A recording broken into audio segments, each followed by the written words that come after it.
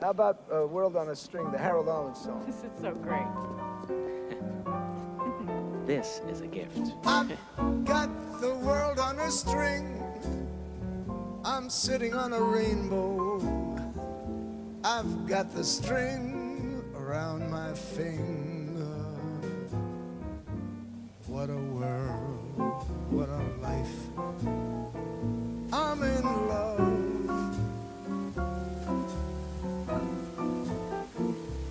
I've got a song that I sing.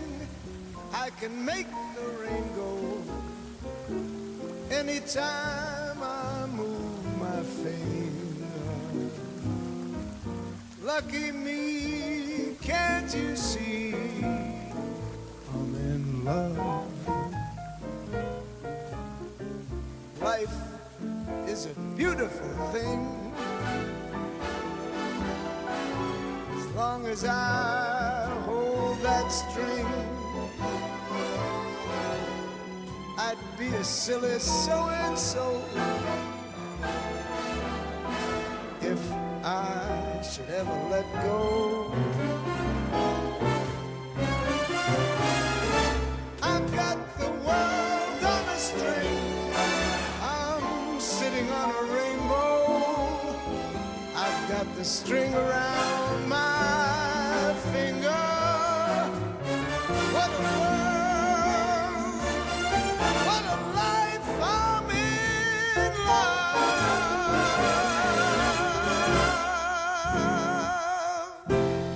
Good night, Sobels.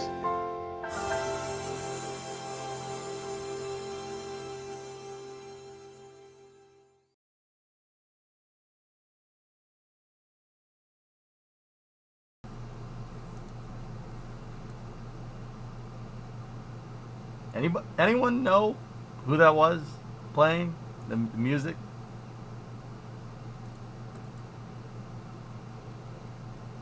It wasn't Frank, no. Frank Sinatra-esque.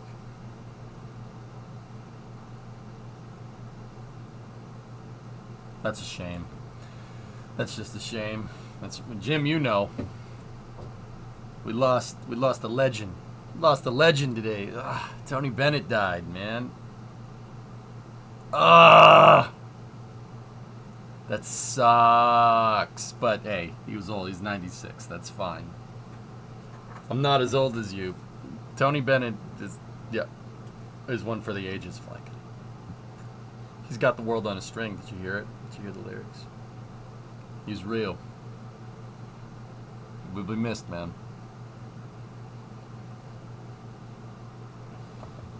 He was the last one from that.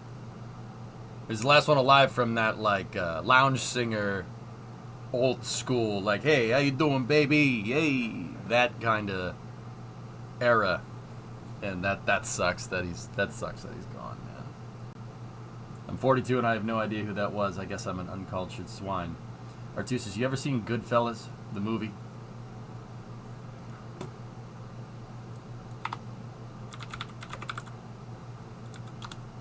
No, you've never seen Goodfellas? Maybe you're right. Maybe you're right. No, this song. Ever since I was a kid, all I wanted to do was be a gangster.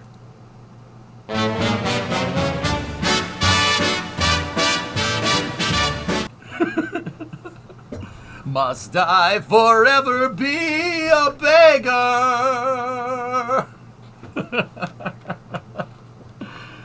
The only Italian movie I've seen is A Bronx Tale. It's an American movie, but okay.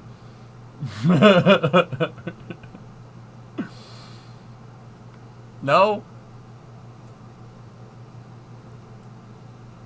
I tell you guys a story when I was at the wedding. For the people that have seen Goodfellas, right?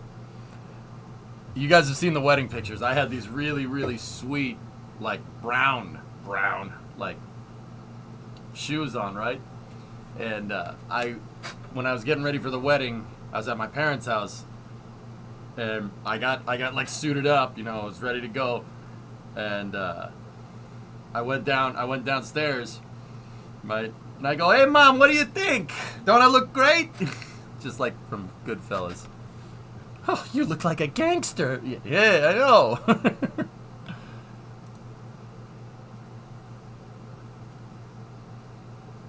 Yeah, right, Jewsbot. That's true. It doesn't exist. It's just fiction. It's just movies. It's just the movies. It's entertainment, okay? Entertainment, man. I meant Italian in spirit. Italian American. Yeah, I know. It's just entertainment. I don't know what you're talking about. I don't know what you're talking about. You make one more move on me, you mother trucker, I'll cut your freaking legs off. I'll shove them up your butt. I'll freaking bury you. I'll put ice picks in your eye. Wait, what?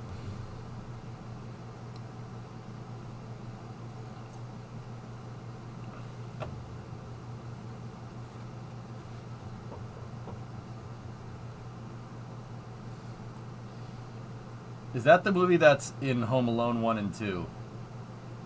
No. Those movies...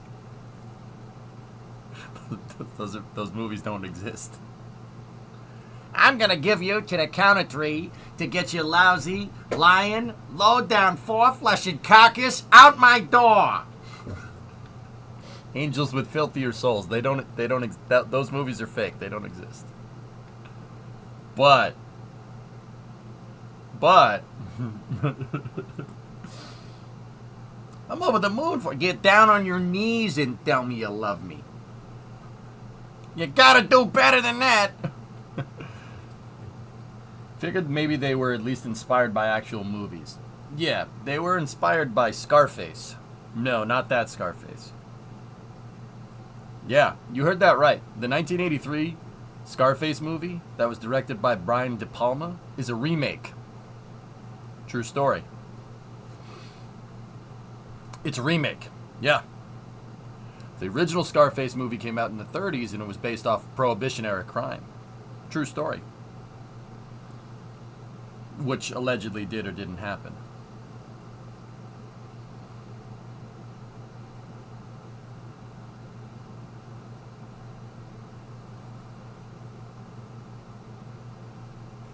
Goodfellas was the first DVD I bought, and you had to flip it over halfway through because dual-layer DVDs weren't a thing yet. It's such a good movie, dude. Such a good movie. Ah. Oh. Miss Tony Bennett, man. That sucks. Oh well. In other news, how are you guys doing? Everybody good?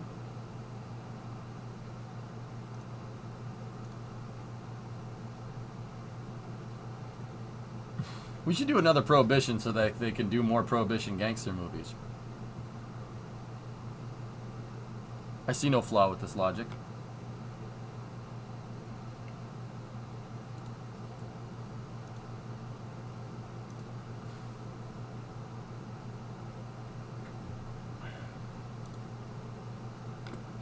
Here, enjoy this.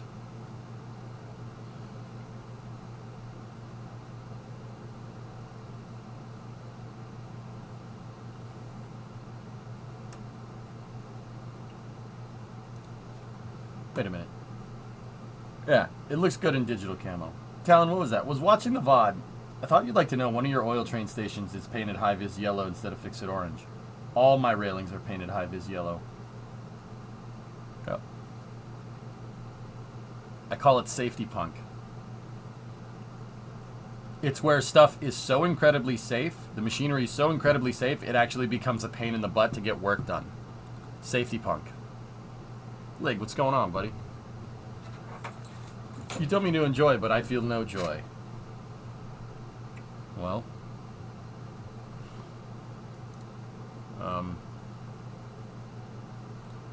Here, I could show you this tractor instead. You want to see a picture of a tractor? Hanging out waiting to fly back to the States. Here, I got a picture of a tractor for you. See?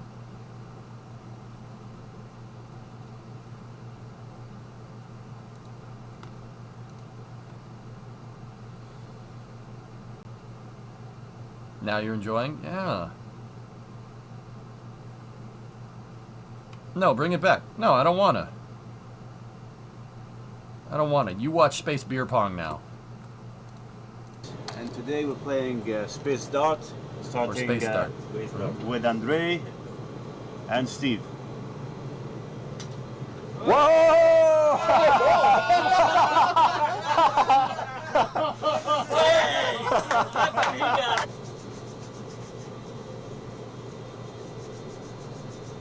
That actually looks really fun. this thing. Actually. Oh! 1-0, Sultan's up.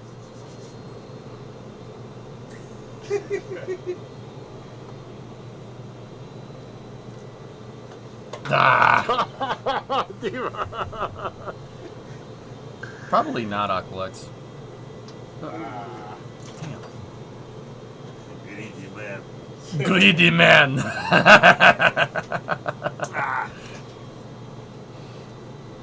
I'm still leading. This actually looks really fun. 3.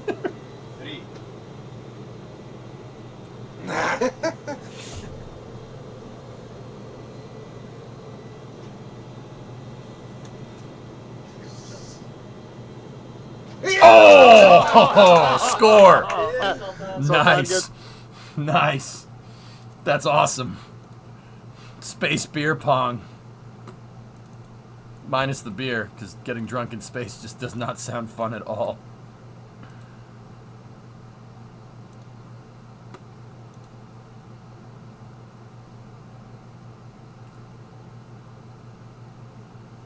No, we're busy. All right, we ready to do some stuff with the trains?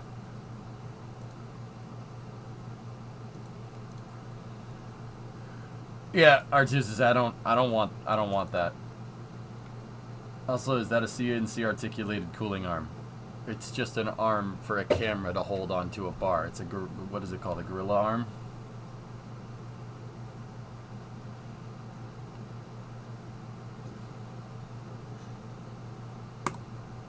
All right. Here we go.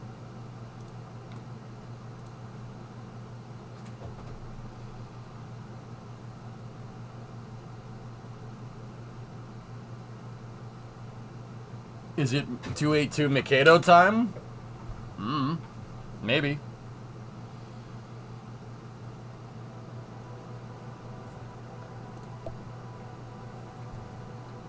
Anyway. We almost did that the other day. Chattanooga Choo Choo. It's a good song. Yeah, you couldn't drive the steamer anyhow. Look out for Tessa, master of psychology.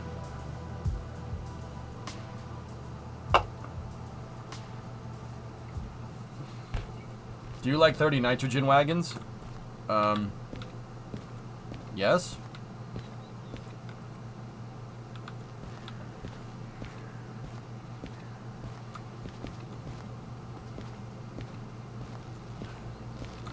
Did I get Hazmat 3 yet? No, let's figure out. I have 245 G's. Wow. Any fees? 10 needs some maintenance, but let's see what we got here. I do not have Hazmat. No, we gotta. I want Mill 2, Mill 3, Hazmat 2, and Hazmat 3, so we. Oh.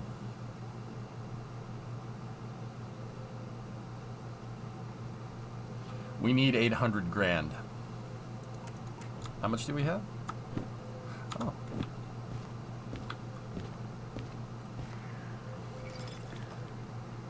You could get Mill 2 now. I could. There's number 10. There's my baby right there. What we have here is 50 tons of electromotive diesel goodness right here. Oh, yeah.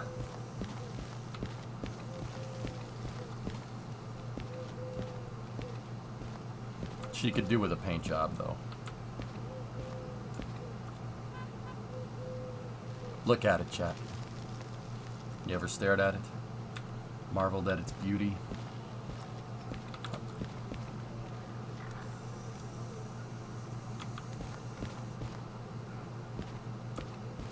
Alright, well, let's go see what missions we got.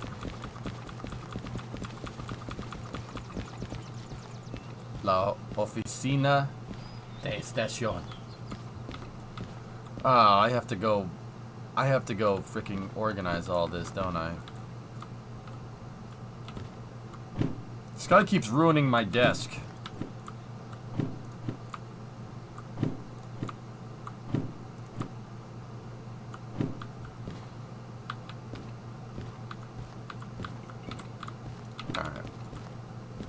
Alright, here we go. Let's, gift wrap his office? No. No. We'll take the keyboard and mouse.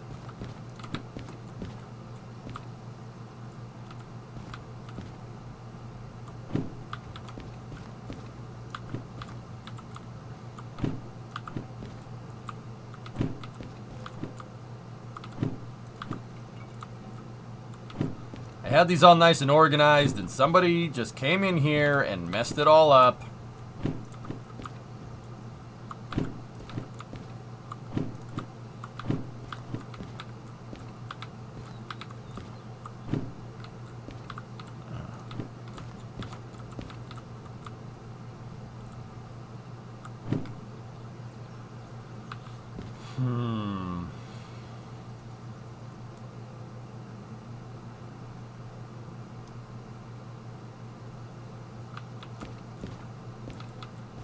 It was the crying baby. Babby.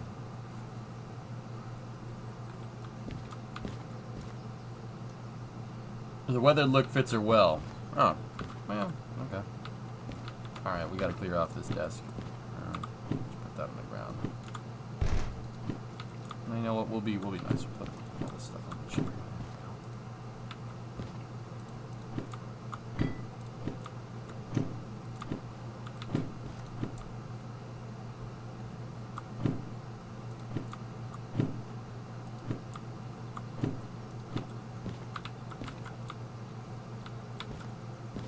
The light has to be facing in the right direction. There we go. Alright. So let's organize this up. Let's see what we got. I'll put logistics halls over here for now.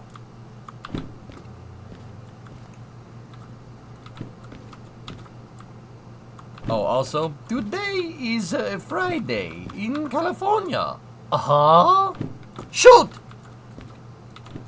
Alright, let's do this. There we go.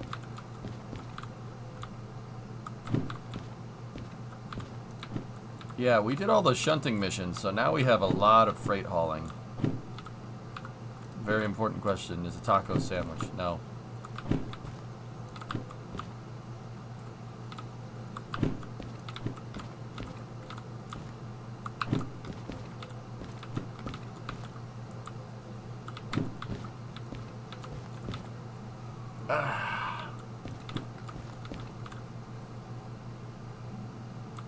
Is a hot dog a taco or a sandwich? No. You know, I read more and my answer didn't change. Funny how that works. Funny! She doesn't look Jewish.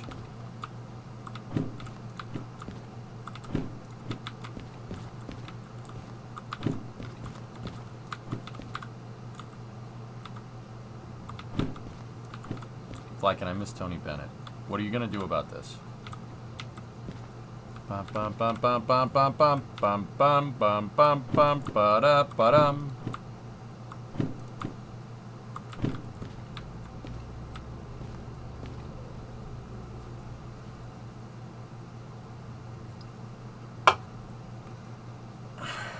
Must I forever be a beggar? Bum bum bum bum bum bum bum. What? Sorry. I had a dream last night that I was with a group of people being given a tour at KSC by Jim Bridenstine. Nice. As soon as we arrived at the Atlantis exhibit, my alarm woke up. Well, that sucks. Alright, so now that I have everything organized by type, we got to organize it by destination. Destination! Coordinates received. It looks like we got 2 logistics halls here for Oil Well Central.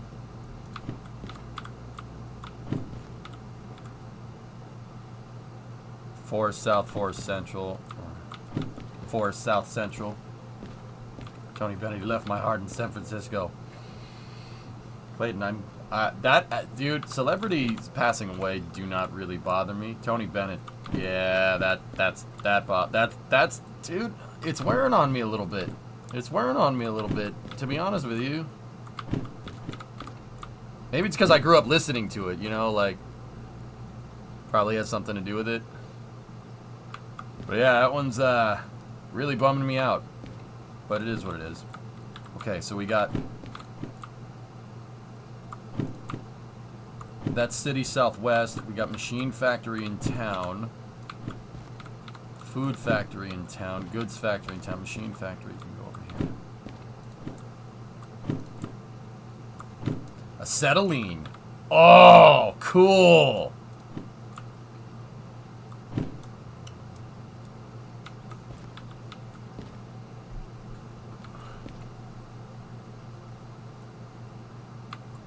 I don't have hazmat to do it, dude. I need hazmat 3 to move the acetylene around.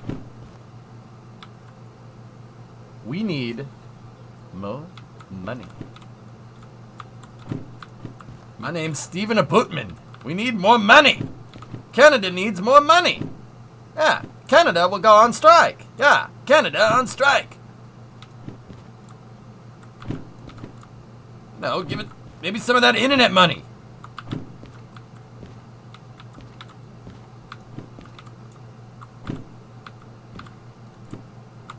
Flagon, you got me over a barrel. You got me in front of a tunnel. Flagon, you got me in front of a tunnel with your train approaching. Just begging to honk its whistle right through the tunnel. You got me over it. You got me in front of a tunnel.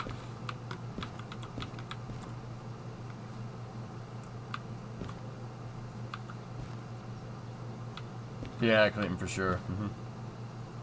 You Canadians are all the same with your beady little eyes and flapping heads. You know, I resent that. I find that racist, that guy.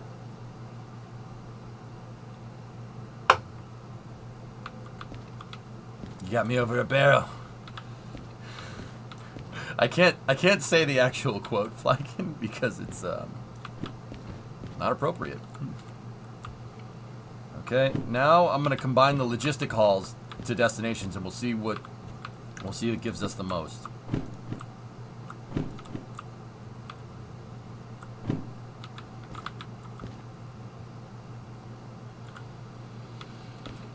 We need to make about 800 grand.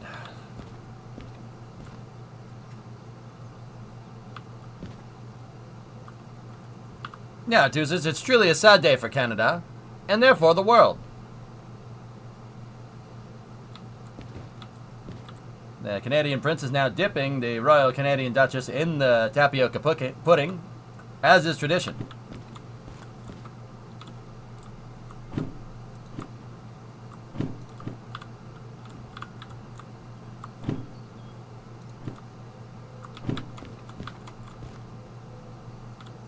Food factory.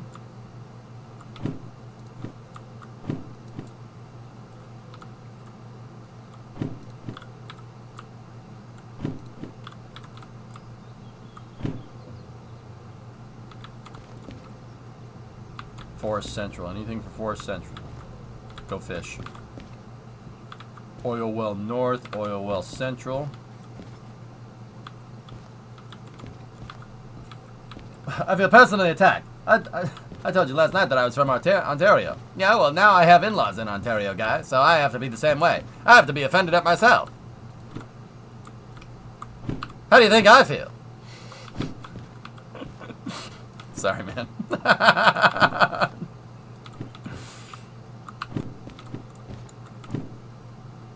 So we have 2 for Central there, Forest South, and 2 Oil Well North. Brimo, chat, would you want EJ to cover the UFO hearing?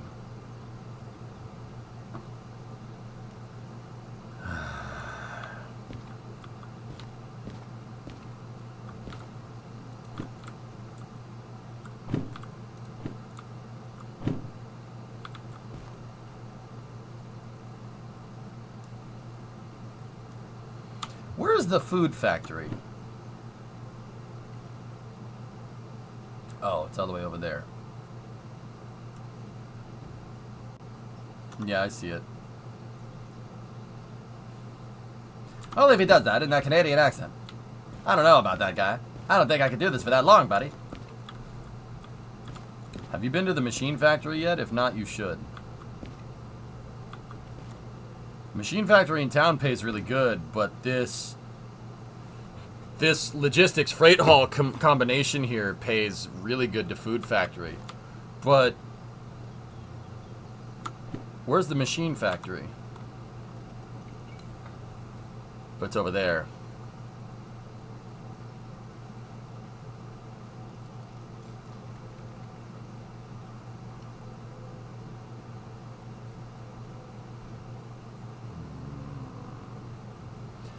I wonder if we could combine these.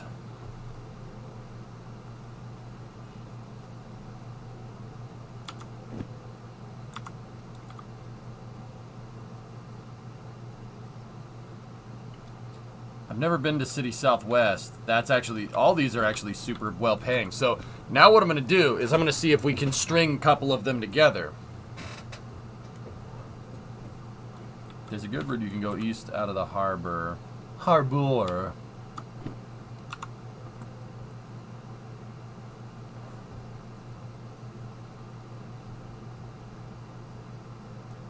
You can go east out of the harbor to the Freedom Factory, through the iron mine, into the goods factory. Yeah.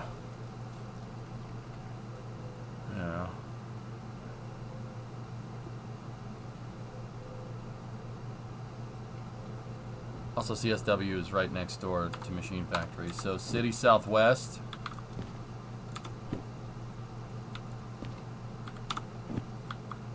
City Southwest and Machine Factory.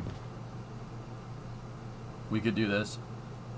We said Freedom Factory. Oh, no, I did that entirely on purpose, Bandit.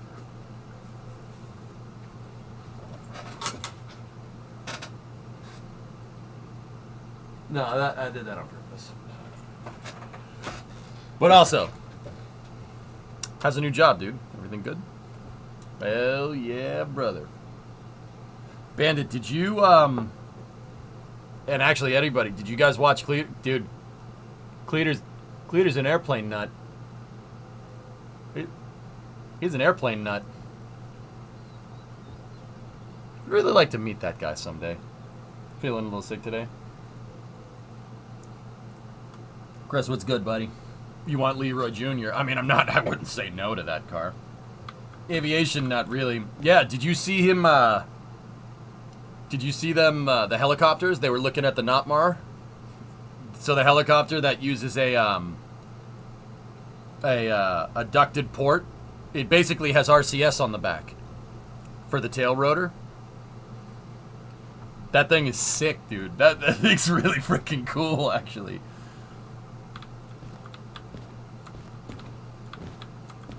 No tail rotor.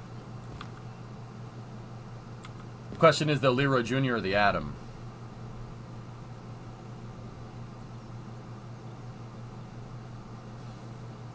Leroy Jr. The Atom, though. See, the Ariel Atom Tessa is like Leroy Jr. Jr. It's like Leroy the Third, ma'am. Wife and kids are back in a few days. Pretty hype. Nice. The intermeshing. What's the point of this style of copter? It's small. It's compact. No tail rotor. I'd go with the Atom. You could build Leroy Jr. for cheap yourself. Yeah, Bandit, exactly. Yeah, you linked me the video, and I'm like, okay, I gotta watch this now. Your dad was the guy who certified the NOTAR for civilian use on helicopters when he was in the FAA. That's awesome, dude. What up, my Glyph Glops? What's up, man?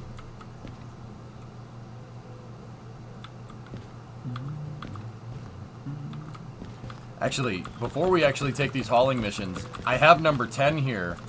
I gotta see if 80 and 66 are still in the roundhouse.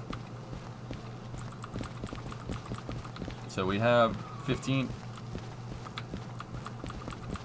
15 is here.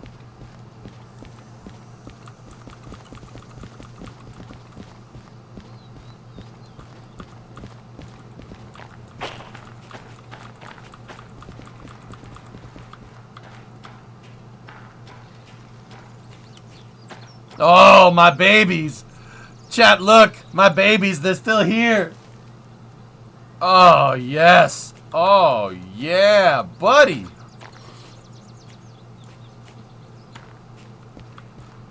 $80. And then this one we didn't use. That's 91. And then 66 is over here. Yeah, when we combine... Discovery, go at throttle. When we have locomotive 10 and locomotive 66 in a consist together, that becomes Hastings. Battle of Hastings, 1066. No, all right, never mind. I think I got that date wrong. Hey, Bobo, what's going on? Trains. I like trains. I like trains. 1066. Yes, see, it's the Battle of Hastings. But we can't call it Hastings. We'll call it the Battle of Trainings. You going for that record 30 locos? I don't know. The steam engine's actually fun to drive. So what is the S282? Like we know that's a EMD locomotive. It's a G16. What is this one in real life? What is this one supposed to be? Is it a Baldwin or an Alco or a Balco, or is it not any of those?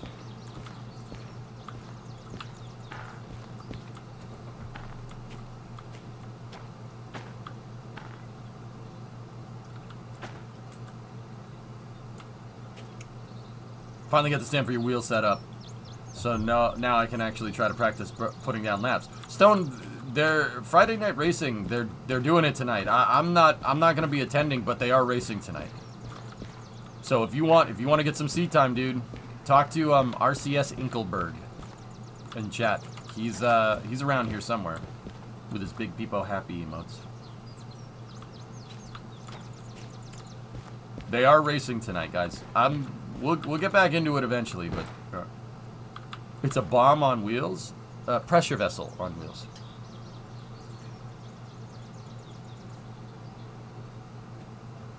Using a D2, DH4 as a caboose makes it easy for unloading. Dumb question, but you ever eat at the tavern on the wharf in Plymouth? Yeah, of course. Yeah.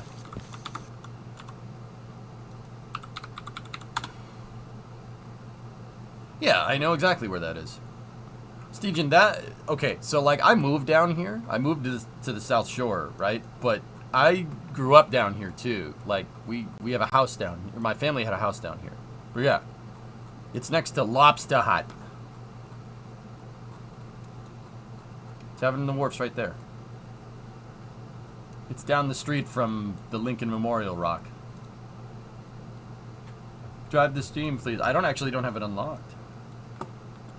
Here's the wiki for the 2A2. No idea what its real-life counterpart is.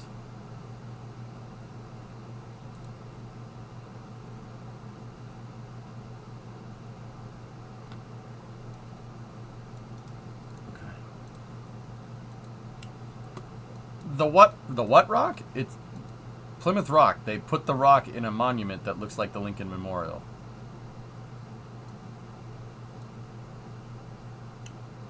So, if anybody goes to Plymouth, and Steegen, I probably should have told you this.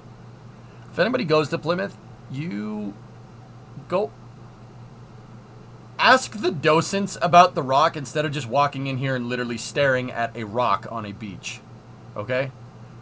If you ask the docents about the history behind the rock and why it's here and where, like how it was up there and how it was down here, it's actually super cool, super interesting piece of American history.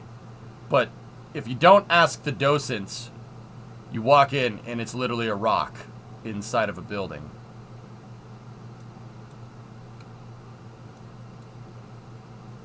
I figured since you grew up here, I hurt myself each time I've gone here. The food is too good. I mean, dude, if you want seafood, man, you want seafood. This is the place, dude. Like, actually, it's super interesting, guys. Just quick side note about Plymouth Rock, right? Okay, so the interesting thing is that the Pilgrims didn't first make land in Plymouth, in Cape Cod Bay, in Plymouth Bay. They didn't first do that. The Pilgrims actually they sailed like over here, right? And the ocean current goes this way, and they actually landed near Chatham, believe it or not. Super interesting part is that you had to be super careful if you were trying to colonize over here, because the indigenous people didn't like that very much. They didn't like that. There had been other people that tried to go over here and colonize the place, and the Native Americans literally killed all of them. Funny fact.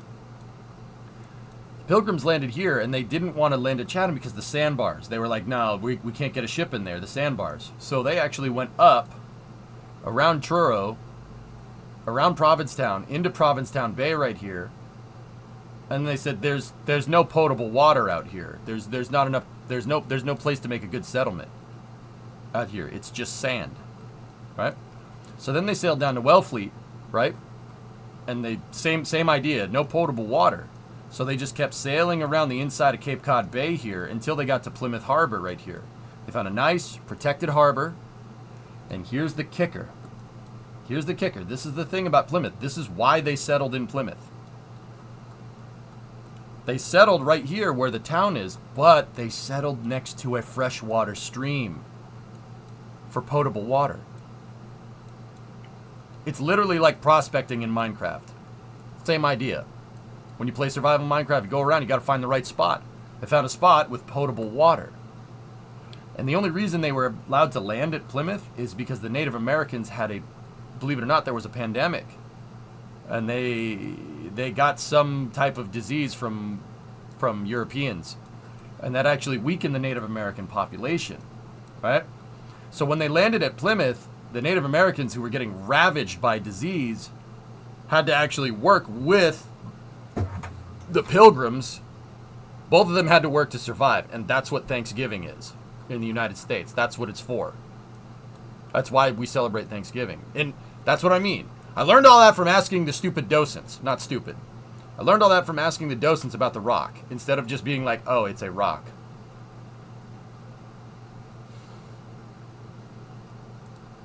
Pretty interesting, right? I sat there and talked with the docent about it, and the guy was pumped. He's like, that's really cool that you want to learn all this. I'm like, dude, there's a reason. I told them, I'm like, well, there's a reason why this thing is in this brick house. Well, not brick house, but there's a reason why. It's actually really it's super cool. During the Revolutionary War, the Sons of Liberty, which was a militia, right, in the colonies, in the 13 colonies, the Sons of Liberty used Plymouth Rock as a recruiting tool. So that it actually wasn't always sitting on the beach. Part of the reason why it has a crack in it is because they moved it up into the center of town. Up here, they literally rolled the son of a gun up the hill and used it as a recruitment tool for revolutionary militias. Really, really cool stuff. Still weird hearing you talk about places I live next to. Drummer, it's very, like I said, it's very, very obvious where hardship was in the UK at the time. Like I said, look at the names. You can clearly tell where in the UK these people came from.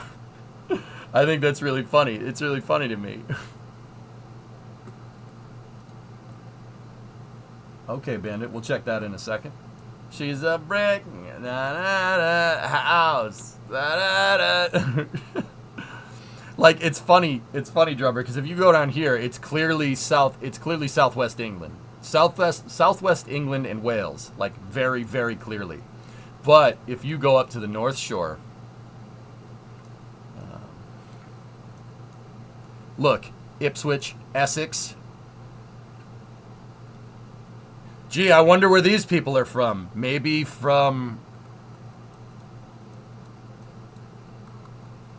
I wonder where they came from. Here, let's go look over here.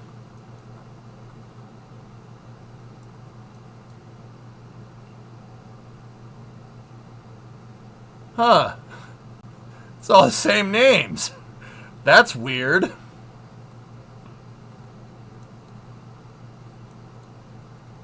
Boston and New York in the United States are just down the... Boston and York are down the road from each other. That's interesting.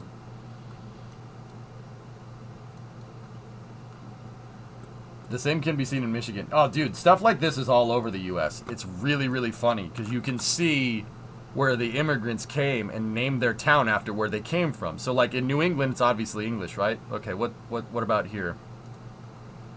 There's a town in Michigan where the Dutch settled. It's Holland and Zealand. Gee, oh, Nordeloos. Interesting. What's up, Serge? Middle of Texas? Yeah. Pflugerville? Lig? Yeah, gee, I wonder where those people came from. Interesting.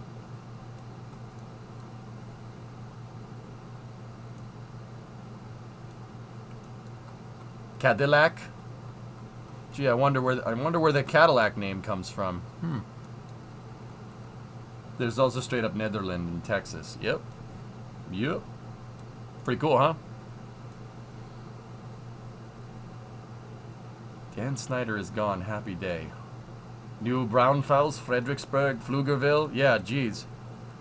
Actually, like, in Texas, a lot of the German settlements in Texas were, I mean, they were from, like, pre-World War I, pre-World War II, but some of the towns out there are post-World War II. During World War II, when the U.S. captured Germans, they shipped them to Texas. Fun fact. They switched them to Texas. One, because there were Germans there already, and two, because it's Texas. Where are you going to go? Where are you going to go? Right? So we had POW camps in Texas, right? In the hill country. And the U.S. was very adamant about adhering to the Geneva Convention because the Axis powers were not doing that. It's very interesting because we definitely didn't do that with the Japanese, but that's another story. So we were very, very adamant about adhering to the Geneva Convention, right? So we treated the German prisoners of war really, really well. And at the end of the war, we had to repatriate the Germans, and they all went back to Germany and they opened the door and went, nope. Bye-bye! And they all went back to Texas. San Diego. It was discovered by the Germans in 1904. Yeah, really fun fact.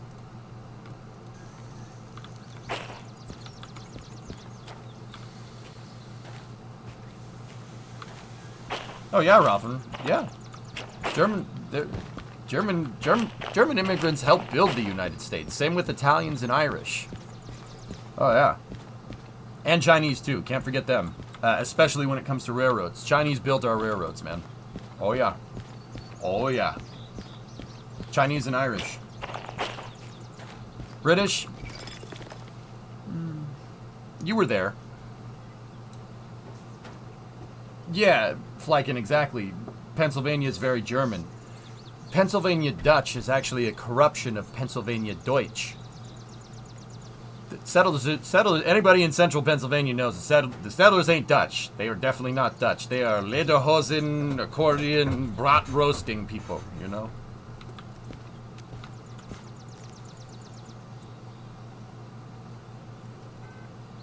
Panzerschwein is a word for armadillo. Panzerschwein? Armored pig?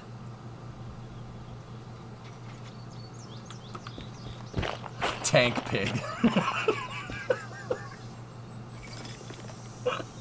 I love that country. That's great. Guten Morgen, Erudite. Wie geht's? Panzerschwein. Panzerschwein! Just rolls off the tongue. It's just fun to say.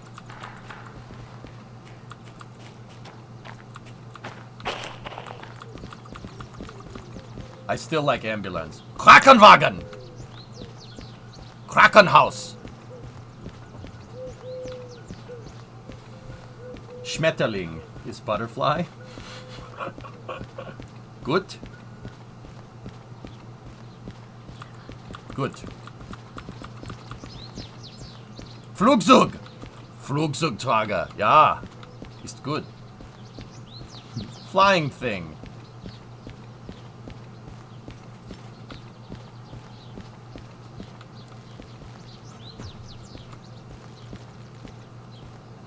All right.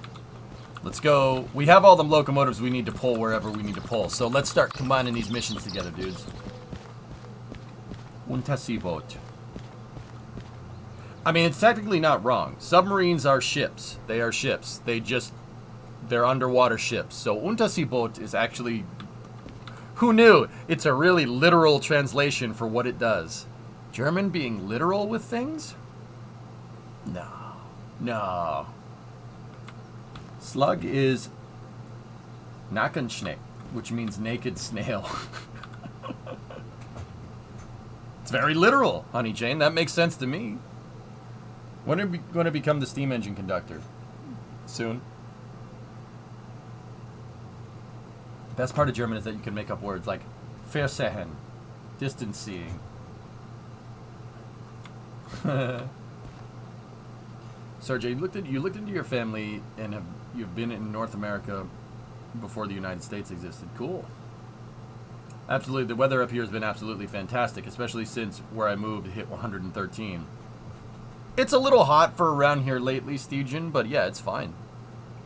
This is about how hot it's going to get in the summer, dude. It doesn't get much hotter than this. In the winter, though, be ready. Sometimes the winter is not a big deal. Sometimes we get the winter that, like, North Carolina gets. So, like, it never goes below, like, 40 degrees. Other times it gets Russia cold. There was a couple of weeks last December where it was literally warmer on Mars than in the Gale Crater in the middle of the day on Mars than it was in Massachusetts. Yeah.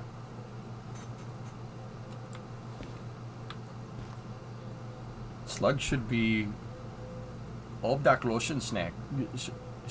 Schneck. Homeless snail. Literal German translations are amazing, dude.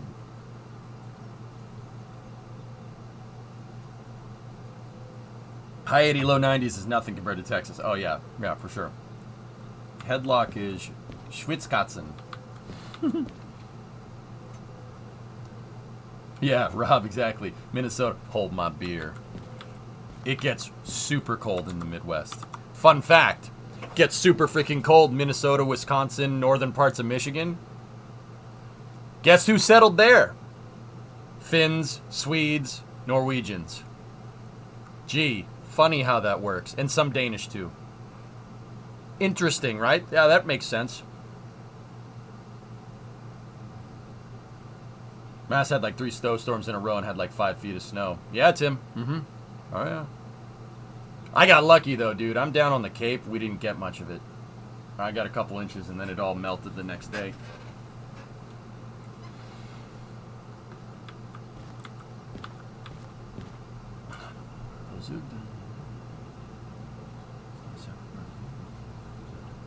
That'd be Reitzug. Think that's bad? All the Scottish settlers went to Canada. Wow. Sucks to be you.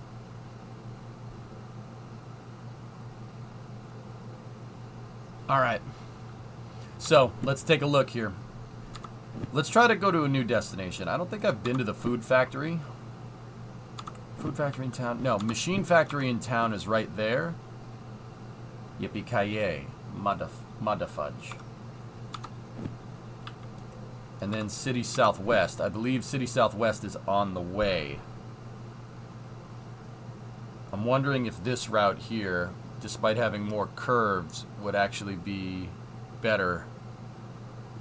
Or we could just go through the sawmill and go that way. I'm pretty sure that going up here, or not sawmill, the food town right here, I'm pretty sure that going that way is better.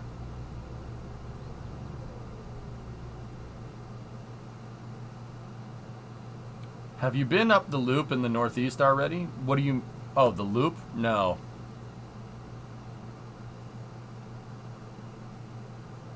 The southern route is better because it's flatter. That's what I was thinking, Bandit. We don't have to go through the mountains doing this. But there is a lot more curves. There is a lot more curves here.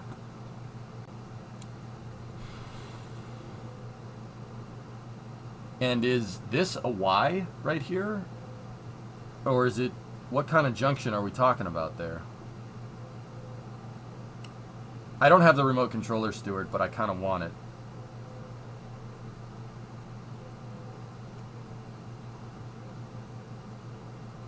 then go get it. It's at the machine factory. Machine factory in town, which is why I'm trying to go that way. So we can do City Southwest. We can do a freight haul there and go to City Southwest. I kind of wanted to do this mission here first. The logistics haul to the food factory, because that is a high-paying mission. Actually, all these are really, really good. But wait a minute. One of these has acetylene, so I can't do that one because it's Hazmat 3. What about Goods Factory? Where's that? We've been to the Goods Factory already. We've been to the steel mill.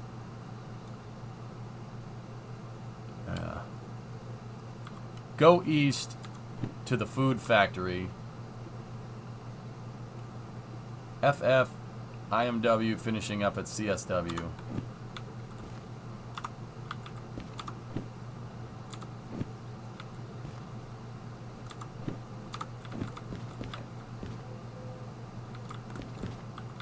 Just a suggestion.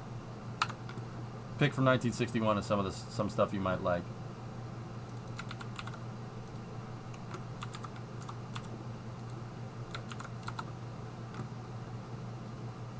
Hey.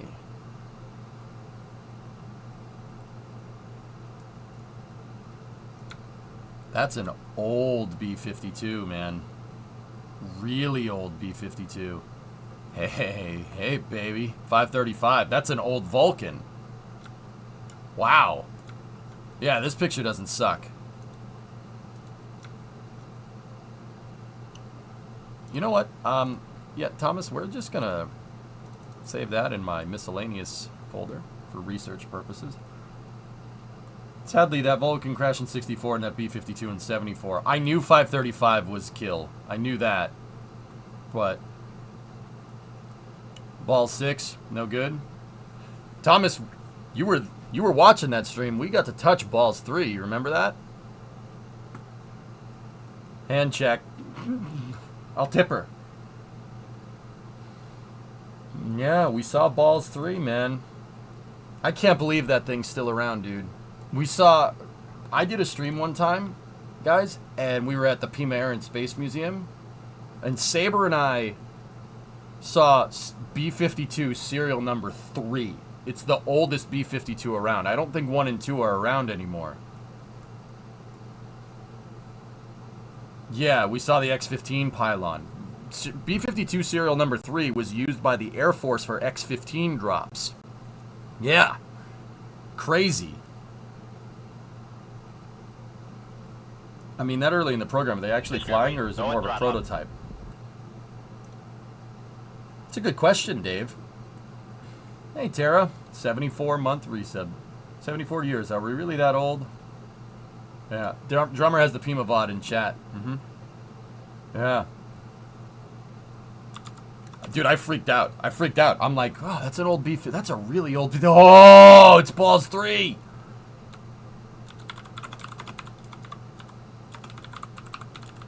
Here, let's take a look. I'm sure the internet has them.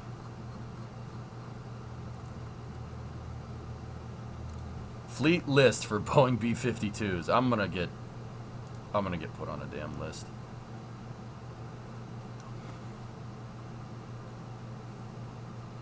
Okay, so Dave, it looks like we have 2 pre-production prototypes. 49-230, 49-231. And then there's 001, 002. I've seen 003.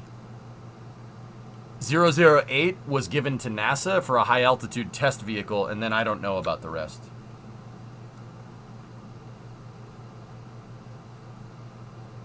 Those B-52 engines are bigger than I remember. Double pylons. Man, they made a lot of these things.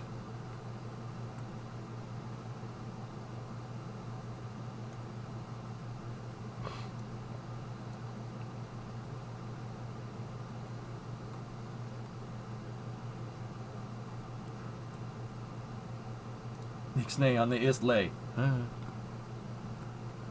Build 95. New steam locomotive, water towers, VRM optimizations, and more. Oh. Did they just patch this? Drummer? Do they still make B-52s? No.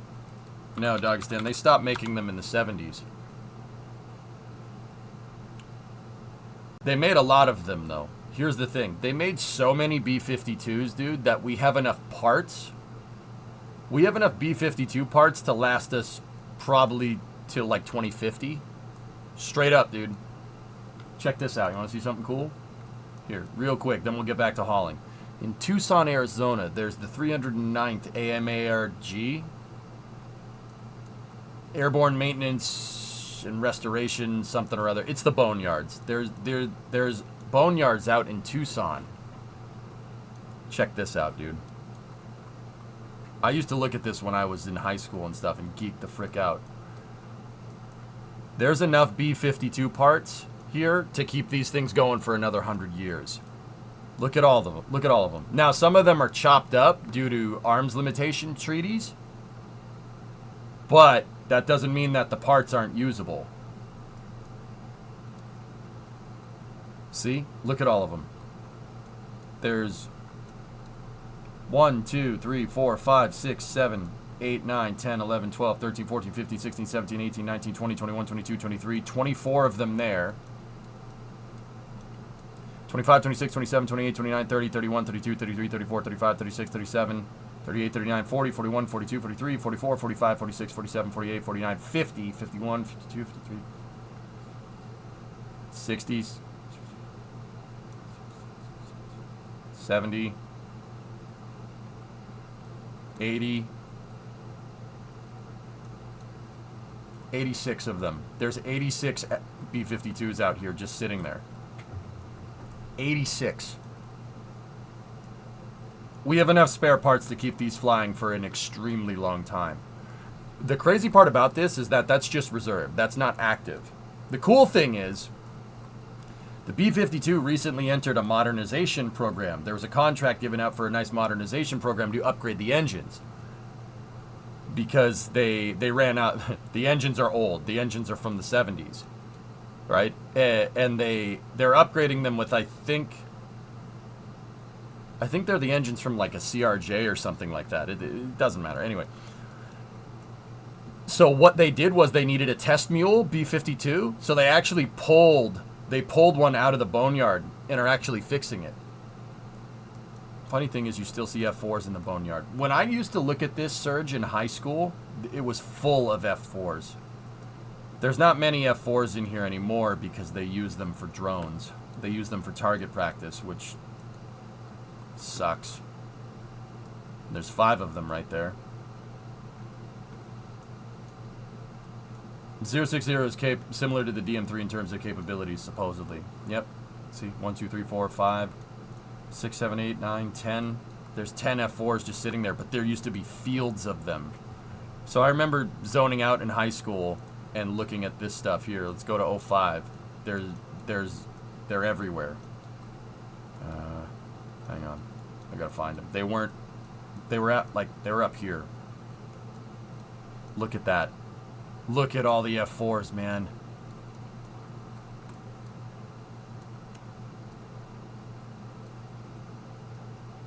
Oh, that's so uncool.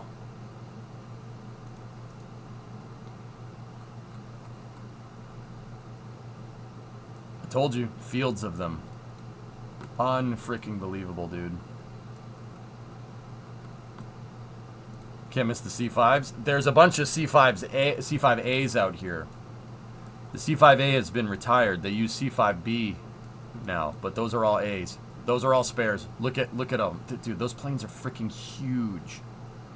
C5s can move around 2 Abrams tanks in the cargo hold. Now, you know, we say, oh, they can move around 2 Abrams tanks. But also at the same time, think about that. That's two medium tanks. I mean, Abrams tanks aren't exactly... Actually, they're pretty medium-heavy tanks. Abrams tanks aren't exactly small. Are they junk? No, Clayton. These aren't junk. They're spare parts. It's all spare parts. See over here? 707s. Actually, these are C-135s and KC-135s. They're refuelers. Over here, C-130s. S3 Vikings right there. They don't use those anymore. Shame. S3 Vikings are nice. Nice planes. There's actually those are a little bit rarer nowadays. Those are KC-11s. It's a DC-11 or an MD-11 that's been converted to a tanker. Where's the F-14s? Alex, there's not many F-14s in the boneyard. You're not going to find many of them, believe it or not. You're not going to find many of them. They're there. You can find them in the boneyard, but you're not going to find many of them. And the reason why you're not going to find many of them is because when we retired them, we scrapped all of the remaining ones except for a couple here and there. There's a reason.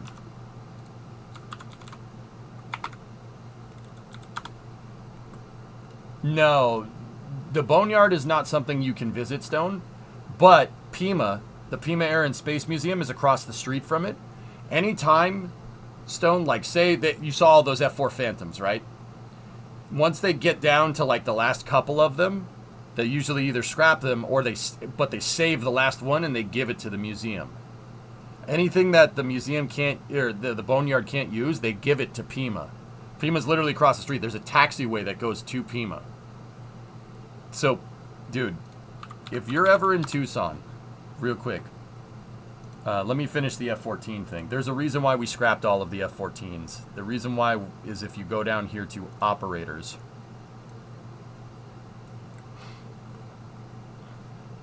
You didn't want the Iranians getting parts. But Iran still flies F-14s, which is cool. They're F-4, but it's interesting because they're F-14s that have been upgraded with MiG-29 avionics. There's all Soviet stuff inside of these F-14s, which it's like a Frankenstein plane, which is actually really cool. Like that's kind of neat. Because we didn't after the Islamic Revolution in 1979, we didn't want to give them anything because they overthrew a government, the Pahlavi Iranian regime, which was friendly to the United States. We didn't want them getting any parts. So when we retired the F-14, we literally scrapped all of them. Iran's still using F-4s. Dude, a lot of people still use F-4s. The Greeks, the Hellenic Air Force still uses F-4s, which is pretty cool. Yeah, most of the F-14s that are still around are either a couple that are being saved by the boneyard or most of them are in museums. And the ones that are in museums have literally been, like, embalmed for the most part. It's just a husk of an F-14.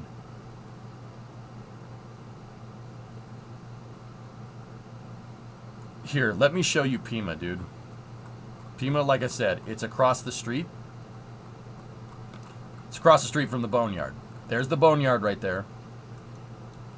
If you look at the end of the runway, there's a taxiway that goes down here. It's not used very much, but there's a taxiway, and it goes across the road right here. And it goes over here. Look at some of the planes in here. Okay? So, feast. Feast your eyes. Here, let's just go right here. How about that? Where else are you going to see that in the United States?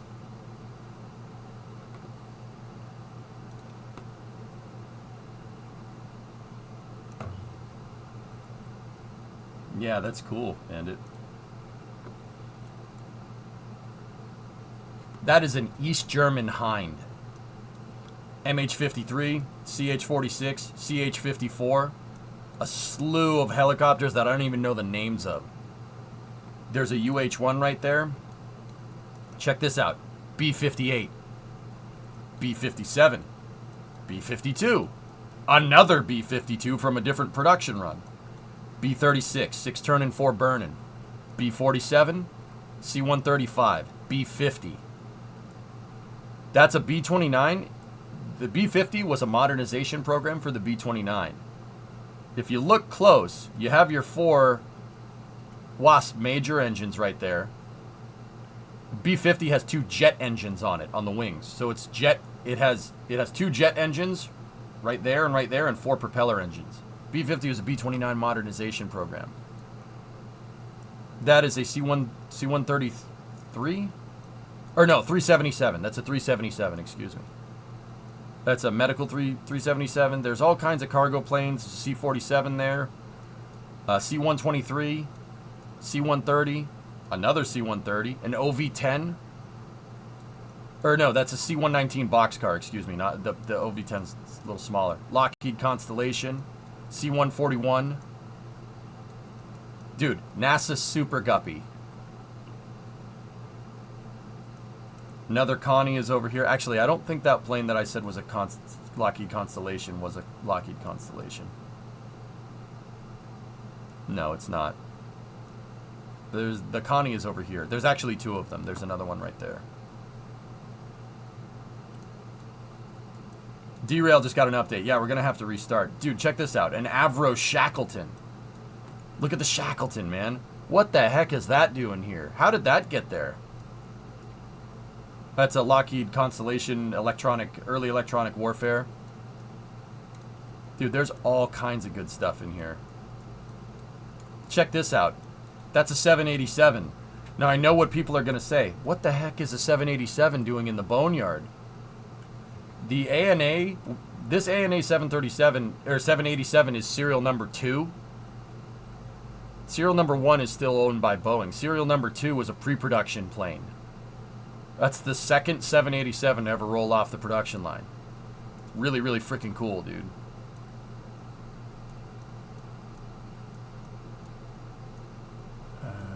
Where is Balls 3? Oh, in this picture, Balls 3 is it...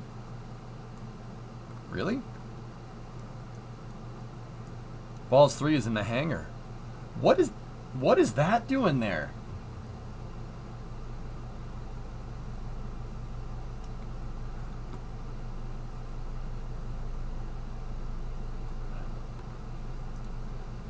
Oh. B-58 was a pain in the butt to fly.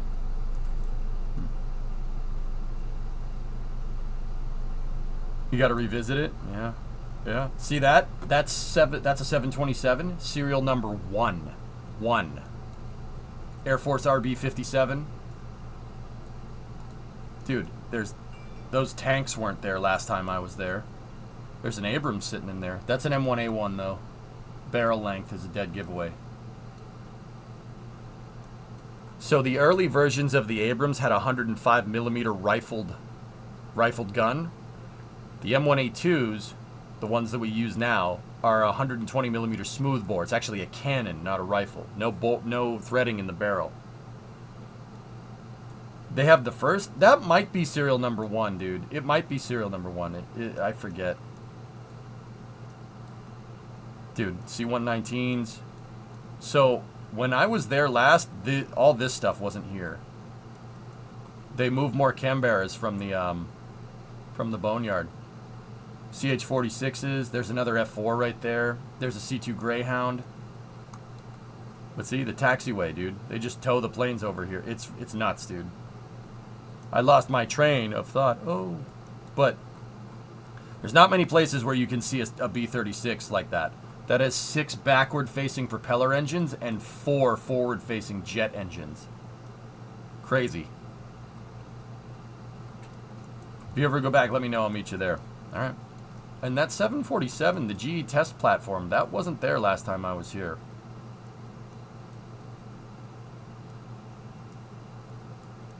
I can't believe they're replacing 747s with that thing. It's the second one. Thanks, Thomas. Yeah, I knew it wasn't the first one. It was either the... Yeah, that was the second one. Okay. But, dude, that's not even it. I haven't even gotten through the fighters yet. Look.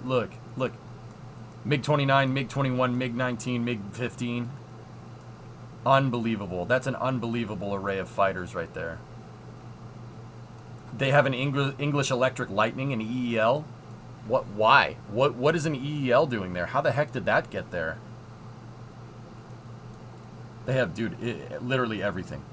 Every military plane you liked when you were a kid is here. Yeah. Sleeping Ute, I'm not going to say what's inside. All these buildings, 1, 2, 3, 4, 5, 6, 7, 8, 9, they all have stuff inside of them. I don't want to spoil it, though. There's stuff in there, let's just say. Yeah, the Broncos were there. Nah, don't apologize. It's all good.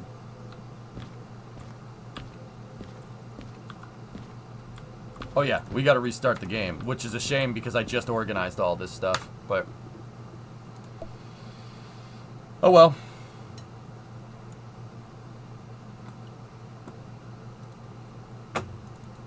What's the game? Well, Derail Valley just supposedly got an update. There it is.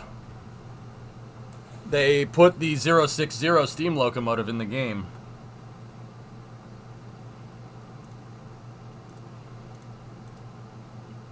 I'm good, Sawyer. Isn't it's the M1A2, Alex. Yeah, the early Abrams, the M1A1s had 105 meter rifled gun. 100, yeah. Now they have 120 smoothbore so they can shoot sabot rounds. They opted for a cannon because cannon rifles and sabot rounds don't play very well.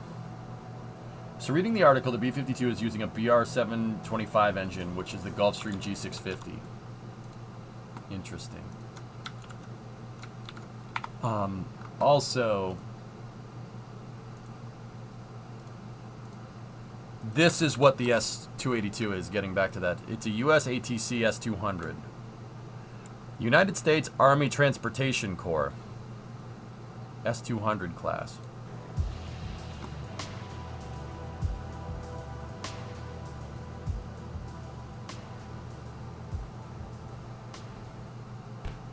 Yep.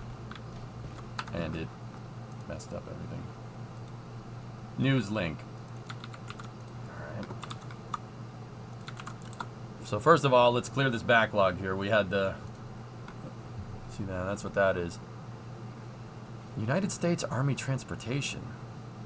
I'm not familiar with this. They were introduced in 1941 and lent lease to the United Kingdom for use in the Middle East during World War II.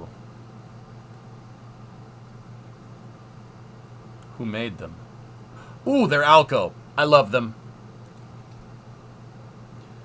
85 S-200s operated in the Middle East, including Egypt, Palestine, and Lebanon. One was destroyed in the El Arish by fire in El Arish, Egypt in 1942. After the Allied invasion of Italy, 31 S-200s were transferred and used there. 30 of these entered FS stock as FS Class 747. Good number.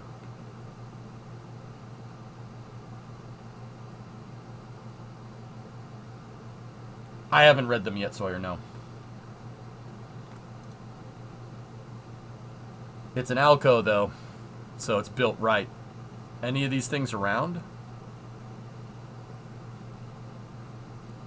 Two of the Turkish locomotives survive. 46224 at Ankara and 46244 at the Kemlik Railway Museum.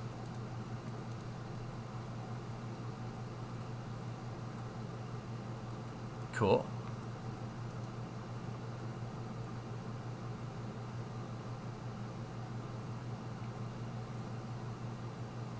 I wonder how one ended up at on the Serbian railway. I will admit, the guys who made Derail Valley have very good taste in locomotives. Alright, let's check the changelog here. So, the 060 is in the game now. It has very different characteristics from the 282, making it a quite unique experience. In terms of hauling capacity, it sits somewhere between the DE2 and the DM3. DM3?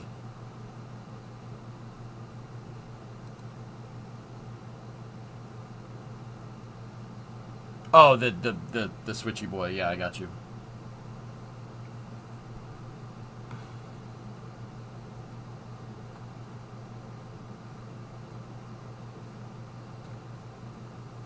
Train simulation. Added the S060 locomotive. Simulated efficient coal management during accelerated steam engine startup. Made partial shoveling and loading possible. Reduced cost of coal by 75. Reduced DM3 mechanical powertrain damage from engine running by 40%. Oh. Well, that's good. Fix the cylinder cock steam particles being out of sync with the piston on the S282. Fix the reverser changing headlights orientation if paired remotely. If paired remote is off or is in inventory. Made some tweaks to the auto headlights logic when using the direction setting. Removed accumulation of water in cylinders when the steam vehicle is in motion. In real life, the tiny amount of condensing water gets expelled with each piston cycle. Fixed the S-282 coal fire not going out when coal is exhausted. Fixed firebox temperature not returning to boiler water temperature when fire is out. Adjusted the S-282 so it doesn't go over 120 kilometers an hour. Or you got to put the red log in. It's not dead, I own it. I just like this simulation more.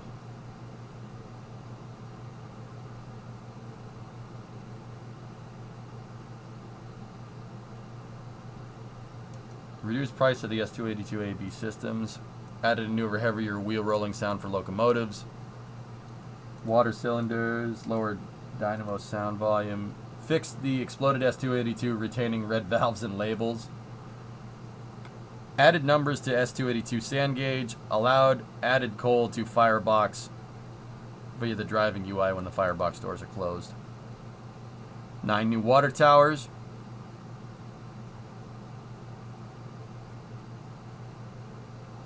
Reduce the intensity of the cab lights in the locomotives. Cool. Fixed locomotives being able to despawn if coupled to an active order. Fixed steam engine controls not resetting when paying fees. Pretty good fixes here, dudes. Pretty good fixes, but we have the S060. That thing is actually sitting up near the machine factory. I'm guessing you have new jobs available. Yeah, well, now I gotta reorganize everything.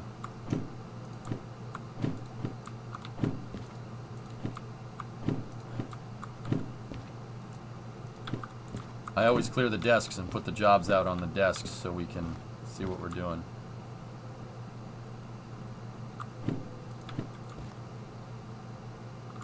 Wait, you can take the...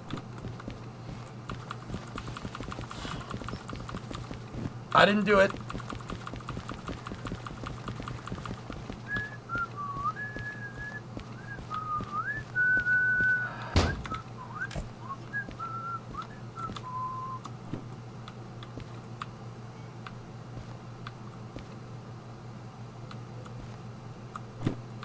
Nice. Do the locomotives have outlets? I don't know. There's electrical stuff right here, drummer. We could just attach it. It'll be fine.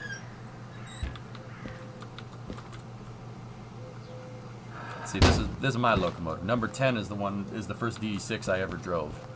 I keep it with me because I use it for everything. It's like Frank's Red Hot but with locomotives.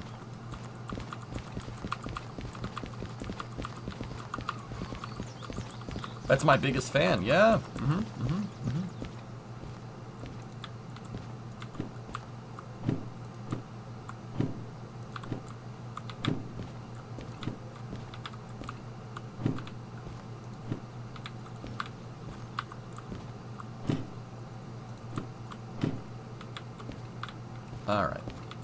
All right, let's start organizing. I always put shunting over here.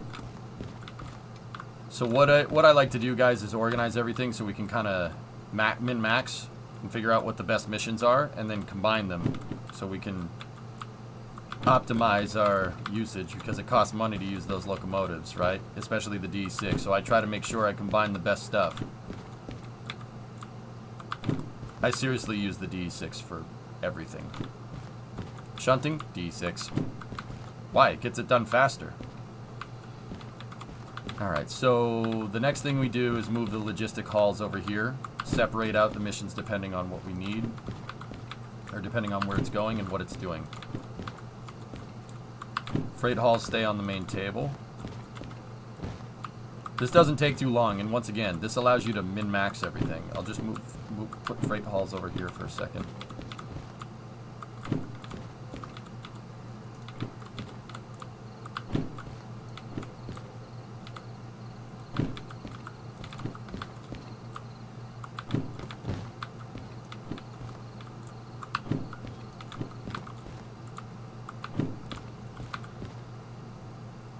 They actually may be the same jobs. We'll see. Drummer, I kind of like how they randomize everything up, but I kind of don't like how they randomize everything up. Like, I understand moving consists around and stuff, But yeah, I wish it was, I don't know. I kind of wish it was a little bit more persistent, if that makes any sense.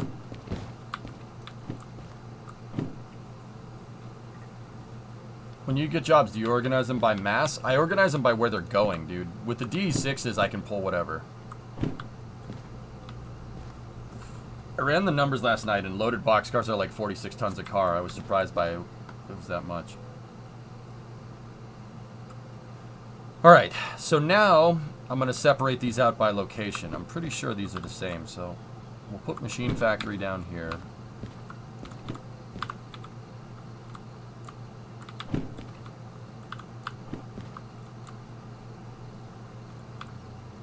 The acetylene mission is still there. Yeah, okay, let's put steel mill up there. Okay, yeah, the jobs did cycle a little bit. Goods factory in town. Goods factory in town. We'll put food factory up there.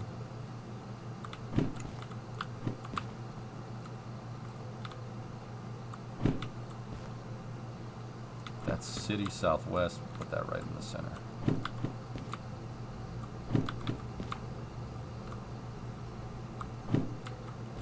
Okay, cool. Now that we have them separated out by location, we're going to recombine the logistics halls to see what we got. So like steel mill right there. That can go with the steel mill mission. Oh.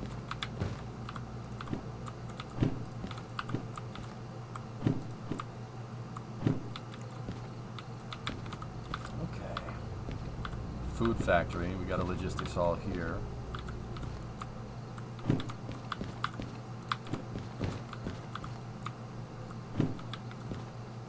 In contrast, the tanker cars are like 32 a ton. Oh yeah, Bandit, absolutely. Machine factory in town. There. Alright. I don't think we have anything else paired up here. The oil well missions are still the same. So that's oil well central. Oil well central. Forest central that's a little wimpy mission. Forest south, oil well north.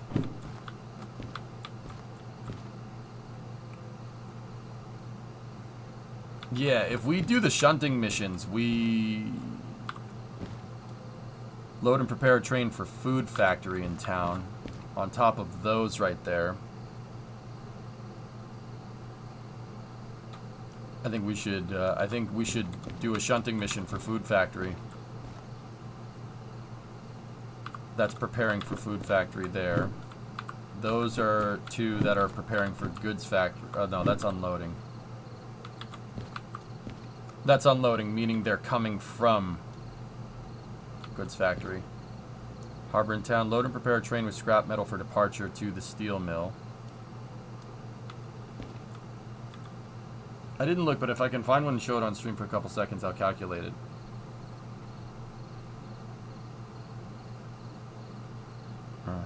Okay. That's unloading. That's unloading. I don't want to do those. Unload and store train. Load and prepare a train with diesel fuel for departure. That's 4 cars. So I'll take that. Food factory in town. I think that's what we'll do. We'll go food factory in town, and I'll combine those diesel cars with that consist there. Because look, 78, 89. That's going to justify using a couple of D6s. And I love using D6s. There's my favorite.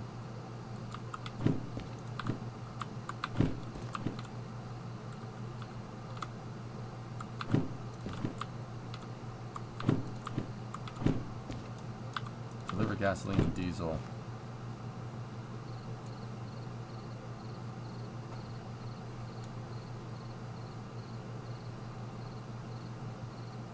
Yeah, but if you unload the empties, we'll have to go somewhere. This is loading, Tessa. And then that's a loading mission for the steel mill.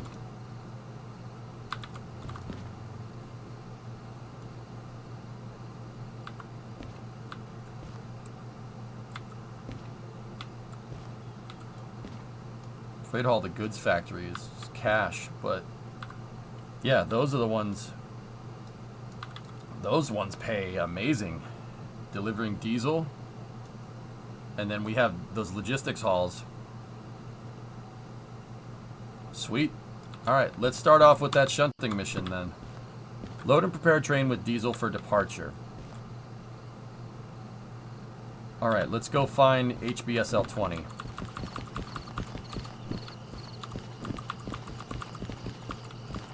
We're looking for 4 tanker cars.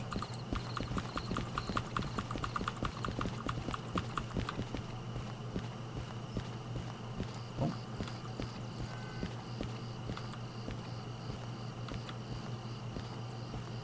There's 2 tanker cars down there on the right, but here, we can get there faster.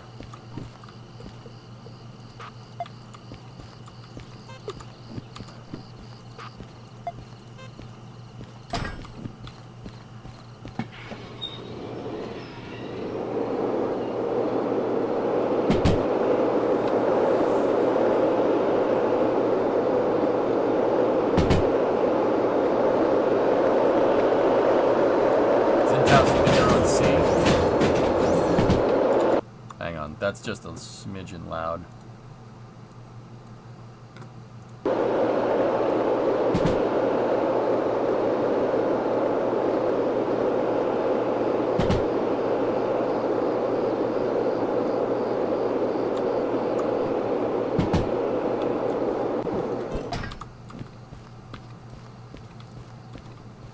That's LH49.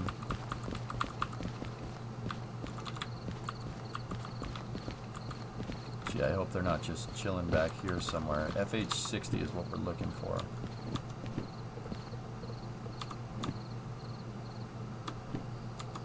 Or no, HBSL 20. Not FH60.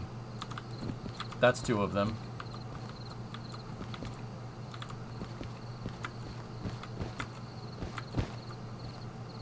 Oh, don't tell me that the other 2 are down. Please be SL20. Okay.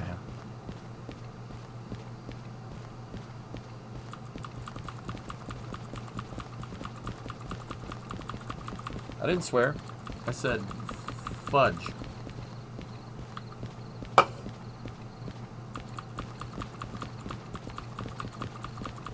Yeah, it's in long shunting time. My worst nightmare, dude. There's two tanker cars that are down at the end of what yard is this one? G?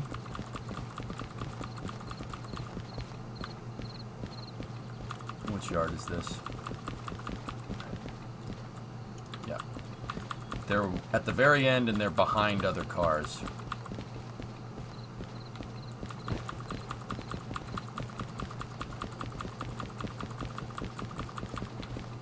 Please don't be SL20.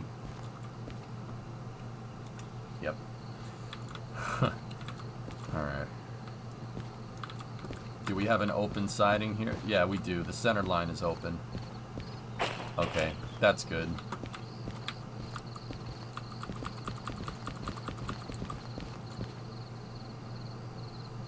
Alright, let me think how we're gonna do this.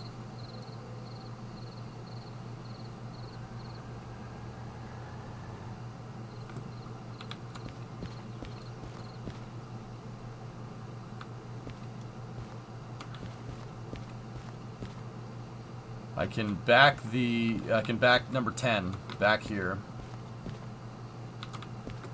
We can grab that. And then, yeah.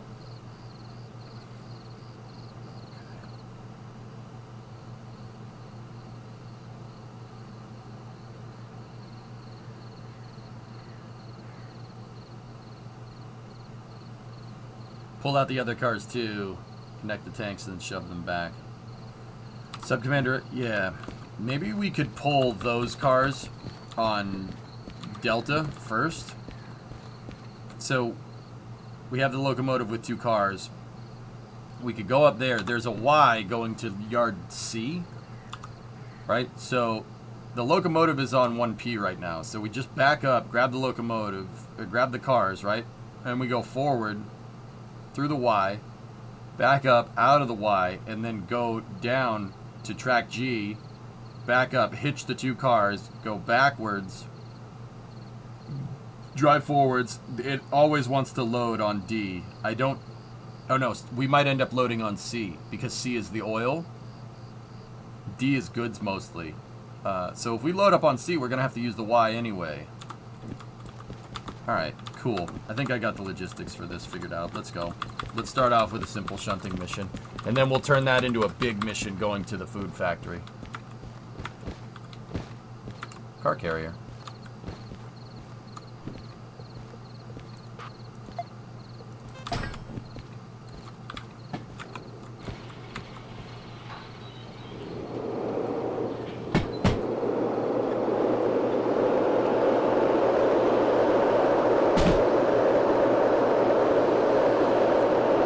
Much easier than teleporting.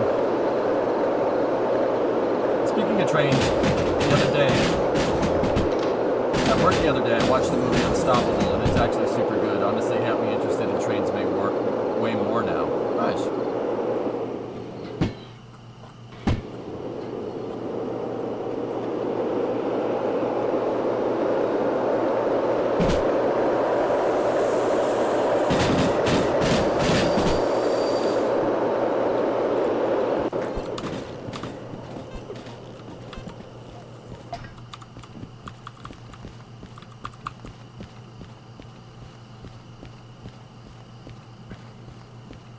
How do you get that card? You had to buy it. Or no, it's just, it's on the map, Bandit. You have to go to a place on the map and then you have to discover it, I guess.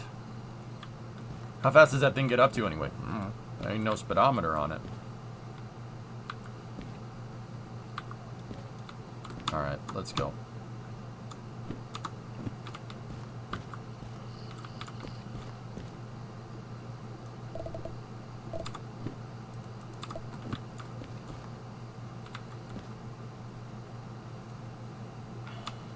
Trains are cool, Bucket. I think trains are awesome. We're loading on C3. Cool. Alright, easy mission.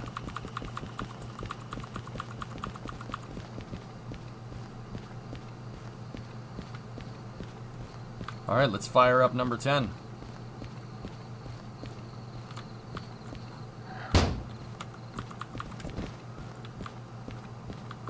What's up, Slow? First of all, we go in here. Traction motor circuit. Starter circuit. Master electrics. Probably should have turned master electrics on first. Okay.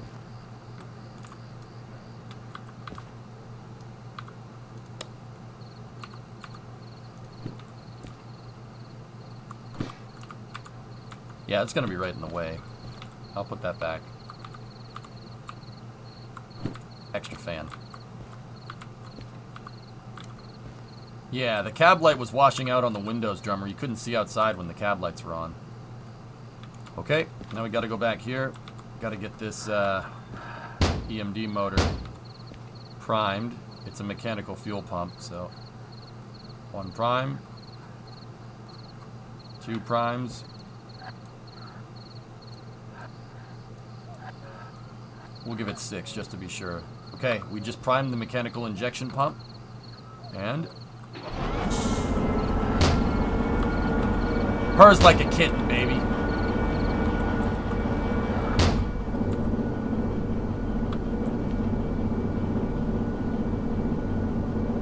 Okay, set reverser. Set to the reverse position. Take the parking brake off.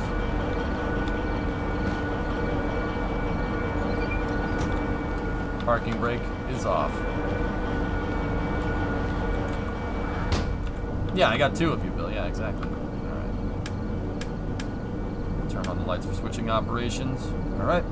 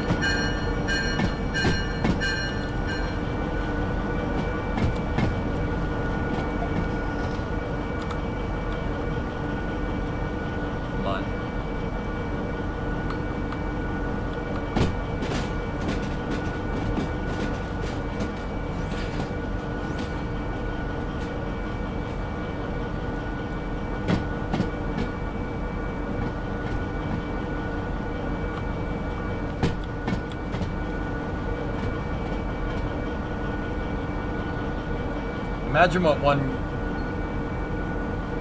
G-Tel. The G-Tel. First of all, the G-Tel sneaky would be like 2 times as big as this. I mean, I know you know that, but yeah, I can imagine. That'd be awesome. I'm not sure it's suited for this type of short line notice or short line stuff, though. I'm pretty sure we'd end up using tons of fuel and not moving a lot. I mean, we could literally build all these missions. Like, build all the missions and just haul the entire train everywhere, which is pretty funny, but yeah. Years ago, Amtrak hired me to photograph the journeys from Los Angeles to Seattle, then Los Angeles to DC. It was really cool seeing all the huge train yards along the way. Fall, that's awesome. That's really cool.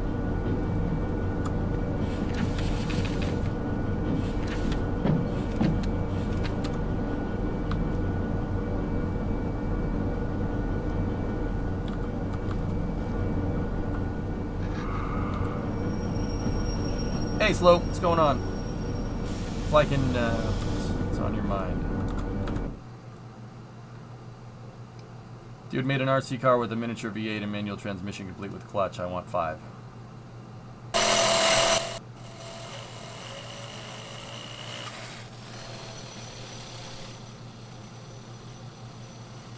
Oh, yeah, toy in V8. That's cool. That's really cool. Dude, look at this. Look at that.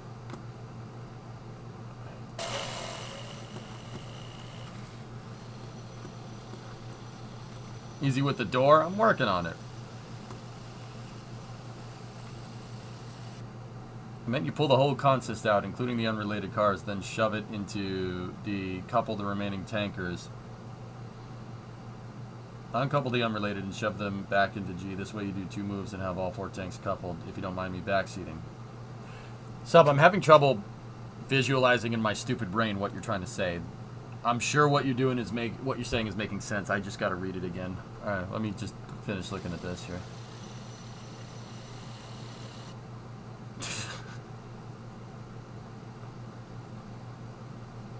Look at that. There's a servo that's literally throttle linkage.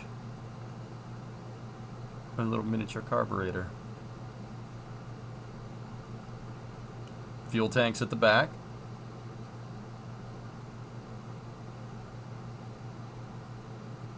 Transmission is somewhere in there.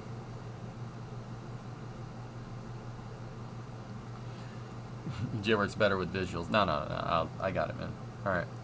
So what are you trying to tell me, Sub? Let me read it again, okay? Pause. Pull the whole consist out, including the unrelated cars, then shove it onto D. Couple the remaining tankers, uncouple the unrelated, and shove them back onto G. This way you could do 2 moves and have all 4 tanks coupled if you don't mind you backseating. Oh, you mean pull the whole train that those tanker cars are behind? Is that what you're saying?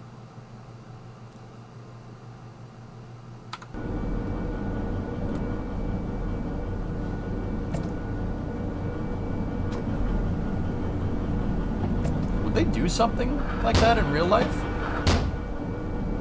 I don't know. My big thing here is turning these cars around. That's where I'm like, ugh.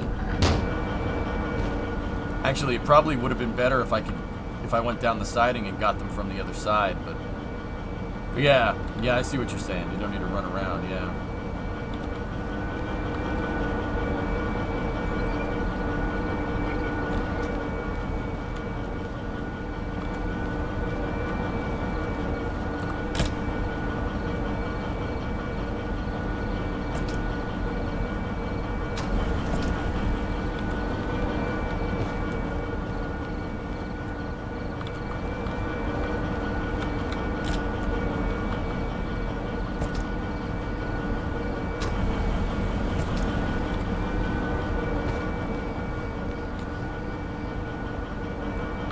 What are those levers under the locomotive next to the bogies? That? Sander. That's the sander box.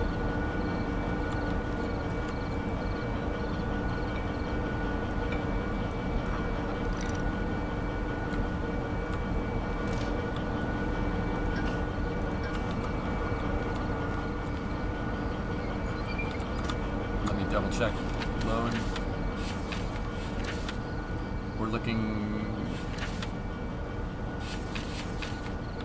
141, 619. Cool. Inspect the brakes. Yep, handbrake was on this one. Pneumatic system is closed.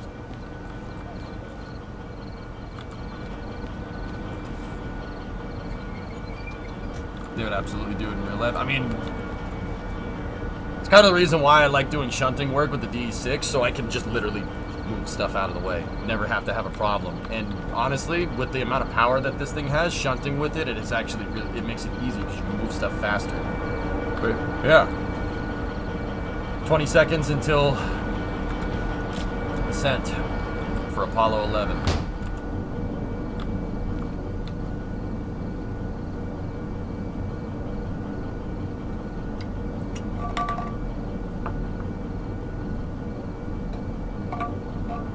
Yeah, that reminds me, apparently they're going to start putting infrared lasers on some trains to help clean the line of leaf sludge. It is set to a certain frequency that it reflects off the rail, but is still powerful enough to burn the sludge.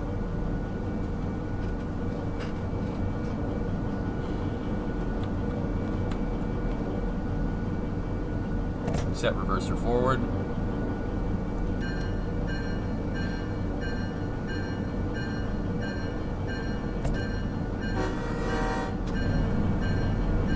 "20 minutes, you read that wrong, Creeper."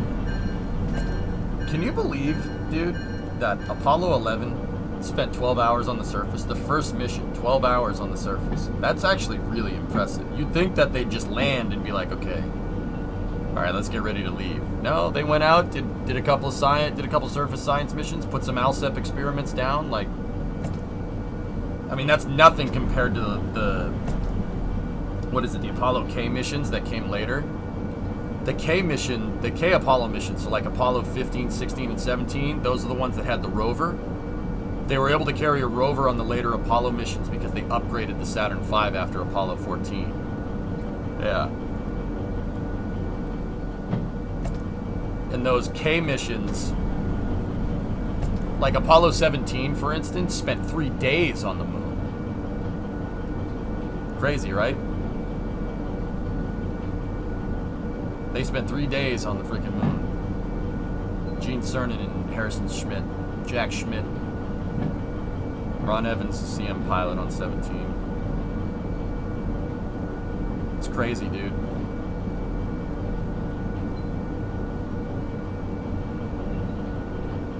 Yeah, not an alien. Nice camping trick, right? Yeah, you ain't kidding, man.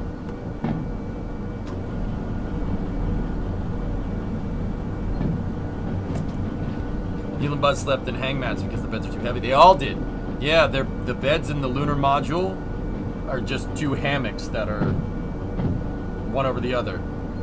They literally, there's not enough space in the ascent module to put the hammocks like bunk beds, so they're actually perpendicular to each other. Yeah.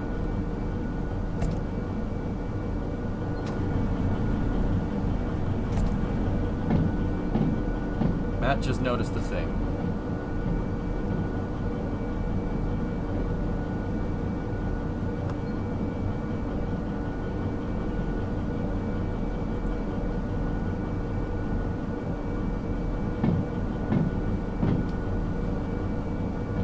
Oh, nice. I don't think that'll stick, though. Imagine waking up and realize you're on the moon. I actually asked Charlie Duke about that, Sub-Commander. I had the honor of actually interviewing him at Space Fest 2019. Charlie Duke was on Apollo 16. He's walked on the moon. Shook his hand. And I asked him, I'm like, okay, be real. Did you get any sleep? I would not have been able to sleep. And what he told me reads pretty right. What he said was basically, we did get sleep. Sleep was okay. It wasn't the best sleep you ever gotten because you're on the moon. But also, the sheer amount of stuff that you need to do, like, mentally exhausted you, so you did end up falling asleep. Like, there's just so much stuff that needs to get done. There's so many things you need to do. You need to put down all the ALSEP experiments. Charlie Duke told me that, yeah, they were so busy doing all the stuff, like, out on the moon. And it's a lot of physical work, even in 1/6 gravity, moving that the A7L spacesuit around. You know, unpacking, packing up, changing the lunar module, doing this, doing that. That is the reason why they got sleep. Because if they just landed on the moon, right, he told me if they just landed on the moon, right, it would have been like, I wouldn't have, he's like, yeah, you're right, you wouldn't have been able to sleep. The only reason we got sleep is because of the amount of freaking physical work that we had to do. And I'm like, that, you were the freaking man? He's like, what? I'm like, nothing. I have a VOD for that floating around somewhere.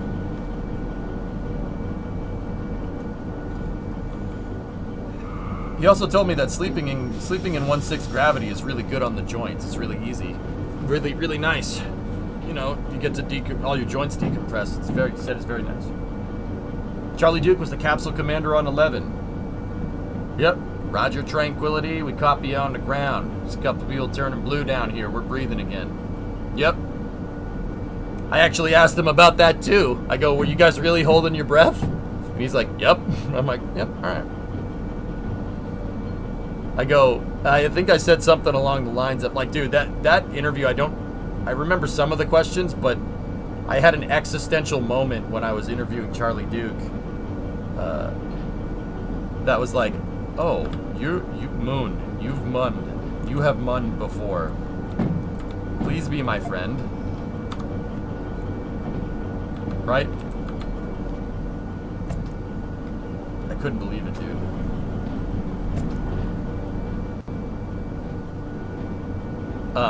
One of the questions that I asked him was what mission control smelled like. I go, mission control probably smelled like a pool hall. And he's like, that's pretty right. Coffee and cigarettes. I'm like, yep, that's pretty awesome. And then I asked him to come play KSP with me, and he did. I showed him a Saturn V model that I had, and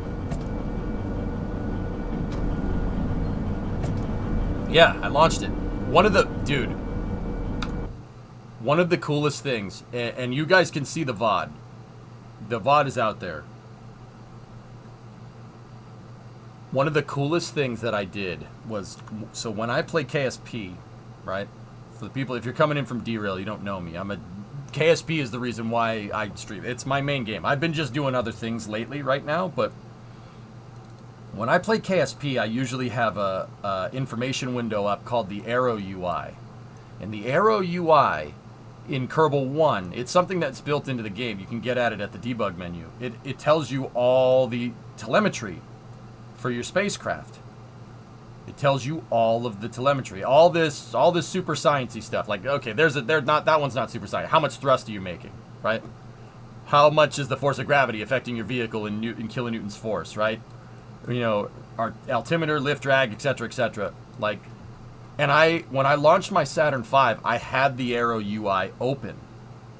And one of the coolest things that I've ever seen is I was, like, once again, I have this on video. It's on YouTube somewhere, right? One of the coolest things that I saw was Charlie Duke. He was watching me fly the Saturn V in Kerbal, right? And and he watched the numbers. I explained to him that Kerbal is a smaller solar system, and he's like, okay, yeah, I get that. I'm like, because obviously he's going to know about orbital mechanics. The guy's been to the frigging moon, right? So I'm like, we have a slightly smaller planet. They do that to keep the difficulty level down. And I didn't even dumb down what, like, Kerbal is. I just explained it to him, and he's like, okay, cool. He's like, okay, what's your...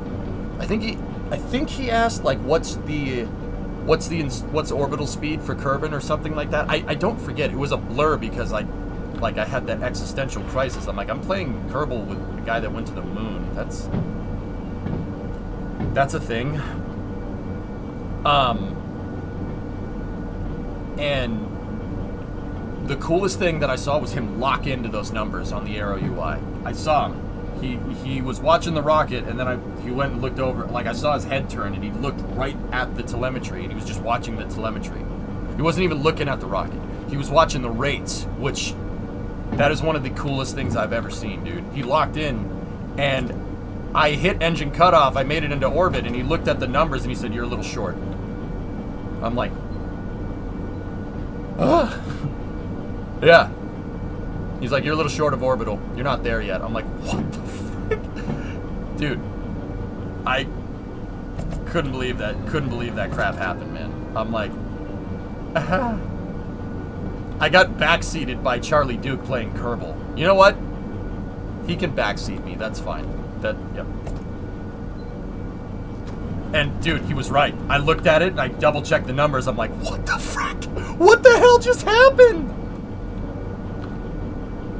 I'm like, dude, you can backseat me. That's fine. You can tell me to crash the rocket into the ground, and I'd be like, all right, sir. Yes, sir. It's around, Dave. It's around.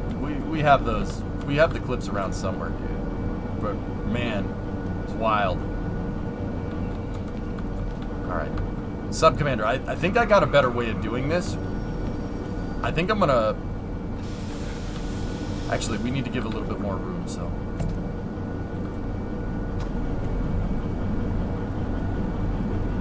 Get your mind out of the gutter, Flank. You gotta go forward a little bit more.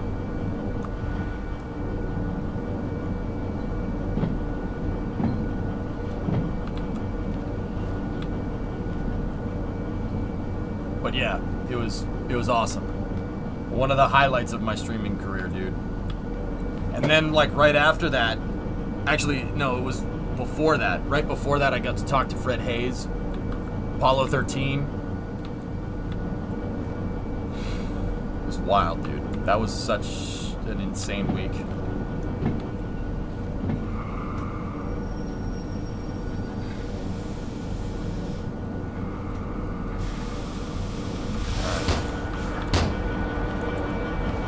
Is that the same week you chatted with Gennady Padelka? Yep.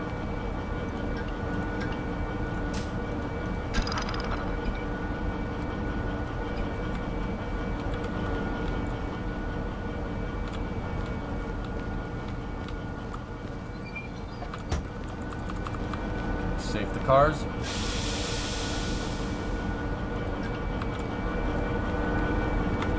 Yeah. That week I talked to... Who did I talk to? Like, let me go down the list.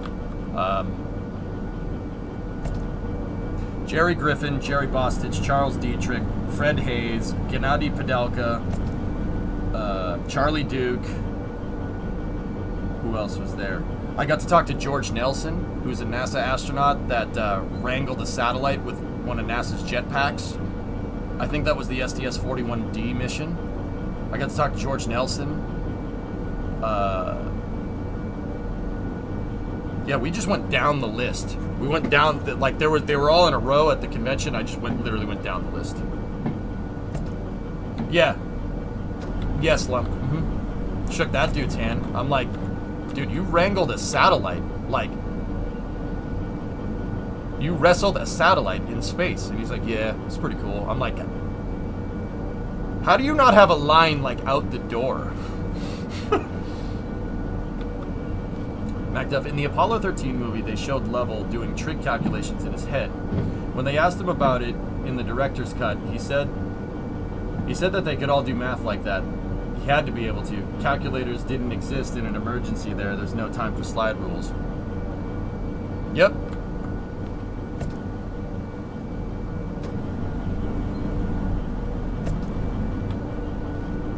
I talked to Walt Cunningham too. He was there as well. Apollo 7. Unbelievable. Found this gem while searching clips. Let's see.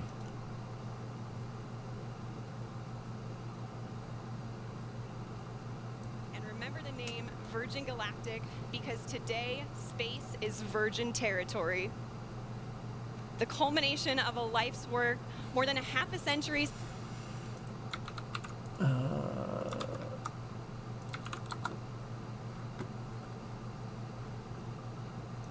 And remember who you shared this with. And remember the name Virgin Galactic because today space is virgin territory.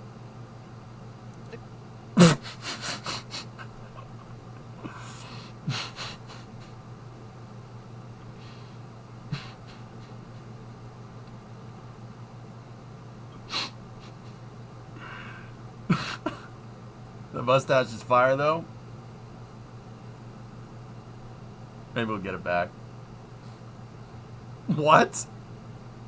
Emote that face? Alright. Alright. I'll save the picture.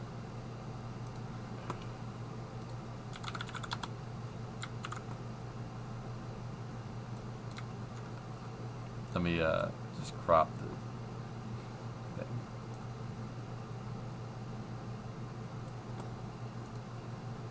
There you go.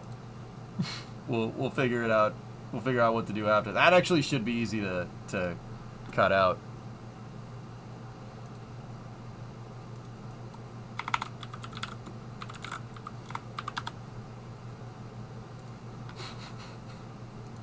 That's a good one, Eric. That's pretty funny, dude. Discovery, go at throttle. That whole drummer, you're right, dude. That whole stream was just cringe.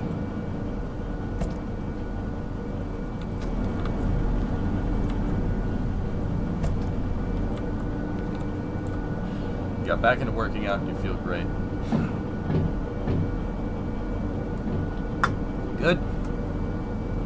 That's the "that boy ain't right" face.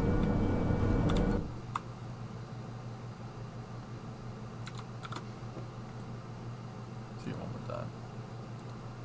Work more than the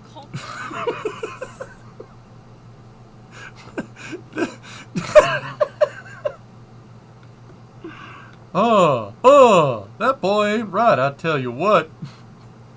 The mustache is pretty good, dude. That's pretty good. We should go, we'll do that. We'll go back to that. Oh!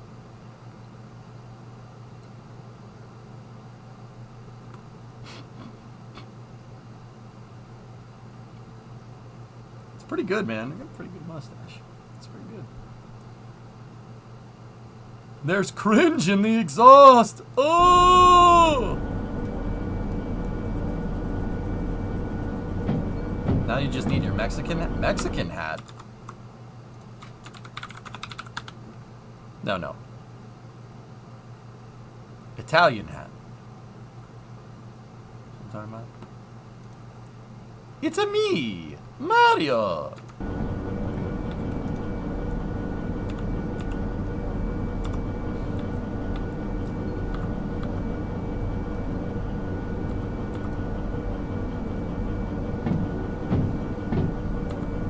Strikes me as more Luigi.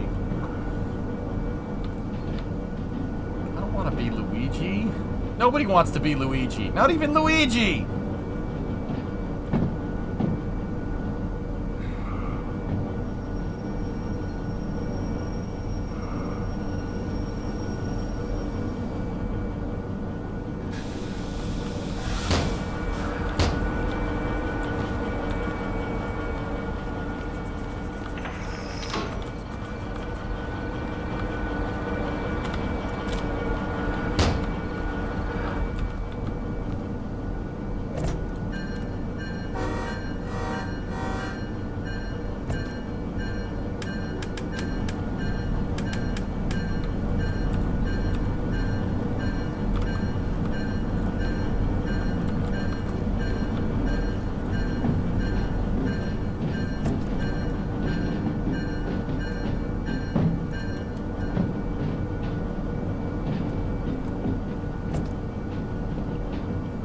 Terminal 64. Yo, the adio, the adio, the adio, the adio, the Mari.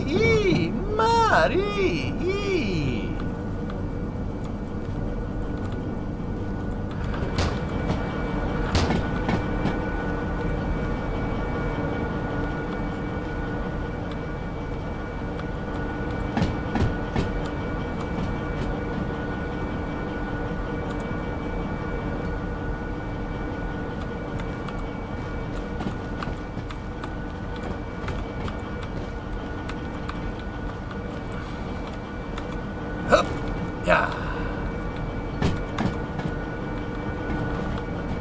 Hup, hup.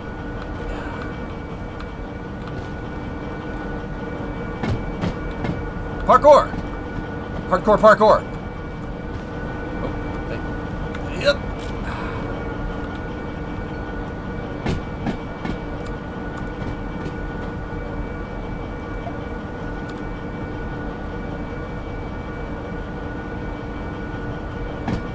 I spent way too long on this, but I'm procrastinating on other things. Did you mean this?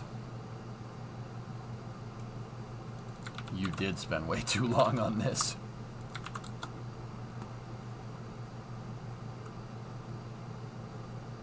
That's what Sub Commander was saying. Yes, exactly that. Yep. Mm-hmm.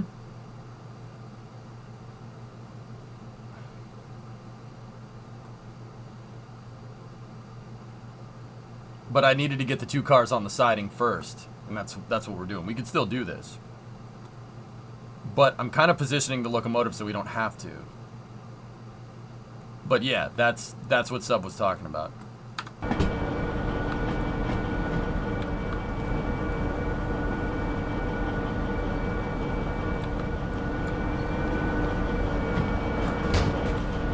Train logistics are a gigantic puzzle game, dude.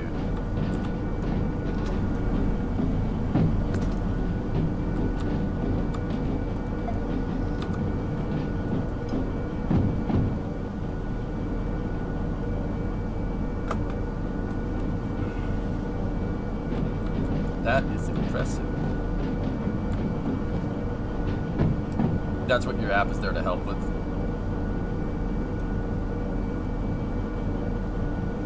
Train planning software must be amazing.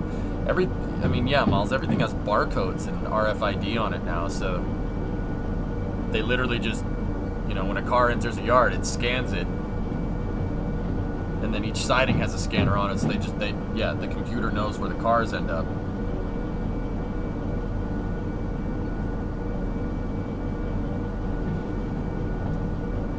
Logistics in general is fascinating to you.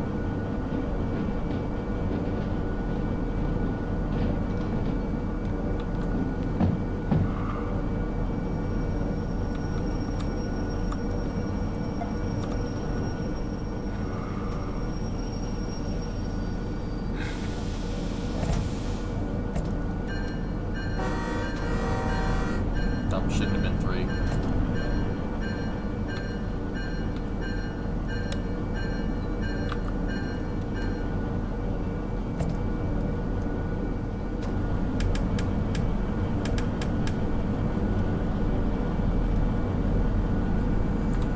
Last when you get a second. Okay.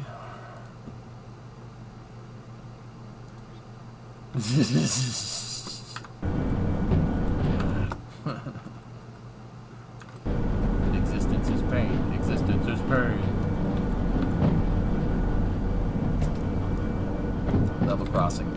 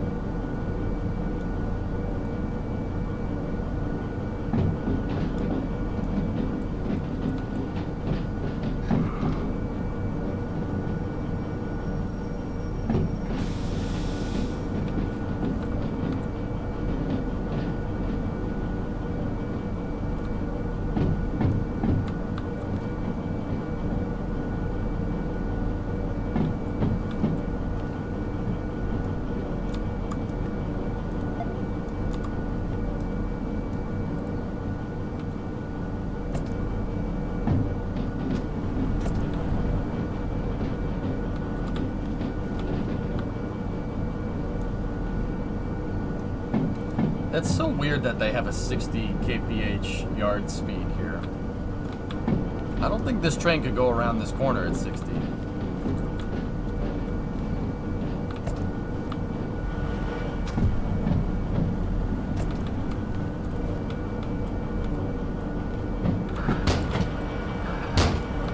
Let's find out.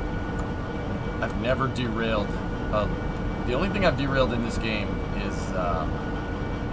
is the handcart, and I want to keep it that way. Because derailing the handcart doesn't cost you any money.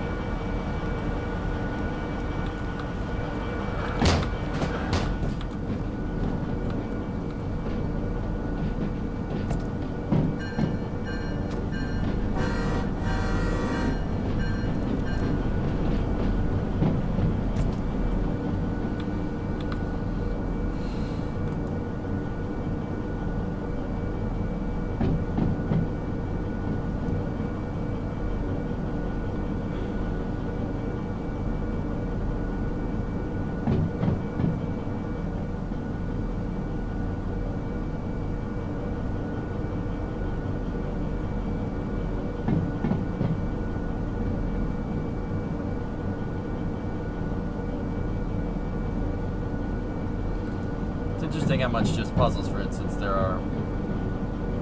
a whole ring stack puzzle that's basically the same problem as shuffling data around between registers in a processor.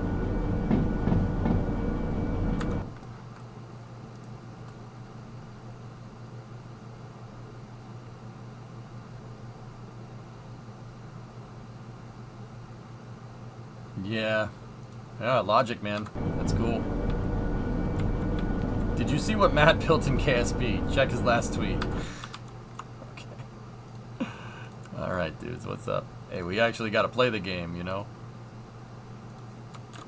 Matt Lown. Let's see what Matty's up to.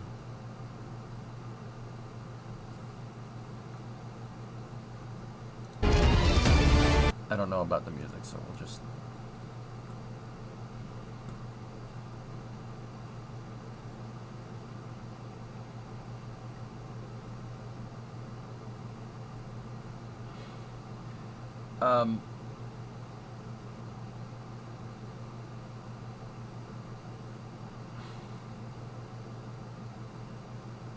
Okay.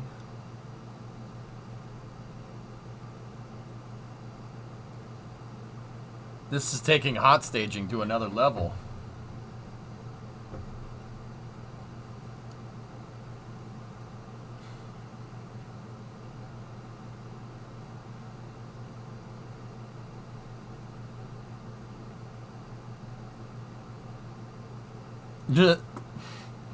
That's good, man. I like that. That's funny.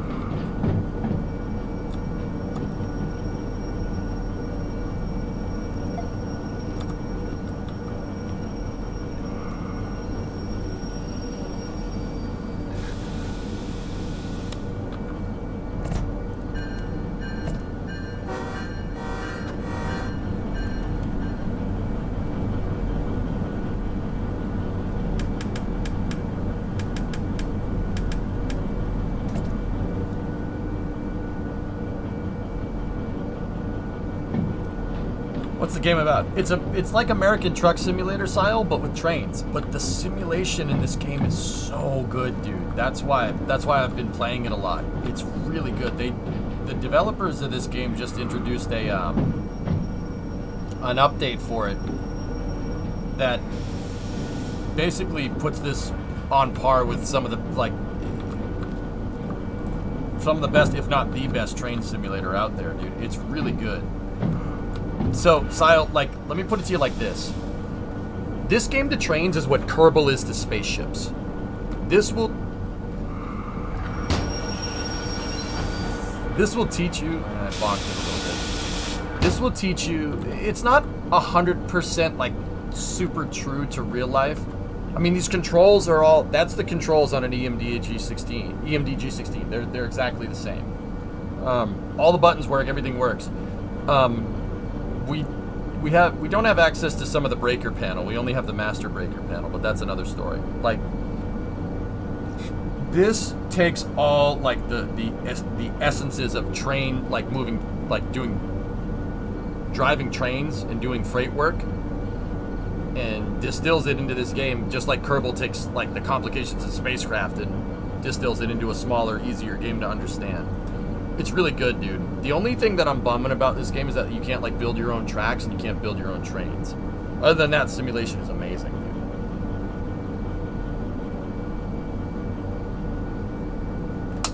Like, I can use Derail to teach people about trains, like I use Kerbal to teach people about spaceships.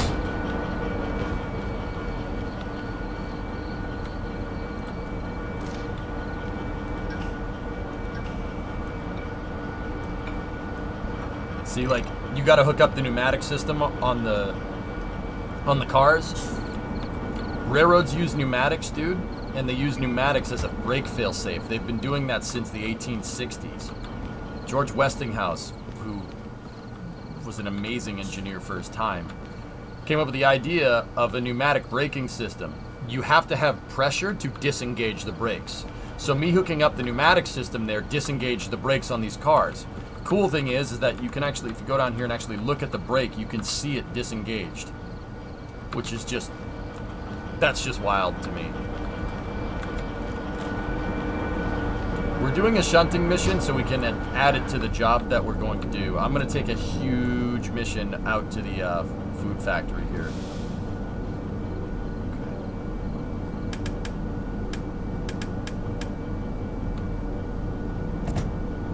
So the reverser, that's reverse, that's forward, that's neutral. Put it in drive, so to speak. Give it some gas. All brakes are disengaged. 2 honks for forward. That was 3.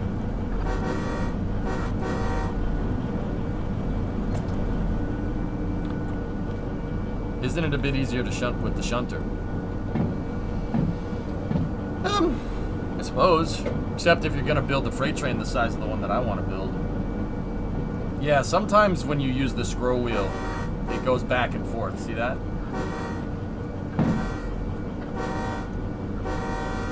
Like...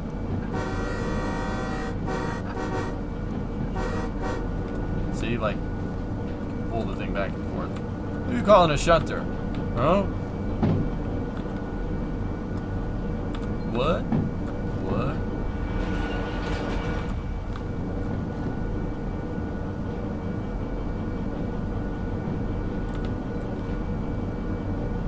Found your new bleep sound? What the are you saying? You, that's not a good one. What the? With the... And you... With your... In the stupid... You stupid... Fucking... That!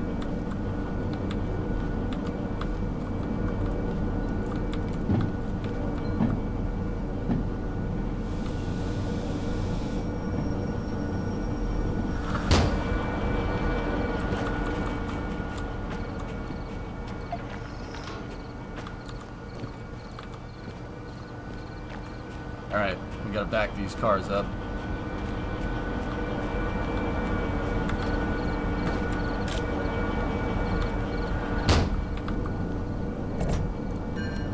Three honks.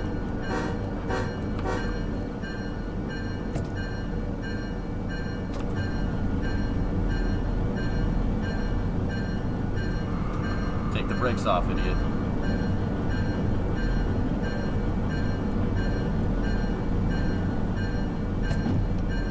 Yeah, I did right. Yeah, it's crazy. There's a nifty little remote trick. If you hook up the DE2 or other pairable locomotive engine off, electrics on, and couple it with the DE6, you will now be able to remote control all locos in series.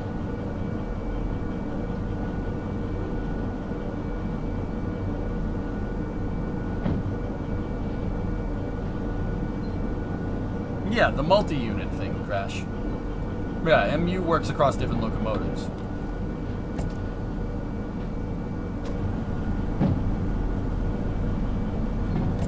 must combine this with Railroads Online, though. Some Stormworks locomotive building would also be nice.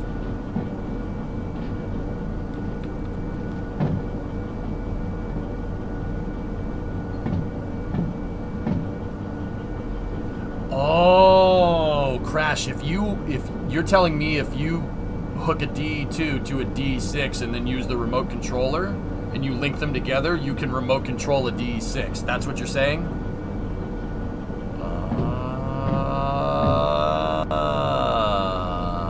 That's useful.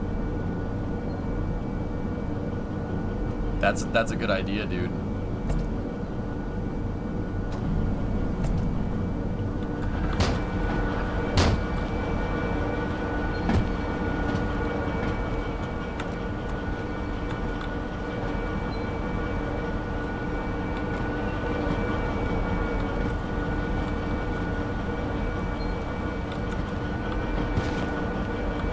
New Oldsmobiles are in early this year.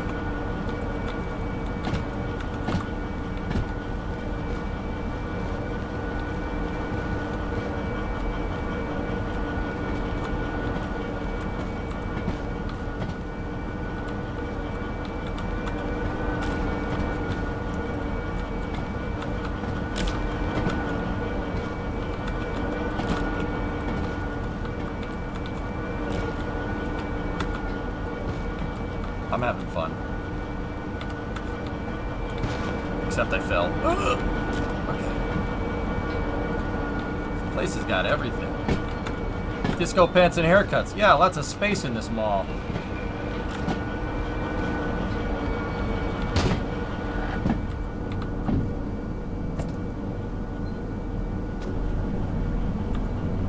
I don't think that's OSHA compliant.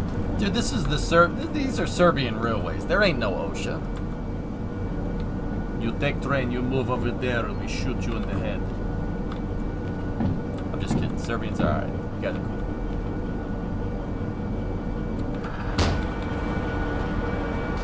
Got us into this parking lot, pal. You get us out, Tessa. Want out of this parking lot? Okay. Will there be anything else? Yes. Do you have a Miss Piggy?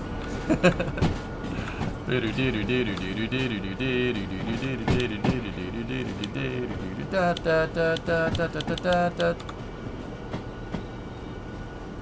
usually run 3 locos, aft facing D6, forward facing D2, forward facing D6. That way I can always run an engine forward with no turntable.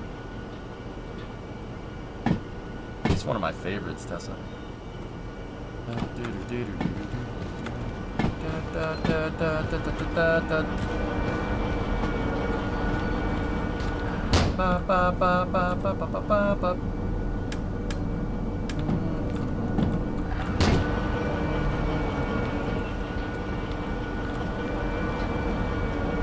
Yeah, Crash, that's a really good idea, running the little D2 in the center.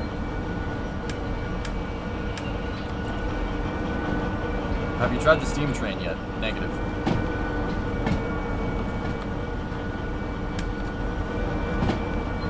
Just trying to see what the difference is on the lights.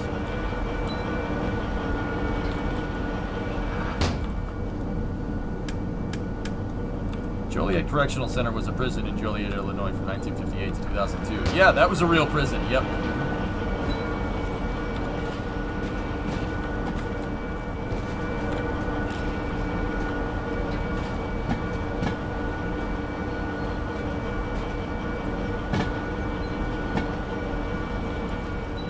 Oh, before I forget, is it possible to dynamic brake on the manual gear cars? Like shifting up to a high gear to make the engine brake, in theory? Yeah. Yeah, rev match downshifting. Yep. On like a, you're talking about like in an automobile hooded? Yeah, of course. It's, you can do what's called heel and toe with a car with a manual transmission. Yeah. When you downshift, you have to put the clutch in, disengage, hit the brake to slow down, and you have to kind of use your heel and toe to hit the gas and the brake at the same time. Use your toe to hit the brake, heel to hit the gas, right? And that'll put the revs up, and then you punch it into the gear, you downshift, right? Punch, like go from 4th to 3rd, and the engine will go. Yeah. Healing, it's called heel and toe. Yeah, super, super cool. Here, let me show you what that looks like. Hold on real quick. I can heel and tow with the cars that are manual that I own, but I learned it from this video. I learned how to do it. So this is a video of Ayrton Senna driving an NSX around Suzuka. Senna was a very, very famous Brazilian race car driver, like probably considered one of the best Formula One drivers of all time. Dude, he drove the piss out of this NSX. Watch this. So watch the dude's feet. Keep in mind he's doing this in loafers. So you got clutch pedal there, brake pedal there, gas pedal there. This is how I learned to heel and tow. See? Rum, rum, rum, rum. He's rev matching. See? That's heel and toe. You gotta take your right foot and put it on the brake and the gas at the same time. Watch. That's heel and toe. Heel and toe is cool, man. This is where I learned it. I practiced this so much, dude, in the Mustang. Into Degner. Degner 1. Degner 2, right, banked, under the bridge. Up the hill, dogleg to the right to the hairpin corner. Watch this. There's the hairpin. Now you got a big sweeper to the right here.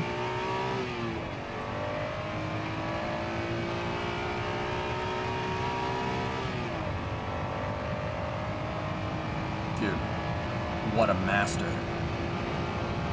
Into spoon. This corner at Suzuka is so difficult.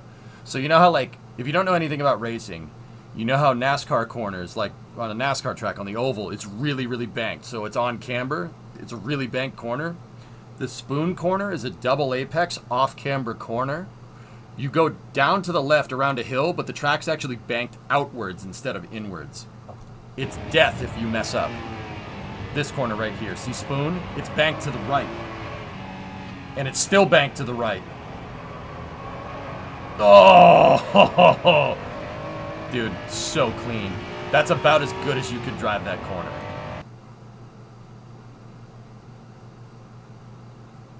Senna is one of the most beloved figures here in Brazil. Everyone alive knew he's a legend. He was the best, dude. Senna was a model human being, man. Yeah, that's heel and toe hooded. Yeah, You can downshift them. Yeah.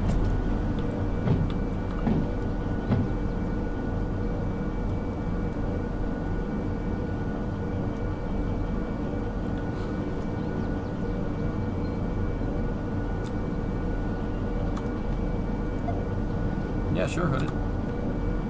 Yeah, he's doing it in frickin' loafers, Bandit. What a legend.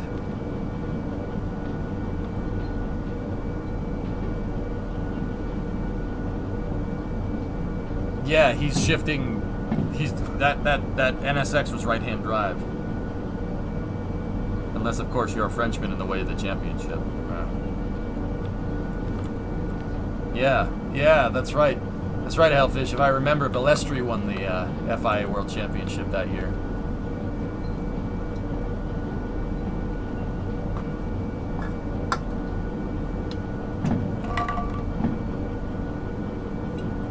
Yeah, Chris, I know what you mean. We all like racing.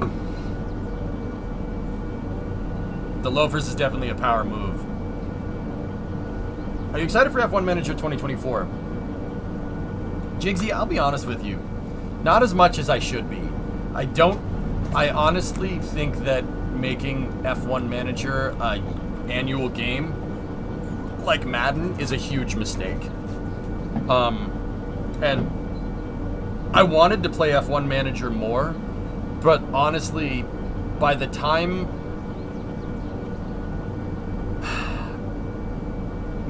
basically when they announced that they were going to stop updating F1 Manager 2023 after like 2 months of the game being released, I basically lost all interest.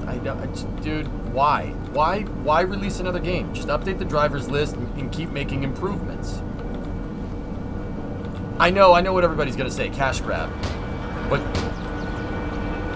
I get it. But honestly, in this day and age, man, people would pay for subscription season pass thingamajig for a game like that. But, you know, can't do that. Yeah, I really don't like that they did a whole EA with that thing. That's uncool.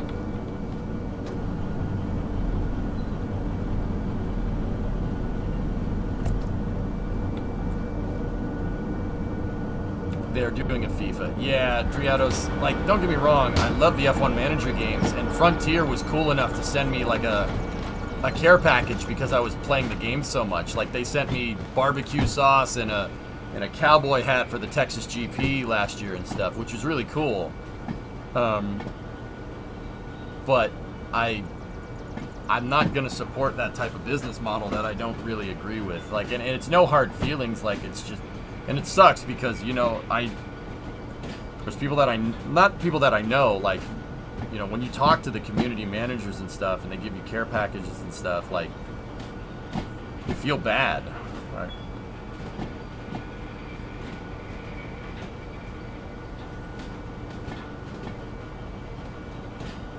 Like, I feel bad, you know, not wanting to play it, but I'm not spending...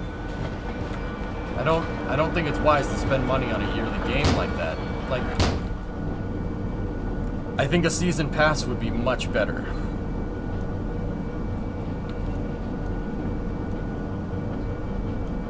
Well, Hellfish, the people that I talk to, it's not their decision, you know what I mean? That's why I feel bad. But I release $30 DLC for $70 when you can have to buy the same $70 game again every year. Aqualex, you know what, dude? You know what's messed up? It's not even the price point, man. It ain't even the price point with me. Like, if the subscription was $70, I'd be more on board with that. Like, to be 100% honest with you.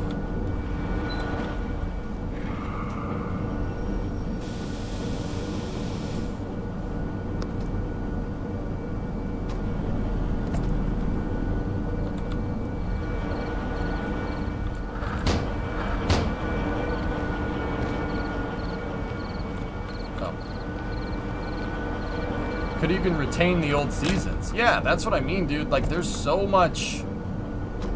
Like, I honestly think that they are hindering themselves from profits by releasing a game every year. Like, but then again, it's their business. They run their business how they want, I guess. Yeah.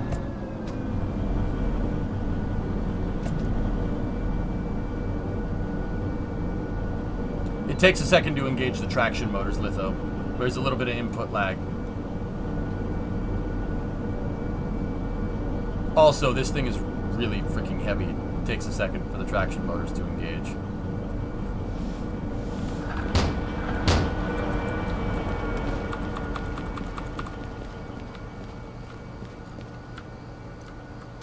Like, guys, it's the same freaking reason why I said I won't pre-order Starfield.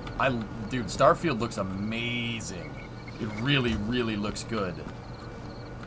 I'm not gonna do it.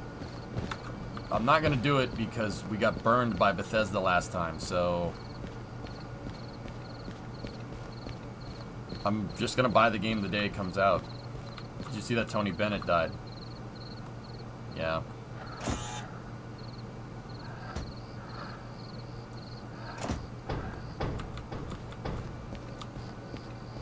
Yeah, I did. 989, 749. Oh, I didn't check the serial numbers. It's a little late now, but I'm pretty sure those were the right ones. Okay, cool. Where does it want me to unload these? A couple on E5. E5. Okay.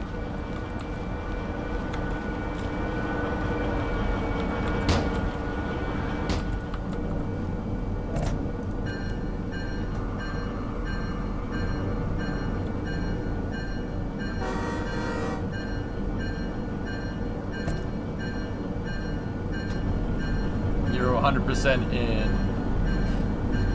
in the boat of I'll buy it when it goes on sale for 75%. Yeah, dude, and you know what? It kind of gets to the point where I'm very empathetic with the game developers, like the people that actually make the game. The reason why is, well, one, that's what I kind of went to school for, so I know how much work is involved with doing all this.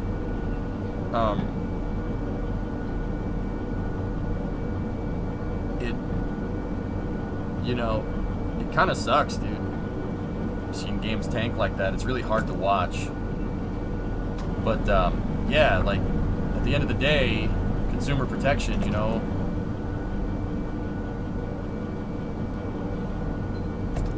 Like, I think that gamers are very fickle, to be honest with you. We fall for corporate nonsense way too easily. And I try to bring that up. It's something that's kind of important to me. I mean, it's important twofold, I think, dude, because, like, if we keep buying these quick cash grabs, right, the developers of these games are going to get worked to the bone, and then they get laid off.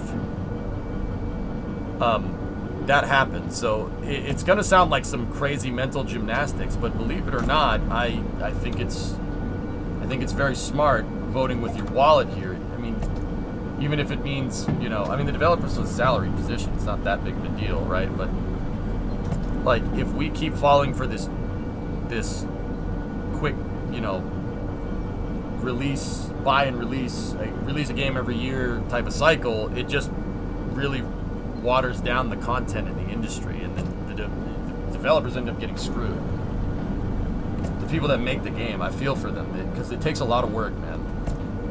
Games are hard to make.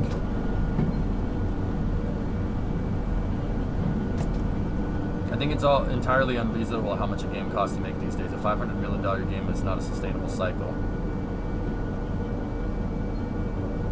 But I agree, Jim. At the same time, F1 Manager 23 is such an embarrassment. I almost don't feel bad for the devs. Jigsy, yeah, dude. It's not Frontier, man. Frontier's a good development studio, dude. To be honest, they're good. They're good dudes. It's not them that are making the decisions about when the game should release in the yearly cycle. That's why it's hard for me, because I put names to faces, dude. You know, like, I'm actually talking to the, like, cause, you know, I talk to the media manager, I talk to the community managers from a lot of different games, dude. It's different when you know someone there. It's different when you put a name to a face. Like, that's why I'm very, like, with Kerbal 2, for instance, you know, like, I'm very, very careful. I'm very careful about not turning into a cynical circle jerk when it comes to that game. I say what needs to be said, and, you know, without being a jerk about it, because I know them. It's different when you know them. It's different when you know people. You know, it's really easy to say, "Oh, this game sucks," you know, when somebody put thousands of man hours in, or, you know, woman hours into freaking making a game. It's really easy when that person isn't in front of you, and it's a lesson that I learned, actually. It's a lesson that I learned in school, to always be constructive. Never be a dick about stuff. And I kind of carry that into my, like, analyzing space flight when we do that too. I kind of carry it over a little bit. And the reason why I do that is one of those lessons that I learned in school.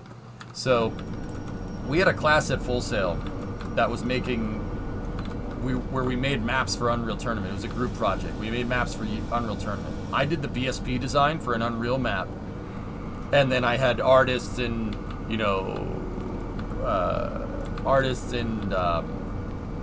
did the BSP and the basic level design, and then I had a couple people under me for that project, right? One of the guys that actually I was working with ended up working at Pixar, which is actually pretty cool.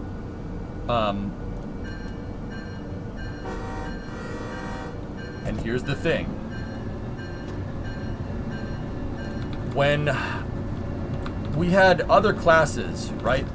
They had other classes play our maps, but everybody in, like, Full Sail has classes on a monthly basis. So sometimes you had two classes doing the same course. So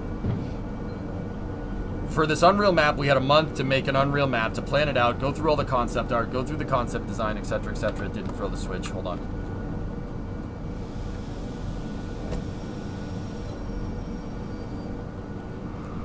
And then, like, the final, you had to do it in 3 weeks, and then the final week was, like, play testing, going through the play testing cycle and stuff, right? So, the first group that was doing the 3D level design course, that was my class, the first class, right? There was like 4 or 5 groups in the class, and everybody played everybody else's maps. We had a huge multiplayer tournament for Unreal on every one of our maps, right? And, you know, I asked people that I knew in my class. I asked people that I knew what they thought of the map. What do you think? You think it's a good map? And everyone was like, oh, this map is great. This map is super good. Oh, you guys did such a good job. It's so beautiful. It's pretty. It's great. It's amazing. Right? And then, we didn't have to do this, but after our class ended, after our lab ended, the second group that was also, the second class that was taking it also came in and played it. We played everybody's maps. Right? So, for fun, I asked the professor, because I stayed around, I had an idea. Just wanted to see something. Consider it like a little psychological experiment on my part. Right?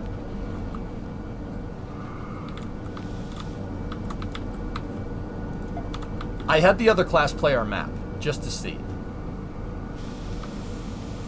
And the professor was there, the lab tech was there, and he's like, yeah, this is a map from the other class. Tell me what you guys think. And I didn't know anybody in the other class. Dude, the feedback was freaking brutal. This map sucks. Who designed this? This map is awful. I can't see where this is. The design is bad. It doesn't flow correctly. This map sucks. It's terrible. It was a pretty valuable lesson to learn there for me. Like, for me, at least. The lesson there is that, look, you shouldn't be a dick. You shouldn't be a dick. You shouldn't be a dick to other people's work, especially in the gaming industry. And you know what the funny thing is? I was walking around, I'm like, oh, whose map is this? To the other class, and the people were like, I don't know, it's something from the other class. Man, this map's terrible. It's so garbage. It doesn't play well at all. And there were some things that the reality of the situation is that the map design was good, but we had a couple of scaling issues. So some of the map centered around 2 skyscrapers, and you kind of had to jump back and forth. If you're a Halo 1 player, it was kind of supposed to be like boarding action. So you got to jump back and forth. There were jump pads, but I'd made a mistake in scaling, so the jump pads ended up being a lot smaller than what they should have been. Right? I had one of the modelers that was working make the jump pad, and the jump pad ended up being too small. So you'd just be walking around, you wouldn't see it in the grass or something, and then you just get launched up into the sky, right? Like on the bottom floor, and it was all on the top floors, right? They were hard to find, the jumps, so people were having trouble getting to the enemy's base, right? Because it's 2 skyscrapers floating in the air, right? And if you fell, right? And like one of them had an outdoor garden, hence grass or something, right? I forget the map. It was a long time ago, but so I went to the other class, right? And they were all like, "This is terrible. We can't see the jump paths. This sucks. There's a huge scaling problem with this." And then what I did was I'm like, "Yeah, I made this map," and they were like, "Oh, sorry. No, yeah, no, you gotta fix the jump pads. The jump pads are a little messed up." Interesting thing, man. And that's what I mean about empathizing with the developers. You know, it's different when you put a name to a face. The second I told everybody in that second class that was my map that they were working on, or my group's map, I should say, I was the only one there, so I said it was my map. Which I probably shouldn't have done, but I get the idea, right? The second I told them that, it went from, oh, this guy sucks, to, oh, you got to change the scaling issues. The scaling issues are wrong on the BSPs, and it's like, oh yeah, now you're going to be technical. All right, okay. So that's why to this day, dude, I'm very, very, very fair with my reviews of things, of games, and I'm almost never ever going to be cynical about it, ever.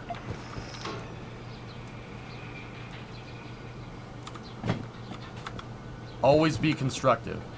And once again, I was wondering what that meant when I was in school, so I did a little experiment on my own. The professor thought it'd be a good idea, and I learned a pretty valuable lesson. I will not badmouth somebody's work in game development unless, like, even when it's a cash grab blatantly by, like, the upper management, I still won't badmouth the development work.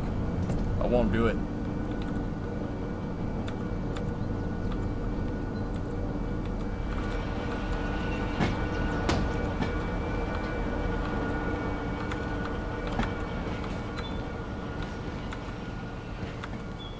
This can't be an approved way to walk around on a train. Yeah. All right, what track are we going? E5. Oh, it's right there. Perfect.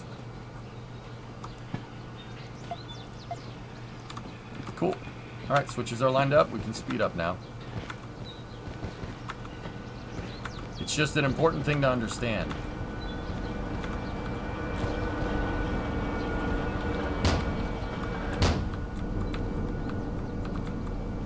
Hey, Augustus, how are you?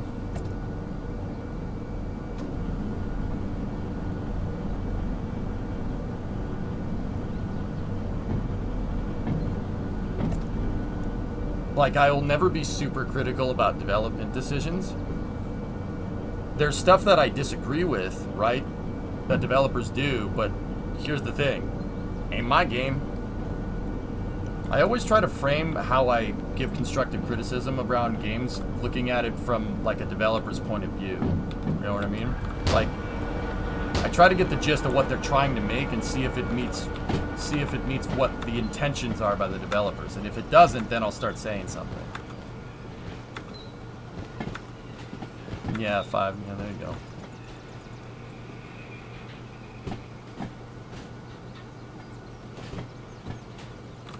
Also, you have no right to judge a game if you haven't played it. Honestly, Nova, I really don't give my thoughts about a game at all until I'm at least like 20, 30 hours in. You can't play a game for 5 hours and get a good grasp on what the game's about. Like, well, that actually, I mean, it kind of depends on the game, but you get the idea. Are there any steam engines in this? Yep. I like the diesels, though. There's a steam engine in the roundhouse over there. It's actually in the number 2 stall, right there.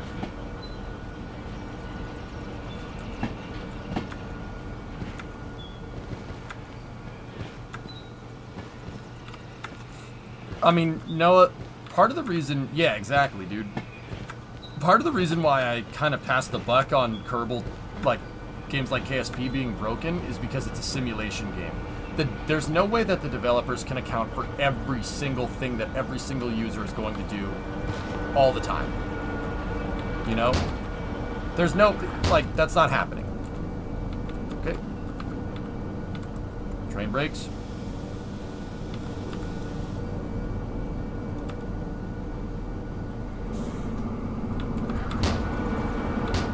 I don't have it yet, Super, no. Actually, we don't need to do that right. Your code is such spaghetti that you have honorary Italian citizenship.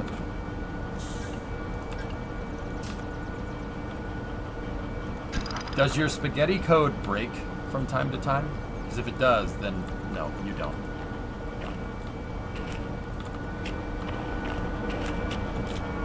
Yeah, Goss, so you kind of... Like, you can't say every time, you know, in a sandbox game, you're doing something that the developers never intended to happen. You can't get mad when it doesn't work.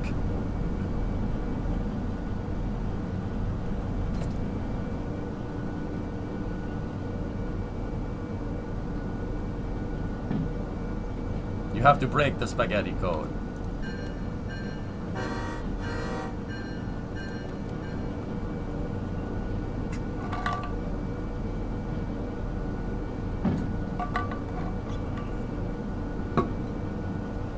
Drummer, I'd never make it as a software developer. I would be so anal about spaghetti code, like I would no, I couldn't do it. I wouldn't be able to do it. I would like end up staying up all night fixing all the spaghetti. And by the next morning, I'd be like, yeah, I have a new software package out. I'm pushing this. We're pushing this to the beta branch today. And people would be like, what the frick are you doing? I'd be like, don't worry about it. I'd be like, have you slept? I'd be like, nah, I'm not doing that. That's why I wouldn't make it.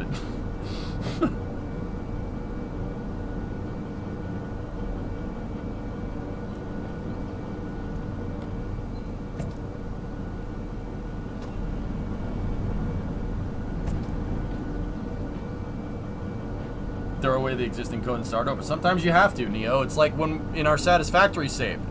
People are like, you're getting rid of your big factory that you built? Yeah, it sucks. It's terrible. I can do way better.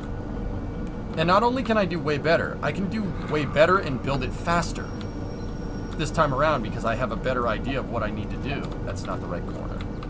Actually, we're just parking the locomotive for a second, so we can put it there. Like, yeah, of course I am. Like, dude, yesterday, like, a bunch of people asked, like, why are you getting rid of your factory again? I'm like, because it sucks. It's horrible. It's totally inadequate for what I'm trying to do now.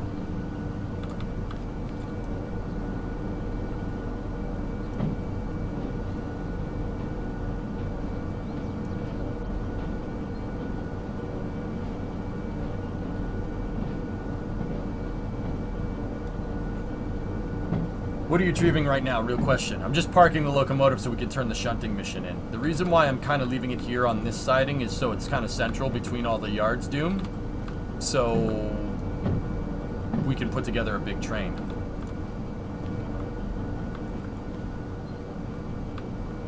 I see it with Kerbal Craft files too, SKS. Like, some of my Kerbal Craft files are bad. People give me crap all the time, like, oh, you're going to redo it again? I'm like, yes, absolutely.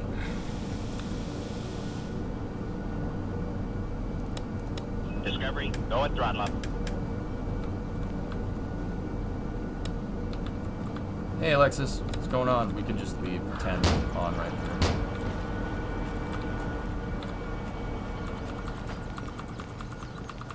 $57 months. Man, now you guys are making me want to go play. But I also want to finish what we were doing in Satisfactory. Money, money, money! Money! And there we go. There's our haul. Right here. We're taking these 5 missions. Actually, we might be able to take more.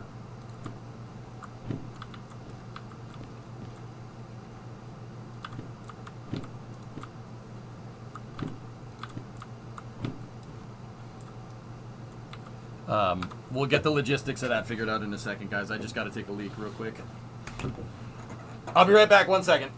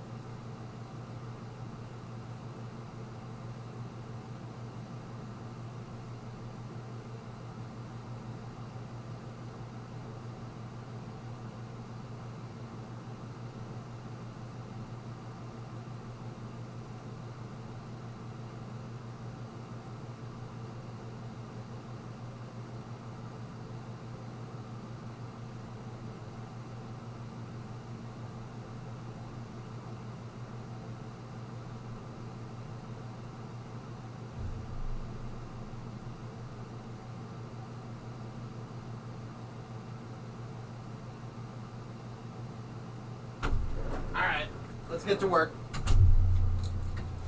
Ah! Ready to go?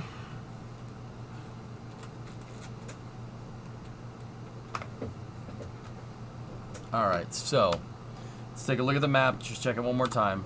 We're going to food factory in town,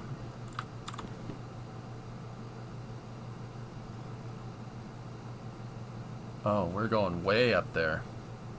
Okay. What's on the way to the food factory? Steel mill is on the way. Goods factory is on the way. And goods factory isn't a loop. That's going to be hard. Oil well north is on the way. That is a loop, so that should be easy to drop stuff off. Did you already check Falcon Heavy?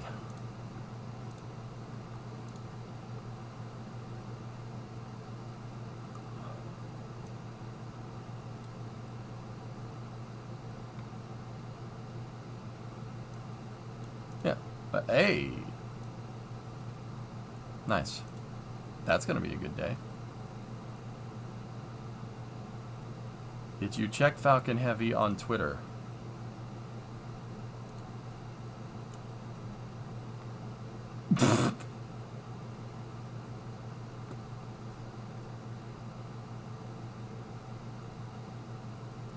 That's nice.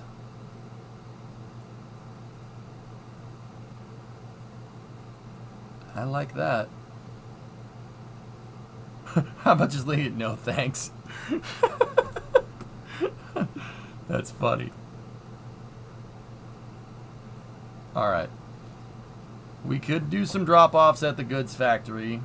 That would be a little bit difficult for us to get right, though. But we could do it. Oil well north is on the way to the food factory in town. Or we could go straight to food factory and machine factory as well.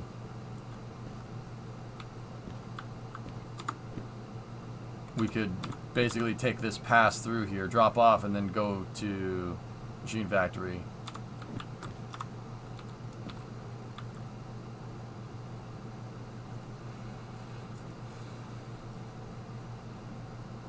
Is this co-op? Nah, it's single player right now. I suggest keep it simple. East Corridor.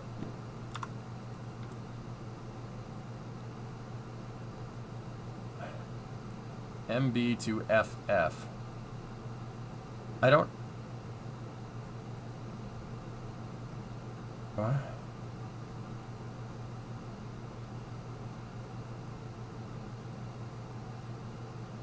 Why would I go all the way up here? Drummer, when I can go all the way through here, drop off at the steel mill, get something for Oil Well North, drop it off there, go to the food factory in town, and then continue on to the machine factory. Why would I do this? Could you just suggesting new terrain? Oh.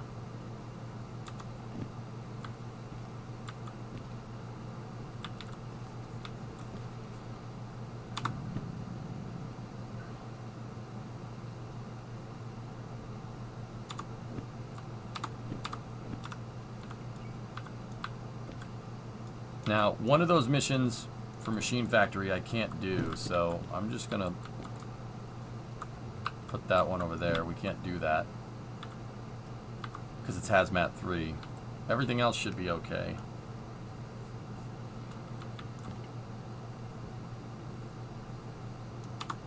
That's to City Southwest.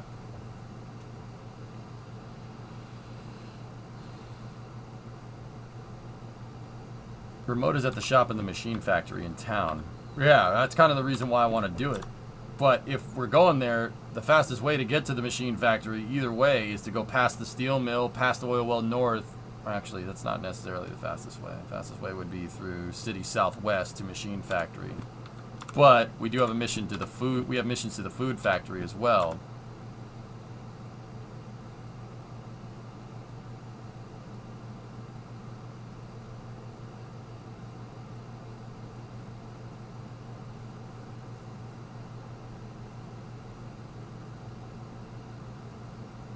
Invite confirm off to Williams HQ at the end of the month. Nice! Dragon, that's cool. What's SW again?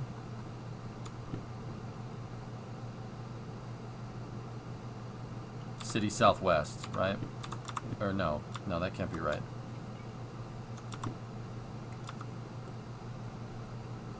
Sawmill?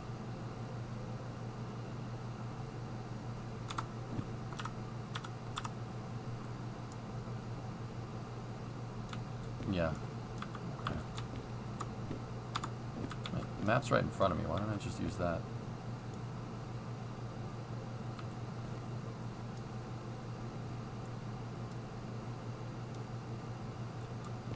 City Southwest. So we could haul a train through here.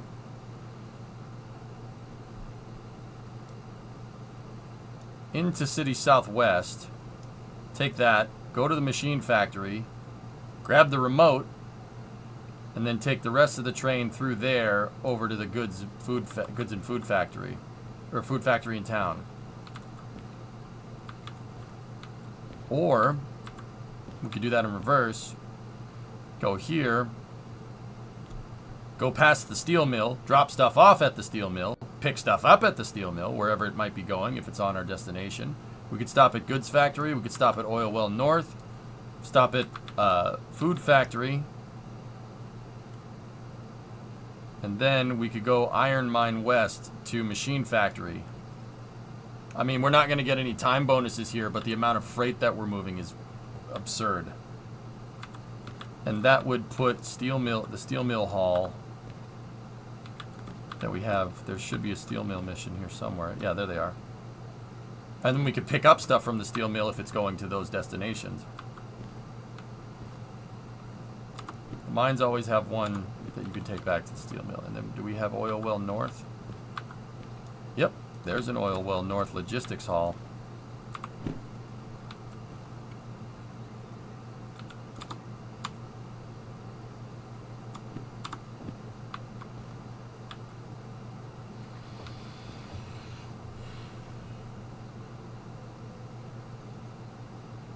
Are we? Wait a minute. That literally is everything on this table.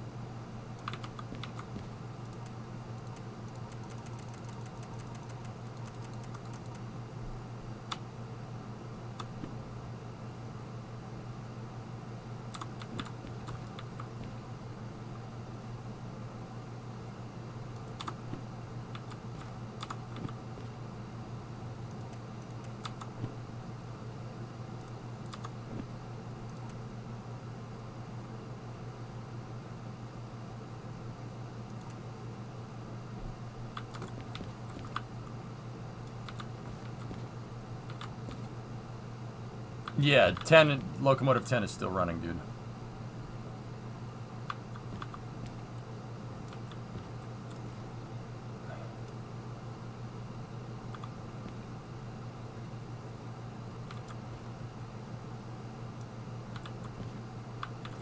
Are we doing this? This is going to take the rest of the stream. It's going to take a couple hours to put this train together. Might as well grab hazmat. I gotta fill number 10 up with gas again before I grab hazmat, dude.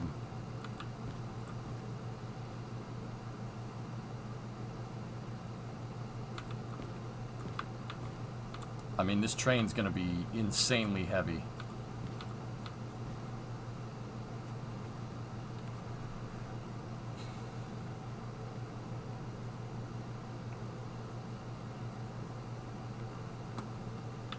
We have 4 at our disposal, drummer. Alright. Let's go. We can get hazmat too if we want to just do all the missions.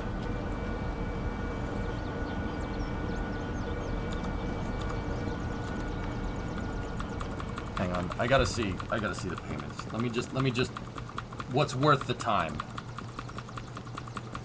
So we've decided that we're gonna take I decided that we're gonna take Harbor, Steel Mill. We could do Oil Well North and Goods Factory, but I mean, these Goods Factory missions do pay pretty well. That one doesn't. These ones are paying double that.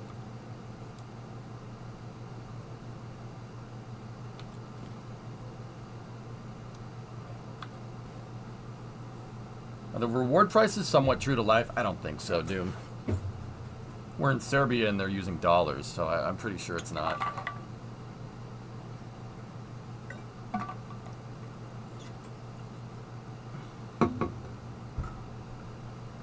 I'm not using the steam engine with this big of a consist, Stuart. I don't think that's a good idea. The oil well north is a loop, so that should be pretty easy. Those are empties, so...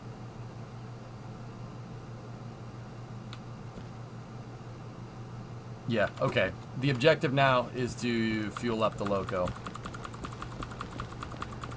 Let's fuel up number 10. I think we just gotta fill it with fuel. I don't think it needs to be maintained. It's all the systems should be up above 90.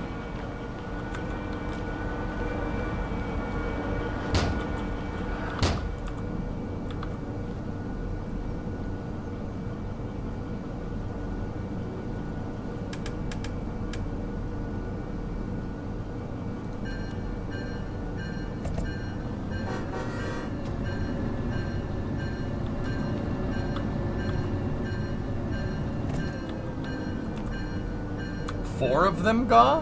4 of them should be fine, dude.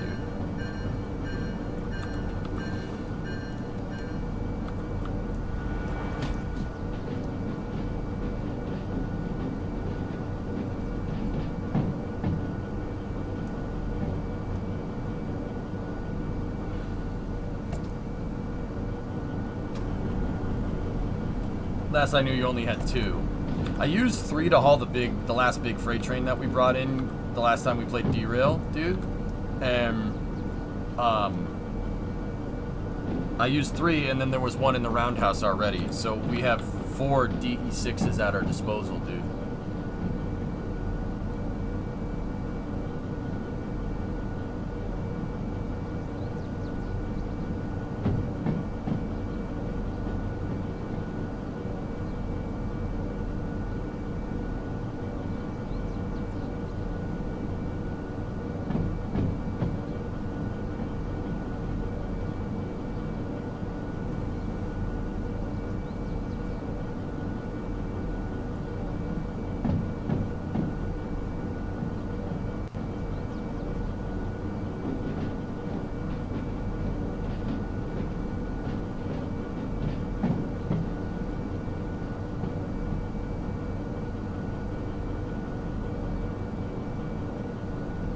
Thinking about how this is going to go together.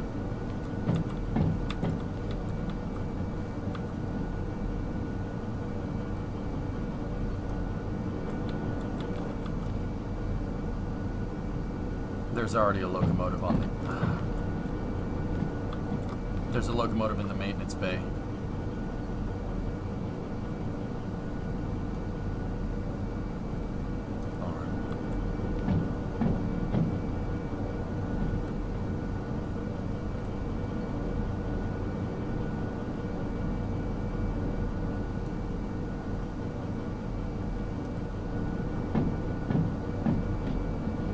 Check the military base. No. The military base is not, it's a little too far out of the way for where I'm trying to go. I'm trying to hit steel mill, goods factory, oil well north, food factory, machine factory, dude. And then city southwest after that. We're going basically around the horn.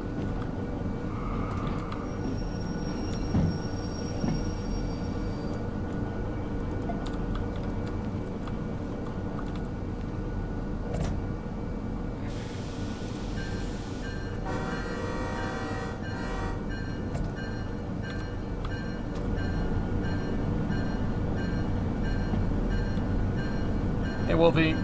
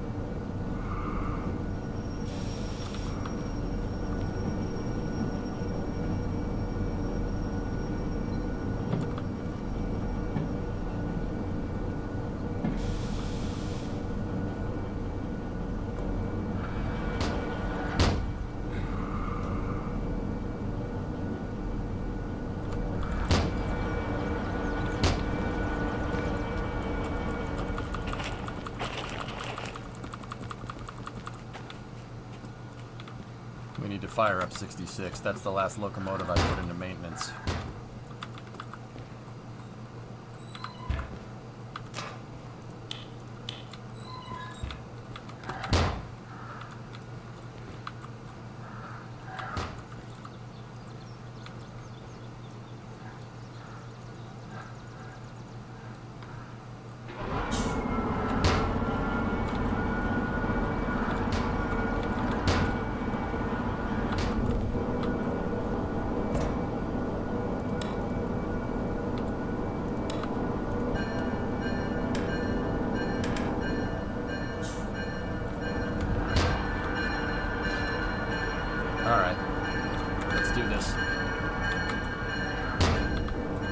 Got to get this onto the turntable.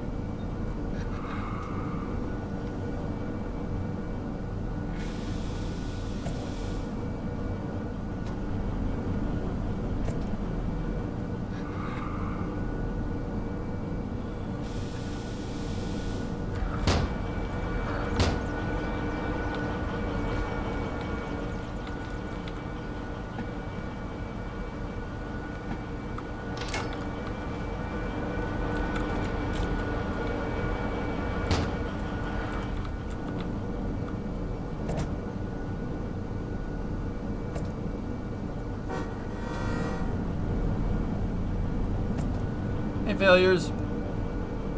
What's going on?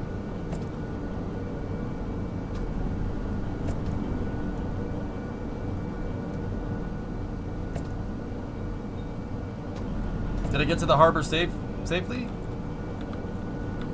Yeah. Doing okay, how are you? I can't complain.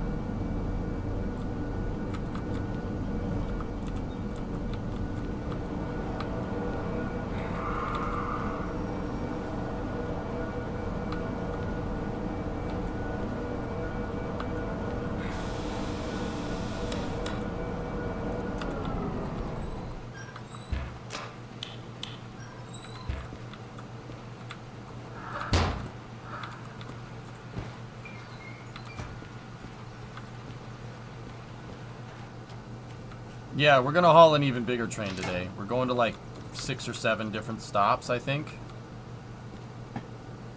I'm probably gonna need all of these locomotives. Wait, what can you fill up here? It's just coal. Coal and water. Alright, that's for the steamer.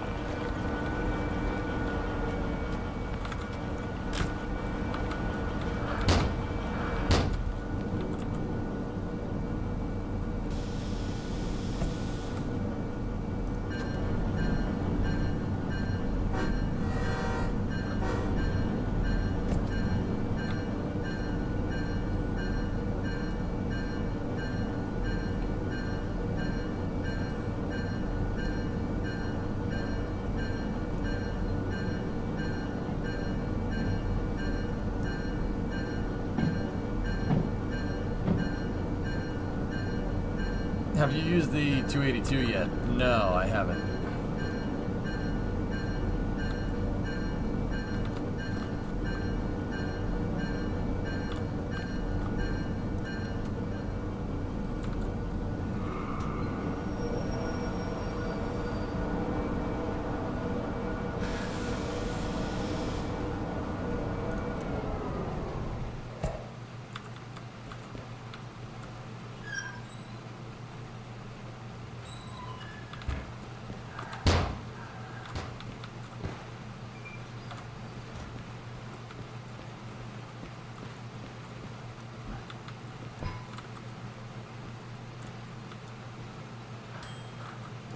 Yeah, see, this thing was actually pretty good to go.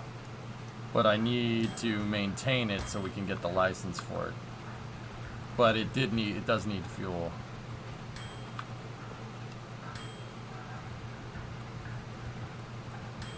Okay. All right, 10's good to go.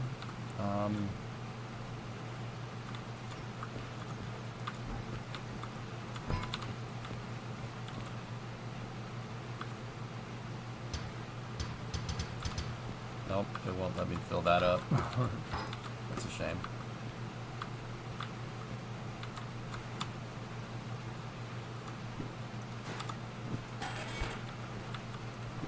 Okay, 10 is good. All right, we'll just leave it there. Let's go start collecting missions.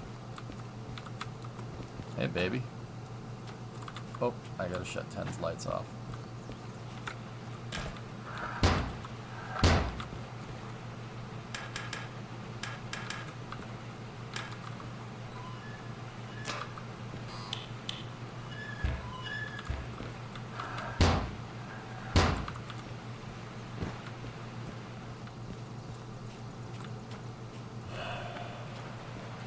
Use the DE4, D.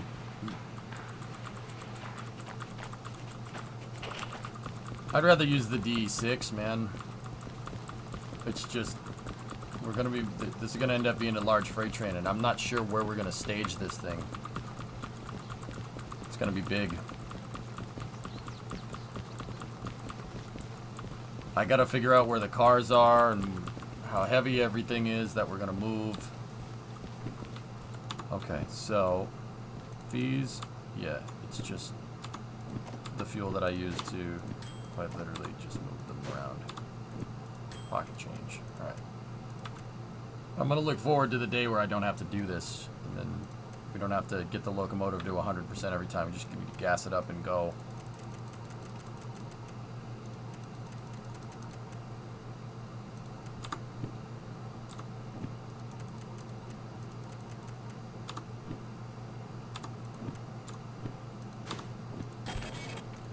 Yay, I got mail.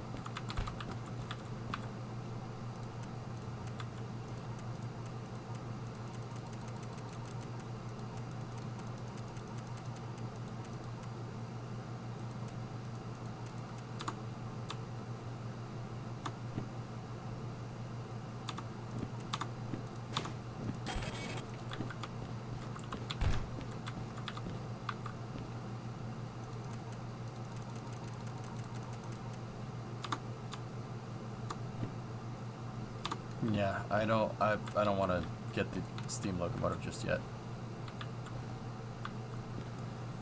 You could also use the mill sector for shuffling. Yeah, that's not a bad idea.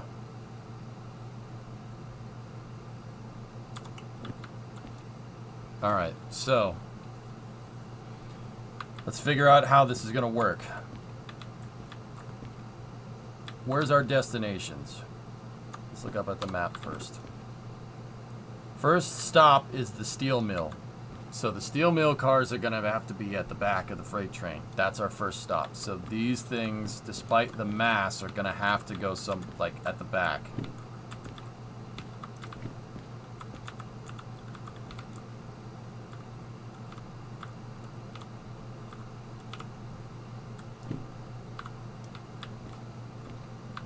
All right. After that, we get to goods factory in town. Oh, that's 800 tons on the back end of the freight.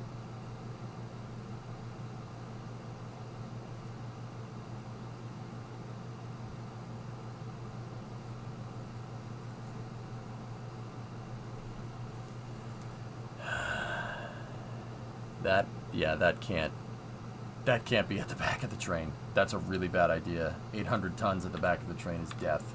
You don't want a tail heavy train, because if you're going down a hill, all those cars are going to end up compressing your couplers instead of decompressing them. And then if you're trying to brake and those cars are trying to push you down a hill, right? Guess what?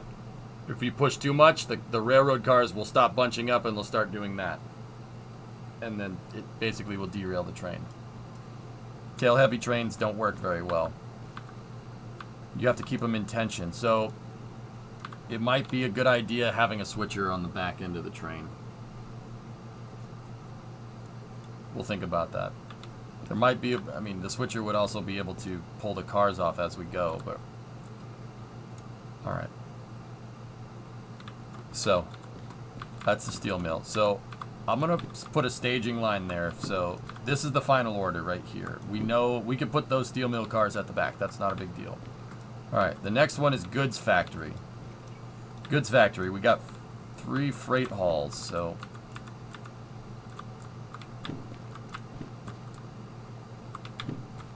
The best way to do this at the goods factory, because the goods factory has a loop, but it also has sidings at the end of the loop.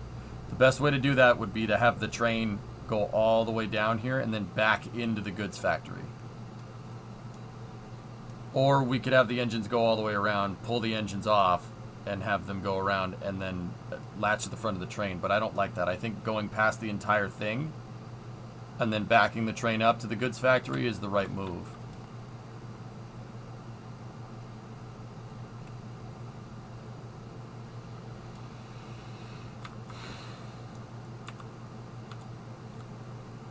So that one's lighter, so that one will go at the back.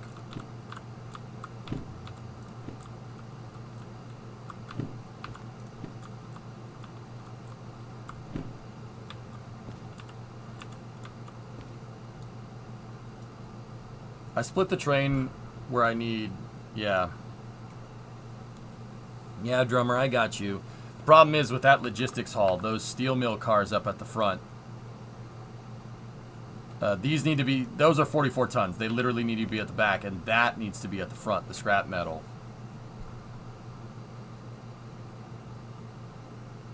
Goods factory is also 1,000 tons. Yeah, sub. So we're at 2 DE2s already. That one is not a mission. I'm gonna put this one over here. We can't do that because it's hazmat 3.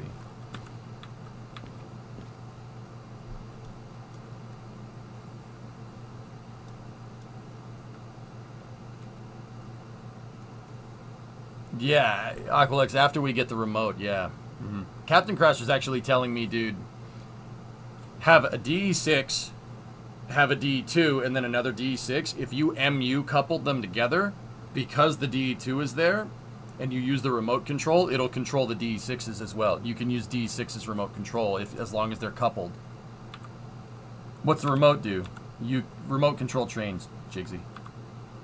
So that needs to be over here. Okay.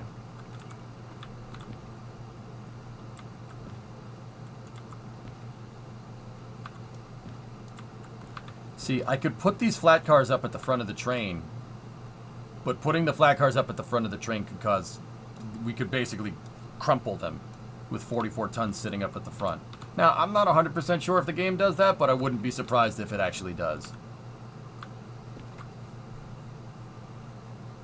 If you have a remote in a DE2 on the tail end, you get a fancy caboose that is also really convenient to shunt with. Yeah, but I don't have the remote, but yes, we could do that.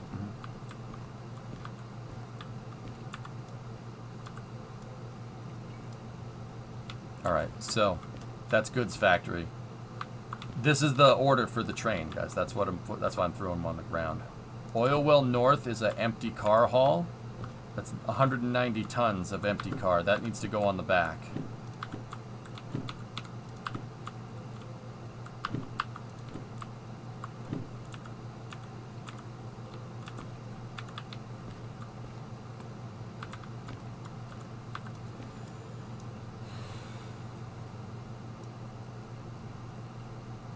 Dude, we might just be good to haul that extra DE2.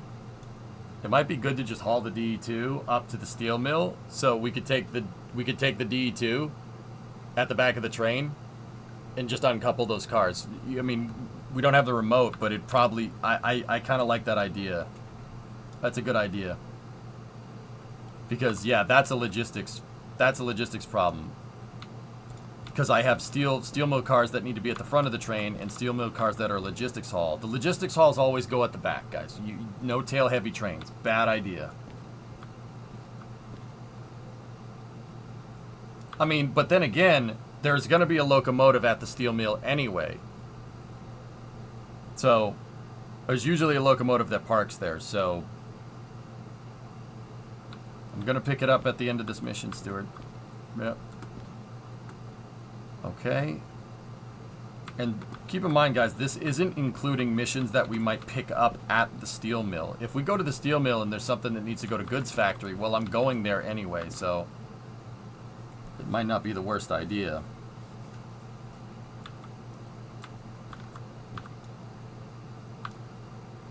Yeah, I'll use one of the locomotives at the steel mill. There's usually a DE2 or a DH4 that spawns there. We'll use that to pluck those back cars off the back of the train. You watch, on this occasion there'll be no locomotive. If there's no locomotive, I'll just back the freight train up onto the siding, because those cars will be at the back.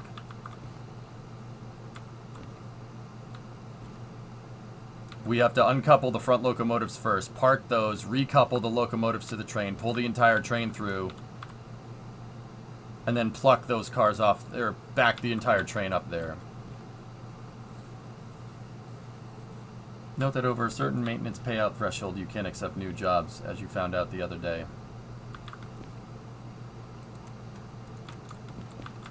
Okay. So that's steel mill, goods factory, oil well north. Easy peasy. Now we have food factory.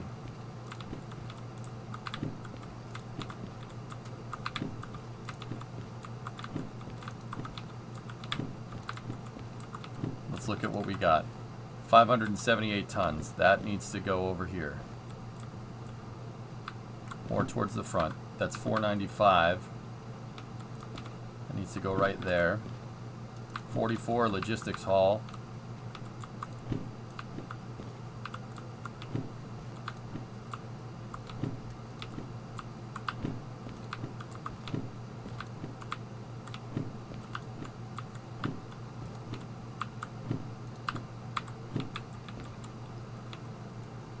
There's another logistics hall of 19. That's just one car. One car.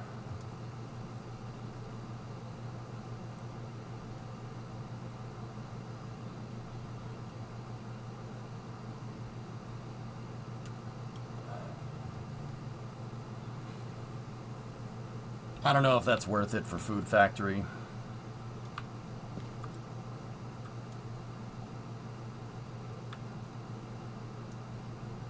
Probably find that it's getting delivered to the same as the others. 180 tons, freight haul, that actually can go right there.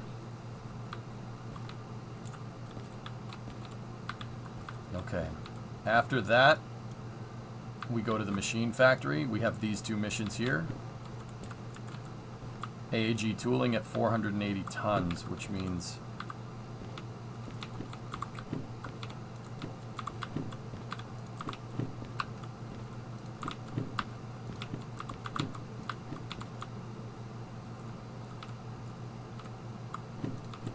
actually, by the time, well, we already went to the goods factory. And we already would have gone to food factory in town as well.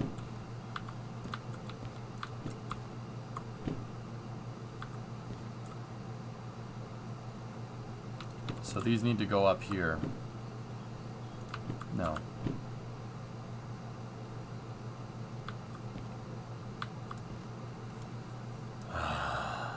This is getting complicated. I'm not... Bandit, what about military jobs? Do we not have enough here? I mean, we could maximize profit that way, but we got to be careful, man. This is a lot of stuff.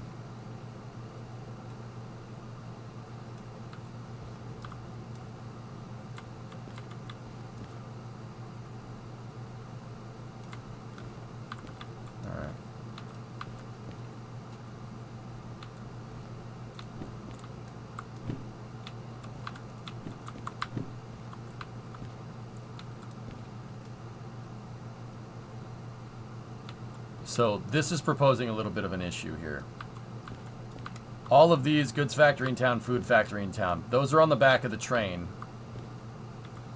Oh man, this is getting complicated.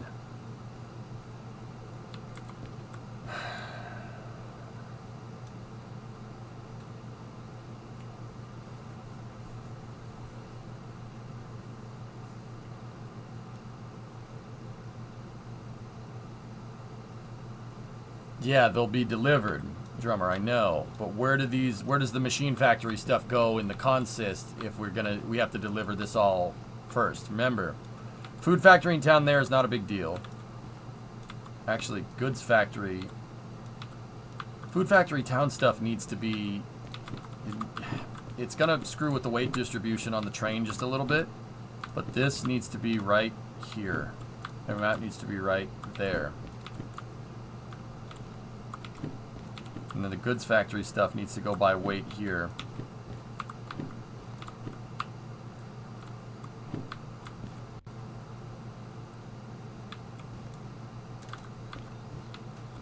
Put the food factory loads closer to the head of the train. But that... no.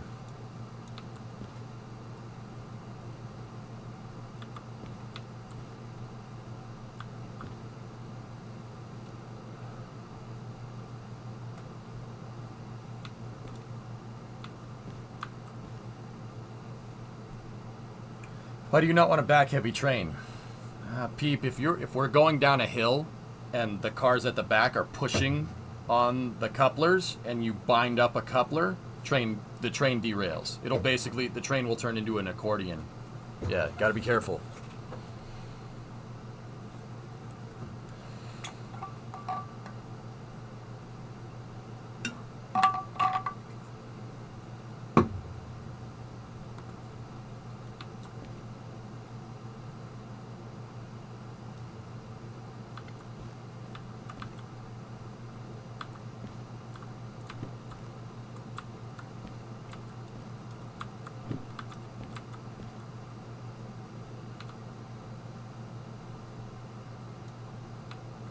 You know what? Sorting by mass is probably the right way to do it.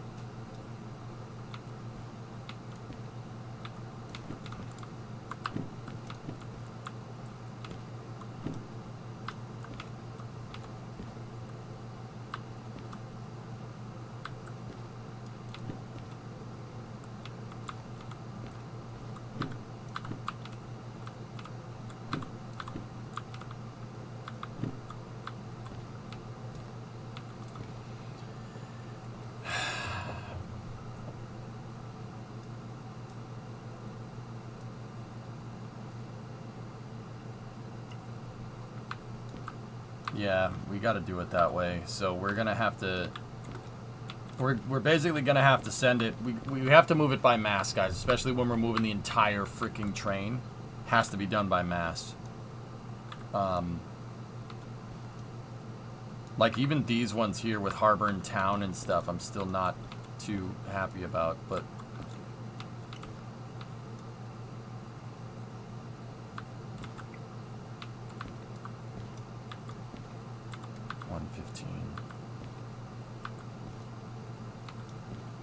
Like, see these logistics hall?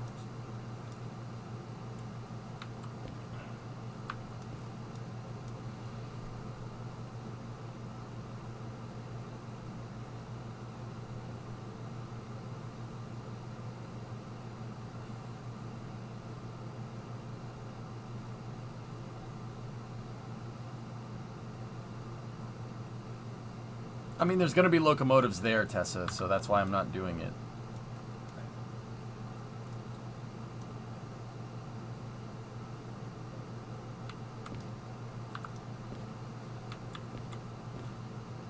I'm thinking it might be good to just break up the freight train on an on-need basis as we get there, guys, because, I mean, think about it. Say we get to the steel mill and there's like a 90 grand mission that goes to the goods factory.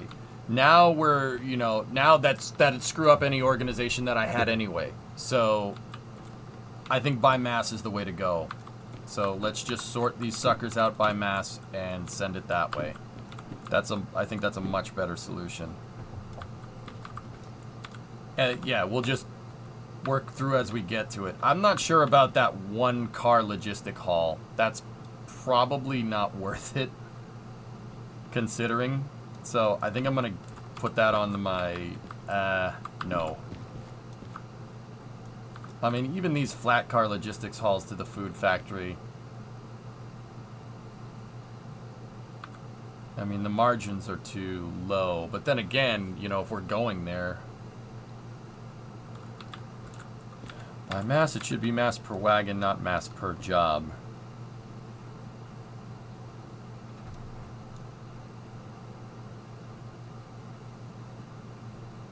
If it's not mixed consist, drummer, then why does it matter? I mean, that one's mixed consist diesel gasoline, but that's scrap metal. Those ain't changed. But we do have some mixed stuff over here. We have liquid hydrogen, ammonia, and sodium hydroxide. Yeah, that's not divisible equally. Those masses are different. Yes. We don't have a mass per wagon though. 115.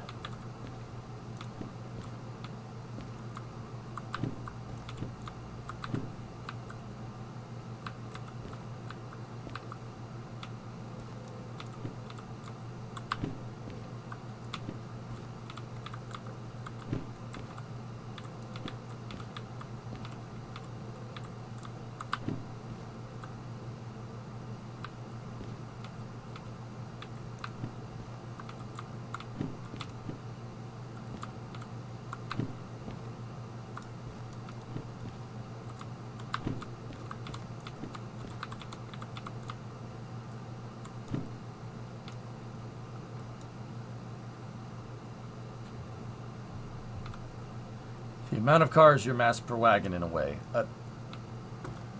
Yeah. Alright, and then finishing the job off is City Southwest.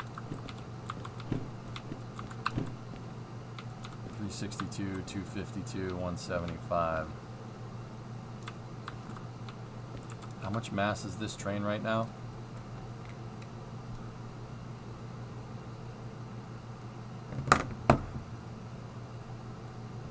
Two plus 578 plus 484 plus 480. I hit the clear button by accident because I'm an idiot.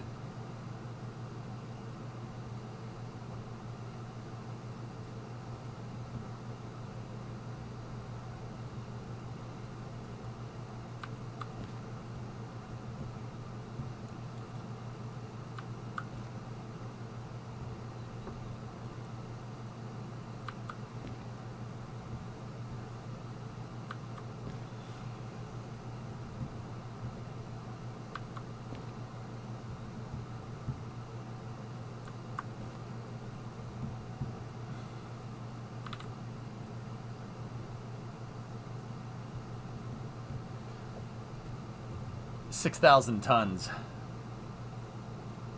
Unless I did that math wrong.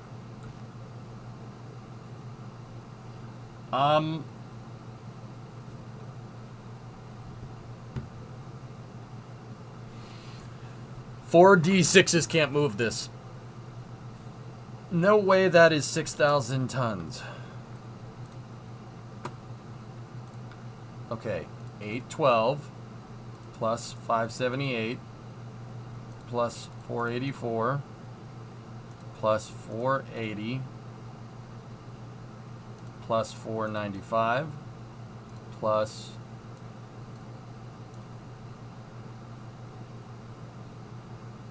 424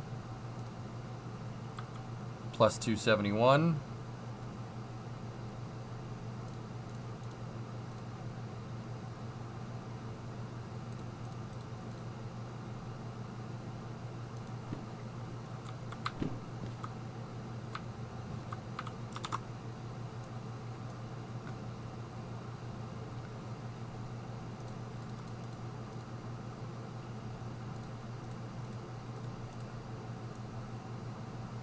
I must have hit plus twice on the calculator, drummer. Yeah, I think I hit plus twice. I plussed it 2 times on my calculator on my phone. That's what I did. I made it. Yeah, okay, that's a mistake.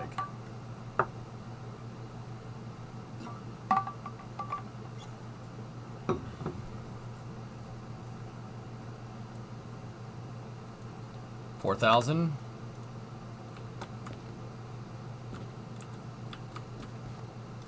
4,000 we can move.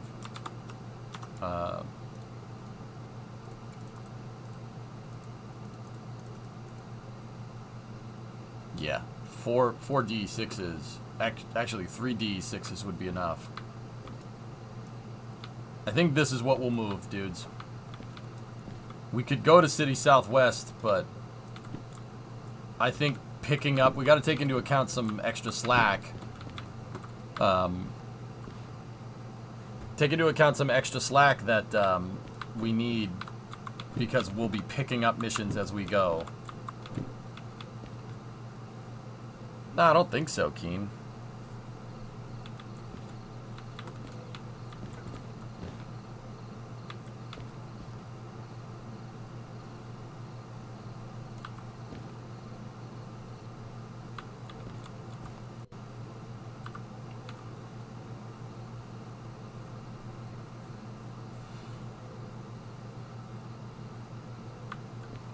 All right, how many cars do we have?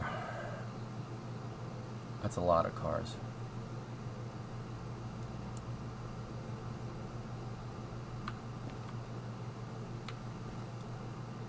Yeah, this is a great one. What, okay, we started with 100K. Give or take. All right, dudes. Let's,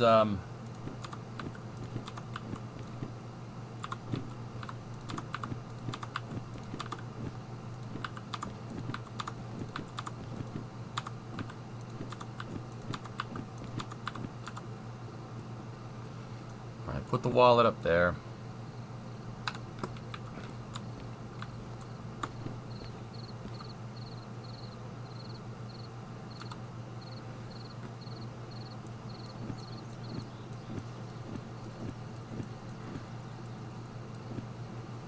We gotta find all the cars and find how this is all gonna go together. These are in order. Okay. Let the stupid thing charge.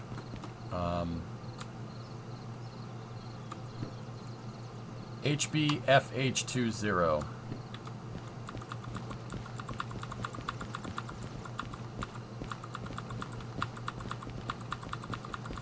Their car is full of steel.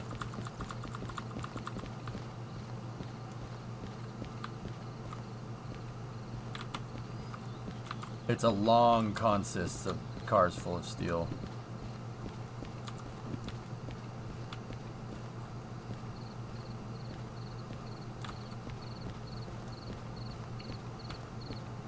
Nope, they gotta be in Yard E.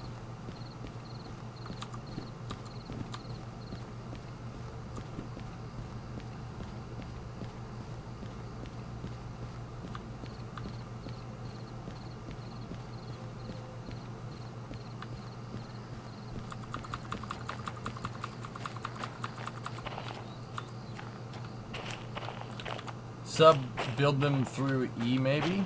That could work. It depends on what cars are there. I mean, I'm thinking most of the train might actually be here.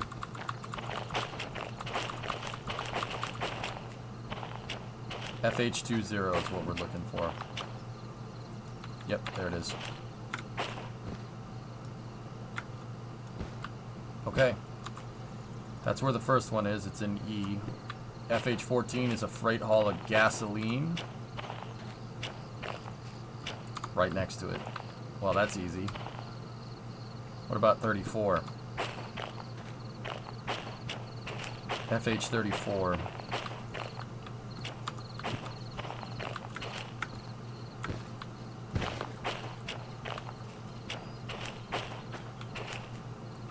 Okay. Still doing all right. This is pretty easy. FH17 is AAG Tooling. I'm going to go ahead and guess that that's probably this. FH17. Still right there. FH54 going to Food Factory in town. It's more diesel fuel.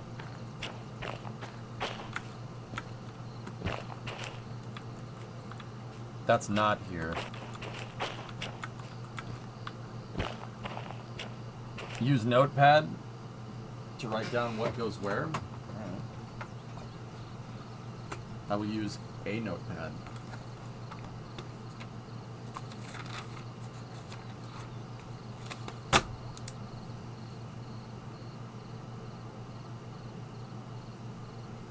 Derail Valley.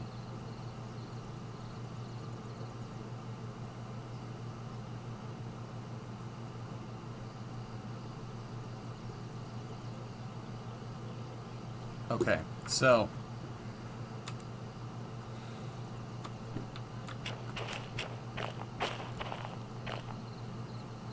FH20 is at E.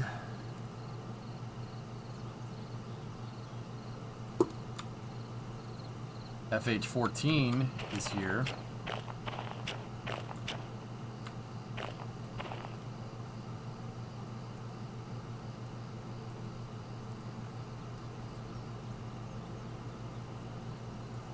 You know what? I'll put the track numbers down too.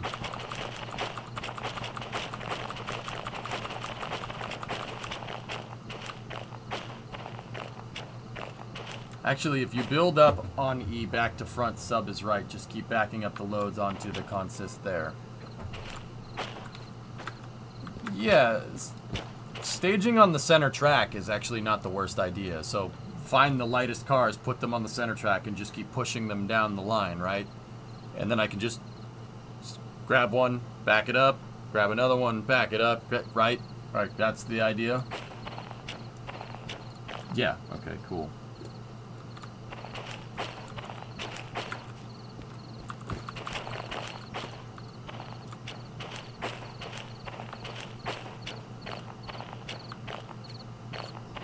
You know what, dudes?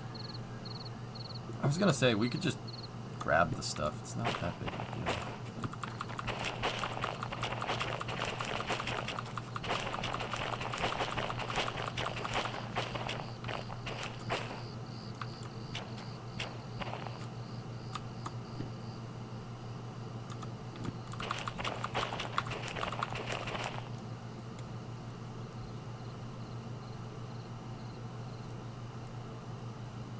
I'm just gonna label these as Yard E. We don't need to know the track. The track number is not too big of a deal. FH17 is also Yard E. FH17 Yard E. I think there's a hill out east, so you're gonna need a few handbrakes. Yeah, I agree, Sub. That's a good idea.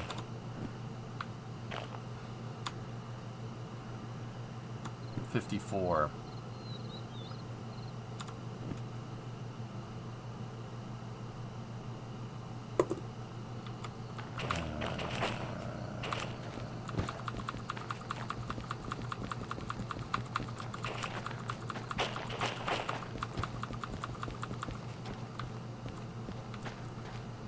That's LH73.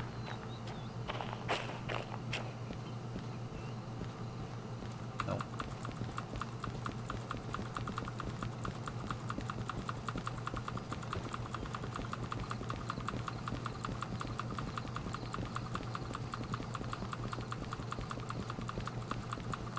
Yeah, here it is.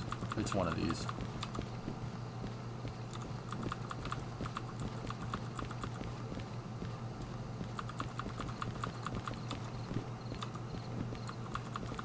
Oh, it's that one, isn't it?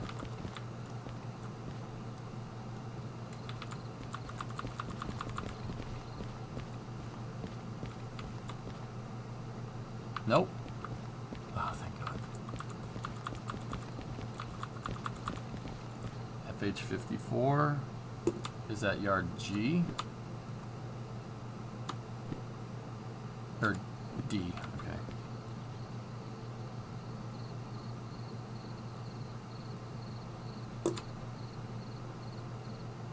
FH88, Nove Tooling.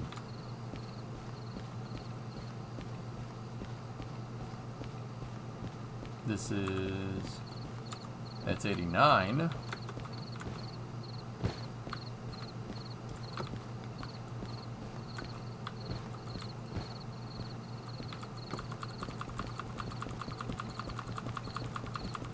Check this out, a guy made a table for the Derail Valley. Oh,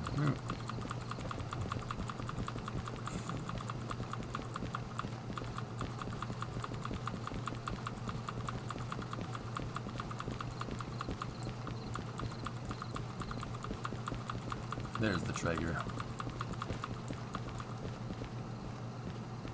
How do you know what yard the cars need to go to? You've not taken the job yet. It says right there where they're going. Goods factory in town.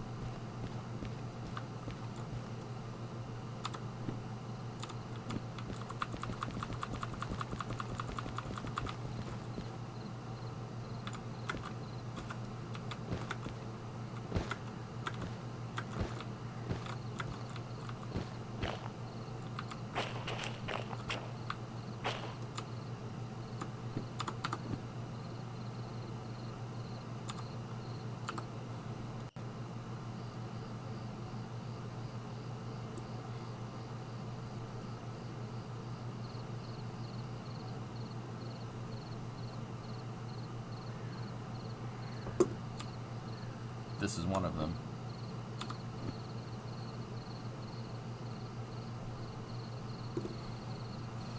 How do you play this game? What's the point? It's American Truck Simulator or European Truck Simulator with trains.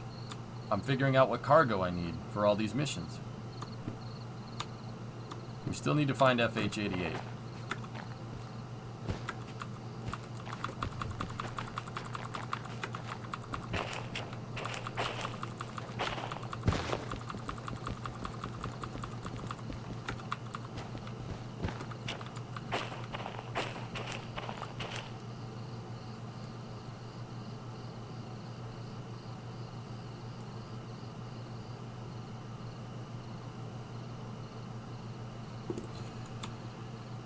The reason why I'm looking over all this stuff, guys, is because I'm doing this by mass. I'm putting the heavier stuff up at the front of the train. Discovery, go at throttle It's up. better for stability. And I'm putting the lighter stuff at the back of the train. And I'm just writing down where every single thing is, so I know when I go to take all these jobs, I know where everything is. Just throw the freight train together. Or I could throw the entire train together, then take all the jobs, and maybe have a shot at a time bonus, but it really doesn't matter. Because these are all going to multiple destinations. I'm making like 4 or 5 stops on this route. Time bonus doesn't really make a difference. We'll just end up getting base cost, which is still amazing. Hey, Whiskey, 68 months. Thanks, buddy.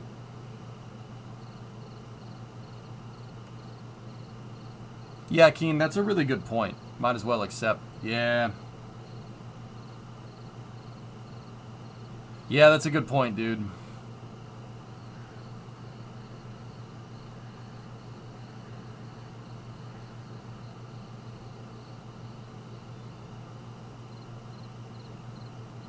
Yeah, you know what, Keen, you're right.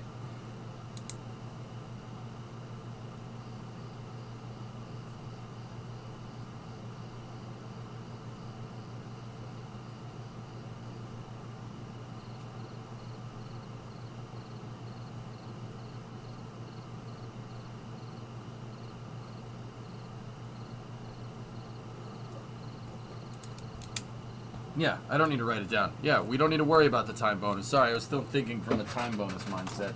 That's stupid. We don't need to do that. Cool. Let's just go accept all the jobs.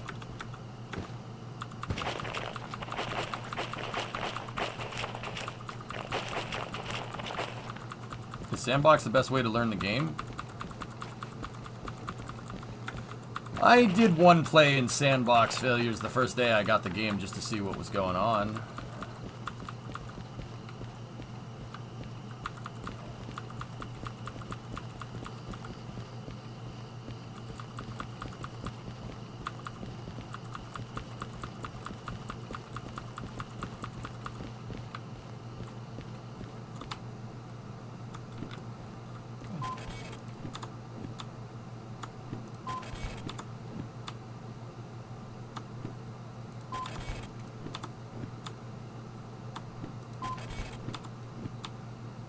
I might write down the order, though, the mass order. That actually might be good, just so I don't, in case I lose track. Like right now, here, let's just do 1, 2.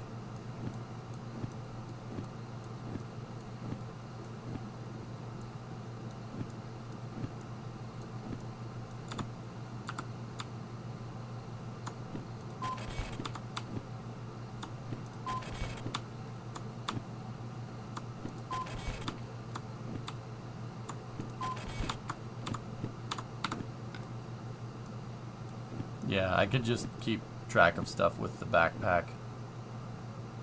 Alright, so now we gotta put this into reverse. Right? Because the first cars we need to stage are logistics halls. So that needs to go there. That needs to go there.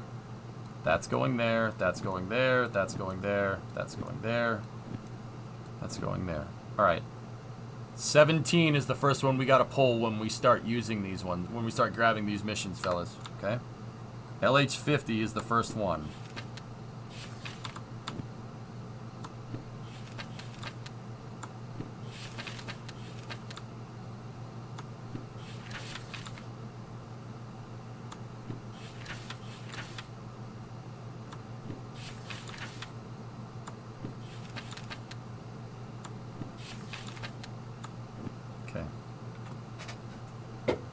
I'm about to go buy my first train. Should I get DM3 or go straight for the DH4? I went for the DH4, Phil. I bought the DM3 first and I broke it immediately and I was like, I don't want to use this anymore. DH4 is much easier. Alright, C1S. Where's Yard C again? Okay.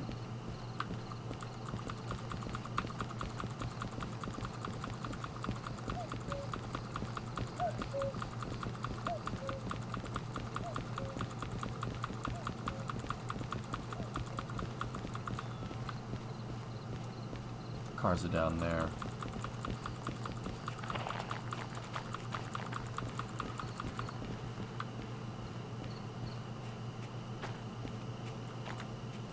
Hello, pretties. Probably gonna end up using all of these today. I'll use number 10 as my switcher, as is tradition.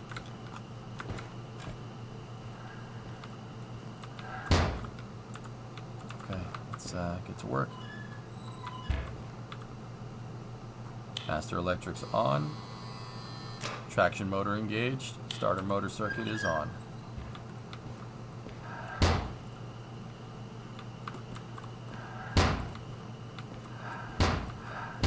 It's already primed, so start it right up.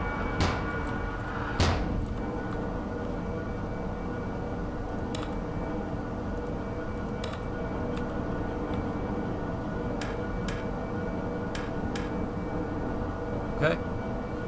Reverser in the forward position. Belt.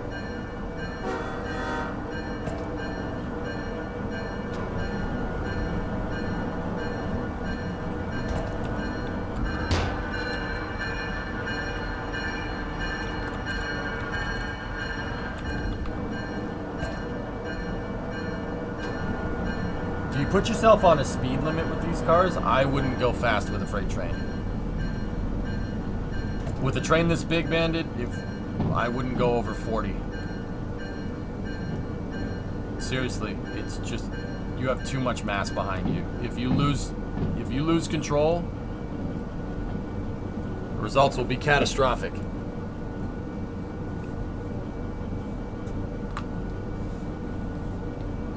So how long will this Uber train end up being? I don't know. Pretty long.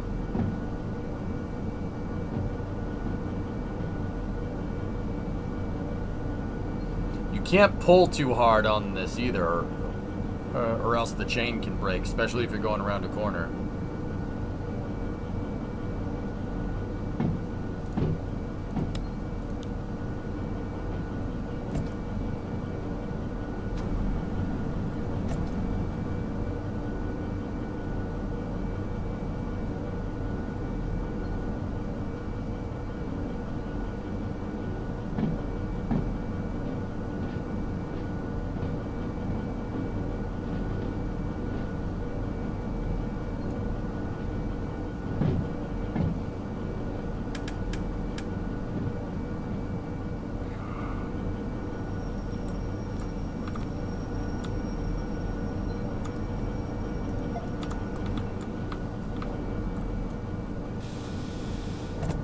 Reverse.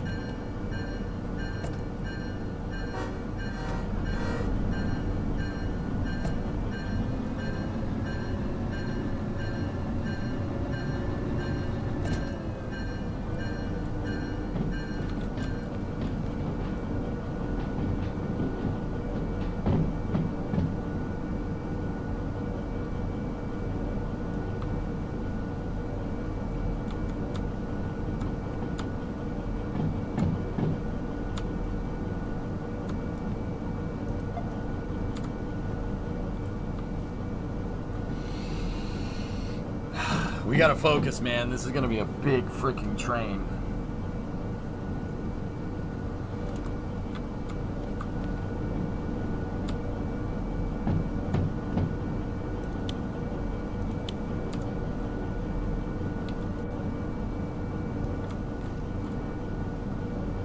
Oh, nice face. That's cool.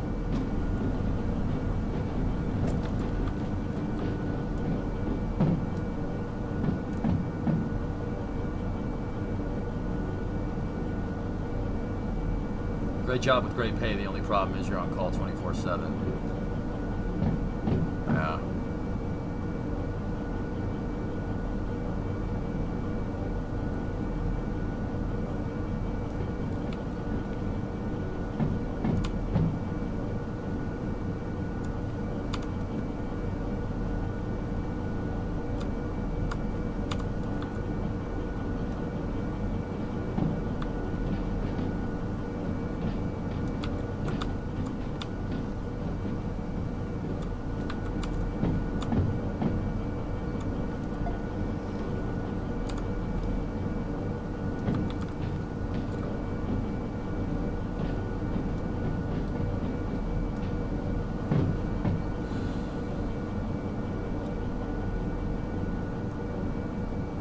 Pace, did they ever get what they wanted, or?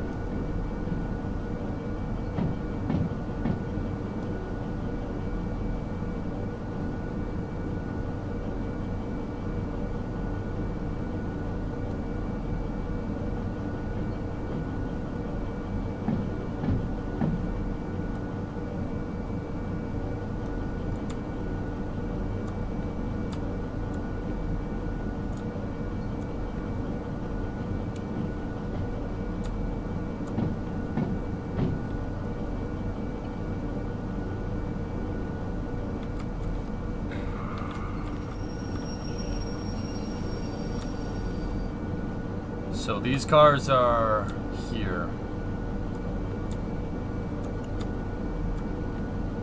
And the flat cars are behind them.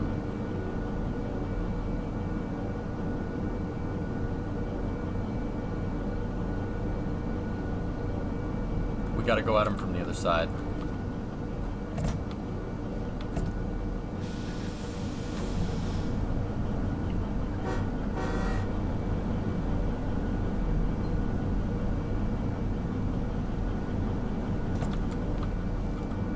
We can push from the back. They're both on the same siding.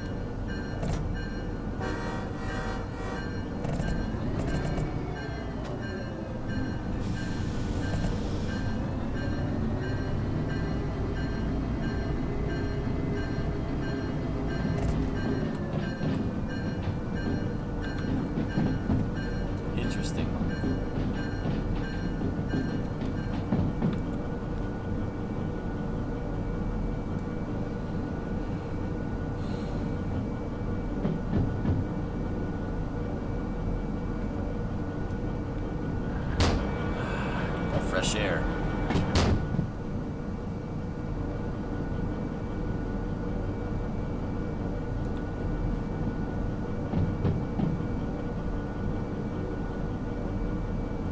Oh yeah, we could do that too, Tessa.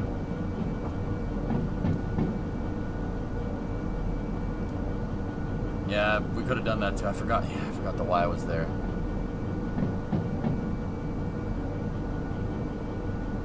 Oh, wait a minute. Oh, I'm an idiot. I have to do it that way. I can't do it another way.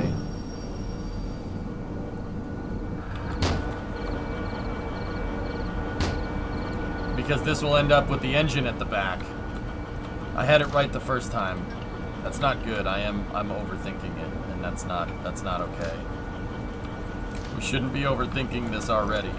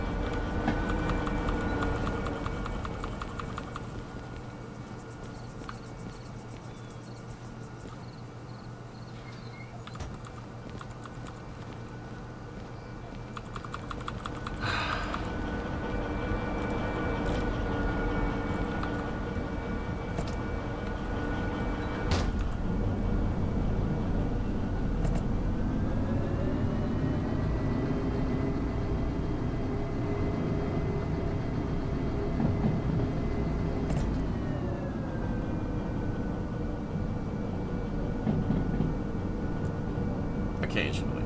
Broken clock is right twice a day.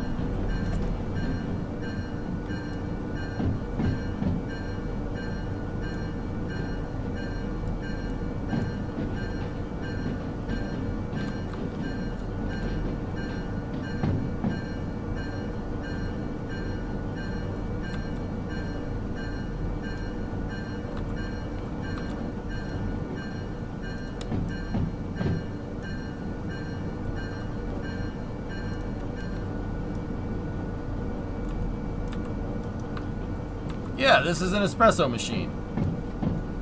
That's over there.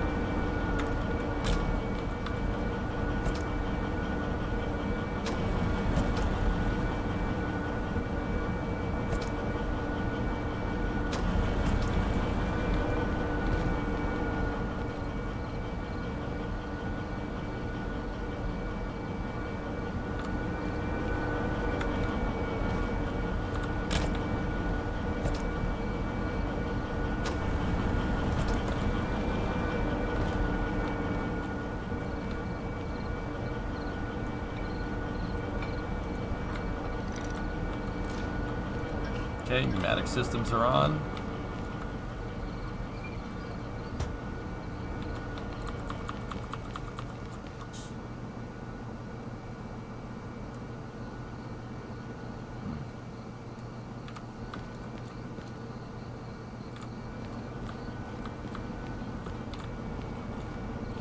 You know, I suppose it doesn't really matter.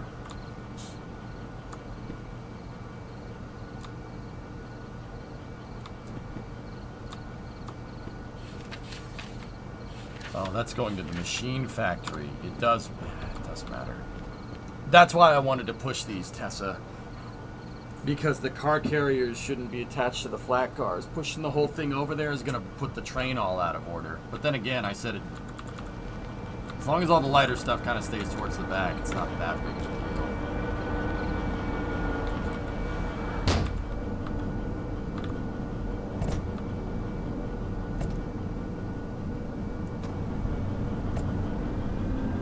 Can you go fast in this game?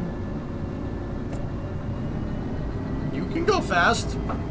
The train will derail, but you can go fast here. I mean, I suppose I could go a little bit faster here. Let's just... You're going to put more wear on the locomotive, and it's going to end up costing you more cash.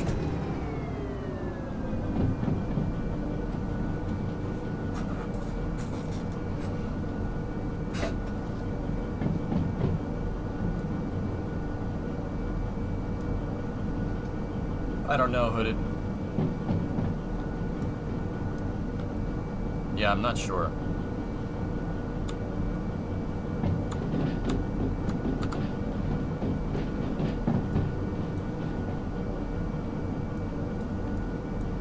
That's the new order.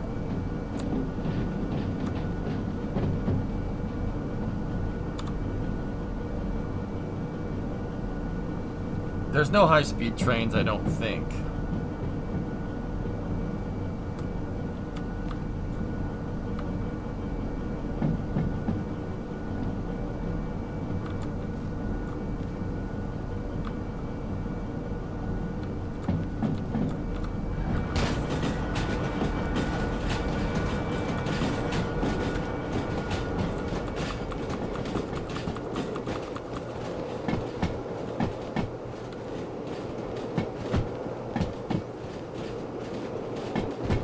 D6 unladen or with cargo?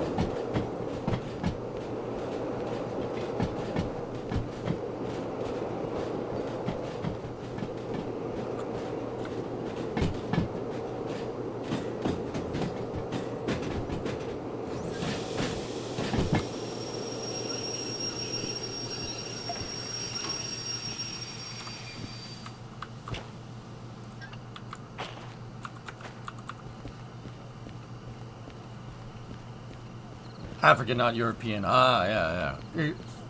A D6 could be pulling African swallows, Tessa. But, you know, it'd be weird because we're in Serbia and African swallows are non-migratory.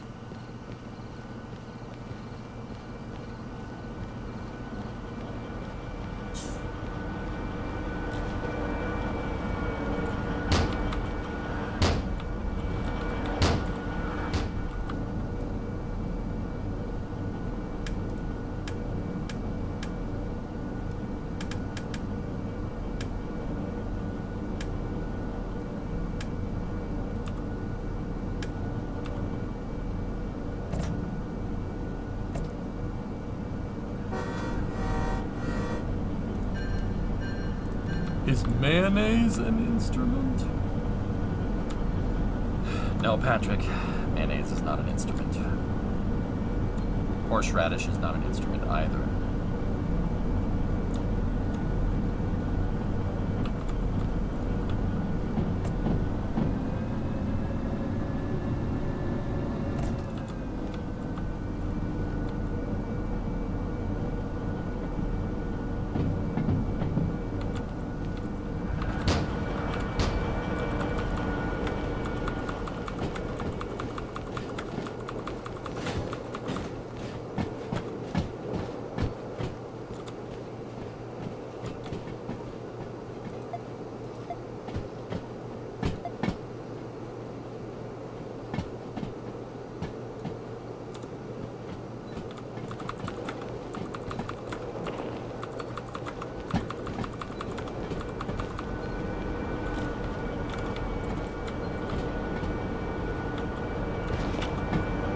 And I'm dead.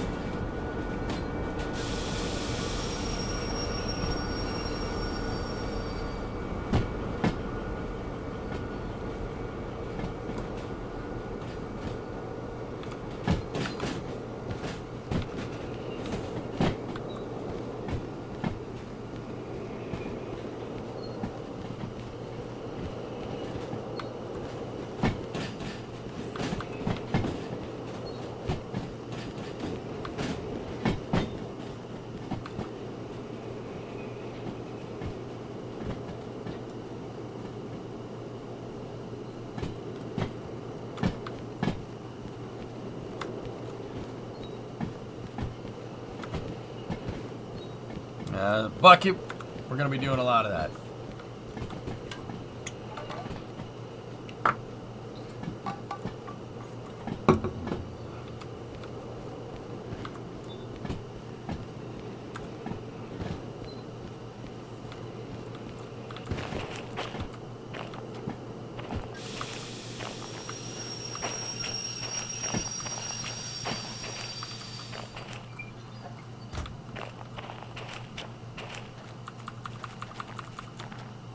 So that's 50 and 24.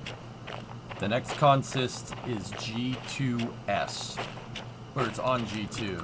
So, yep. What I was trying to do before I fell underneath the damn train was stop the locomotive before. I was trying to stop number 10 before the G line, but it's okay. I gotta.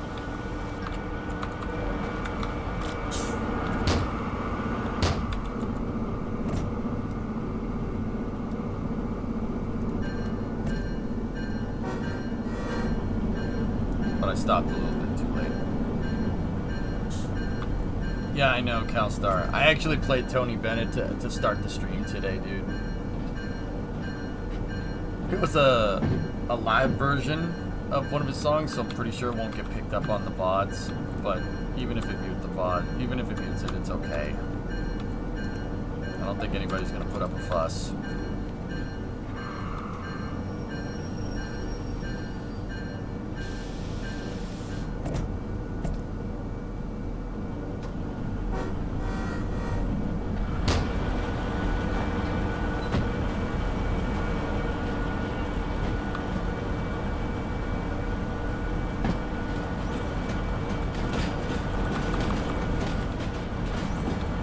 No, why did I phase through the damn cab?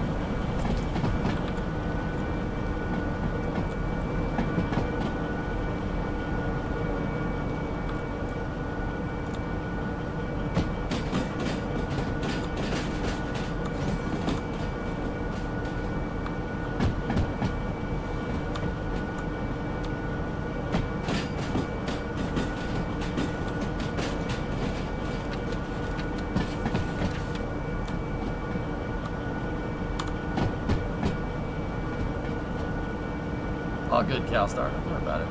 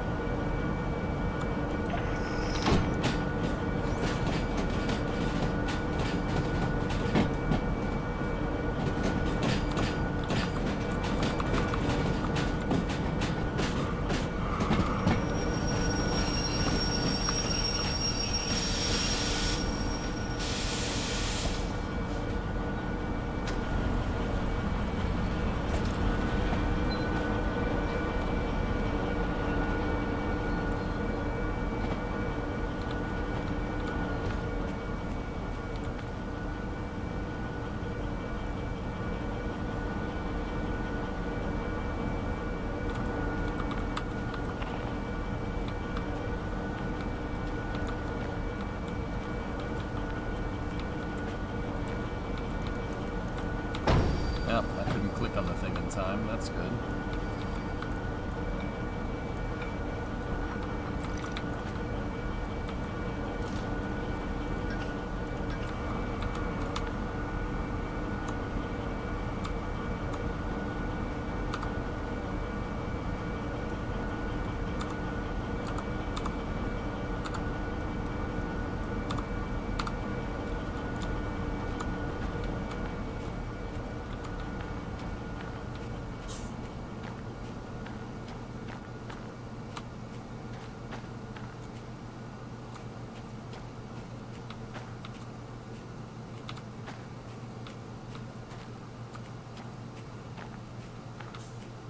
I should be checking these.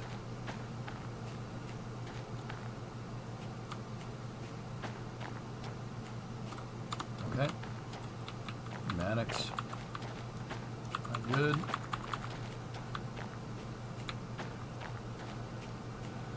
All this game needs is Goat Simulator music and it'd be perfect.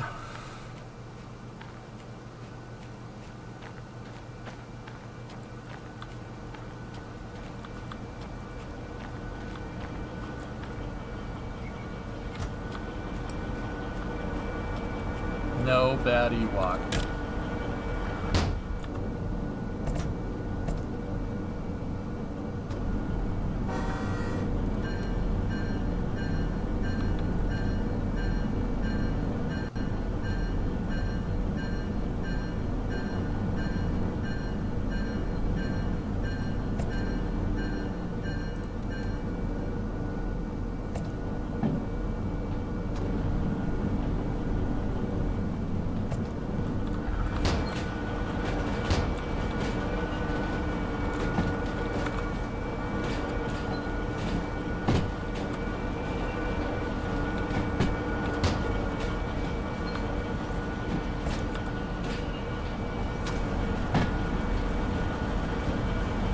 The company that made this game be a maritime shipping equivalent of this, I would love it.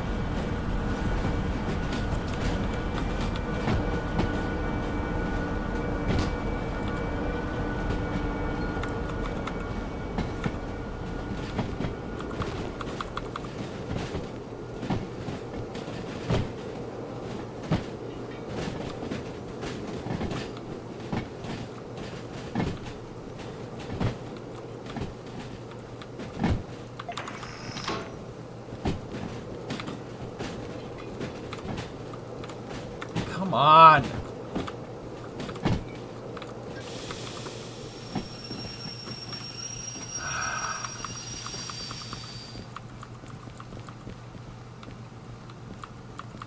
I couldn't nab the thing. I couldn't see it. I couldn't see the pneumatic line. I had to wait for it to highlight.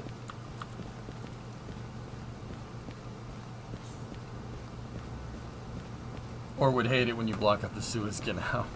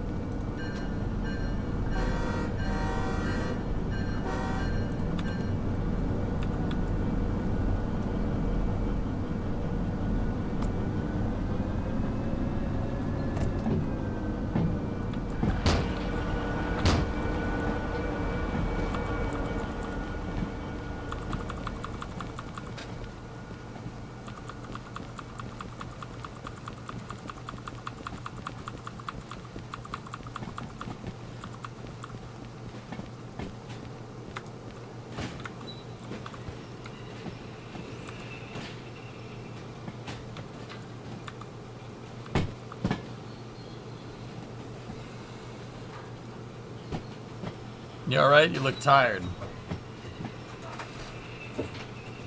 Yeah, I'm good. I'm just kind of focusing, dude.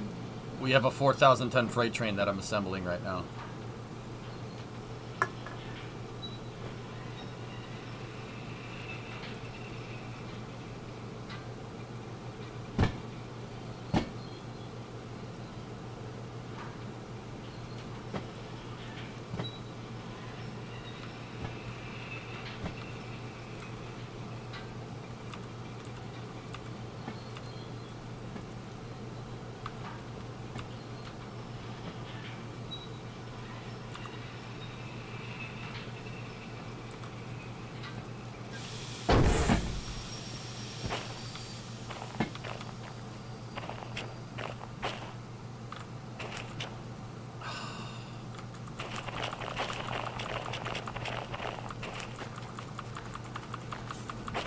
Even conductors take a break every once in a while.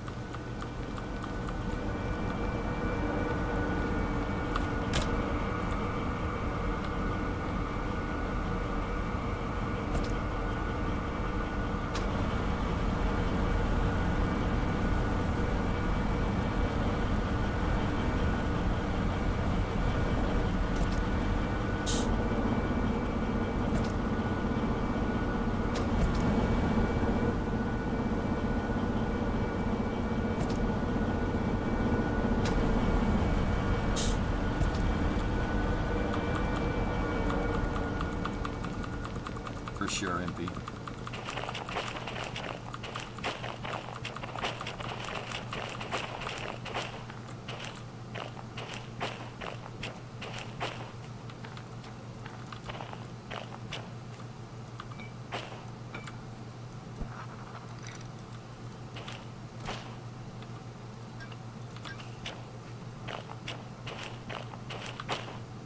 Okay, so this is LH72, 56, handbrake, 658,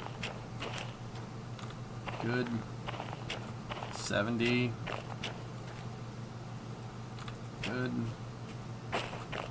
602, handbrake off. Okay, let's make sure we have pneumatic pressure down here. Yep, alright, we're good.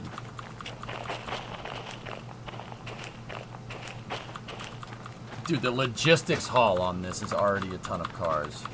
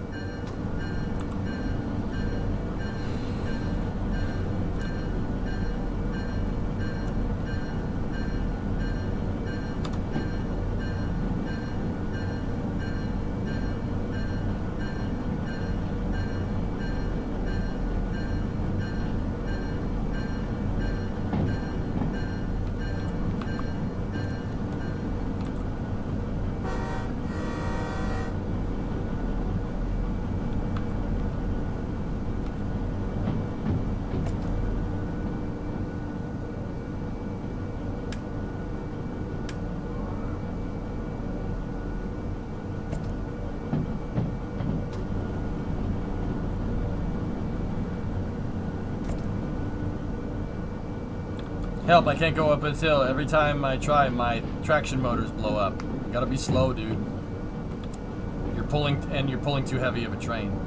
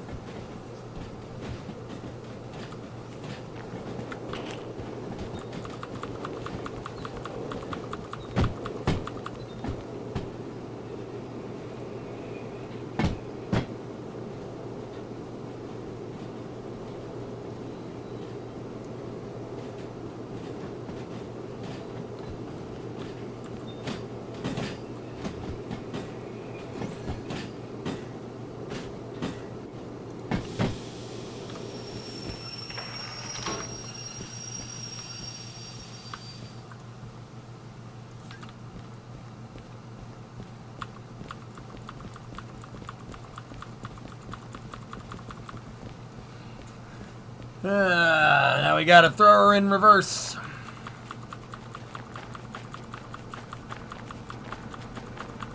Just a little jump.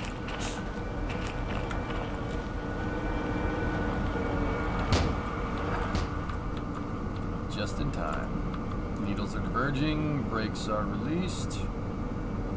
Put it in reverse. Turn the bell on, let everybody know the train's moving. 3 honks for reverse.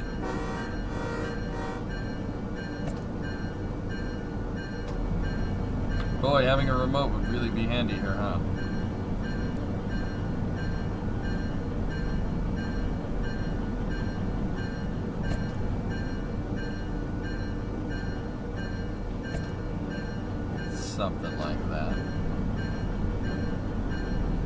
I mean, I could always just go fast travel to the machine factory and get it.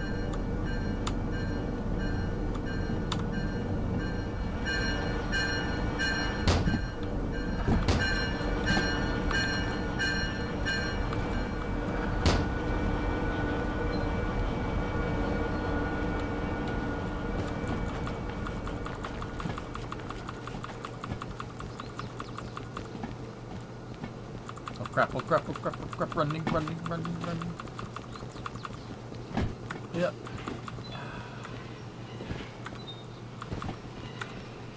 But yes, having that remote would be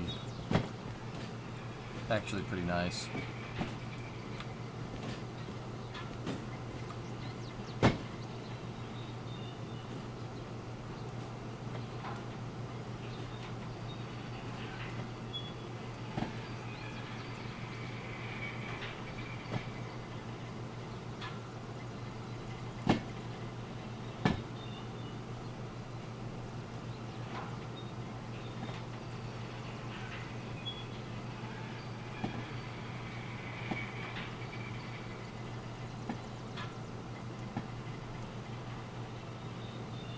I mean, Crash, I don't know. Chat, what say you? Should I just fast travel to the machine factory, buy it, and then come back?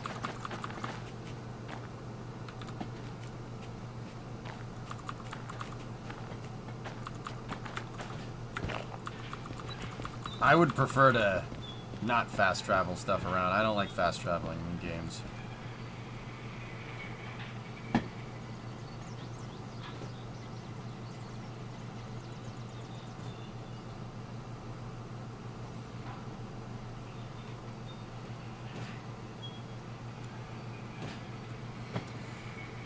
Besides, I like coming up with trick solutions to the problems. Like ghost riding cars and stuff. That's fun. We've got the hand cart that, yeah. Too bad that doesn't really work when there's only one railroad line, right? Like,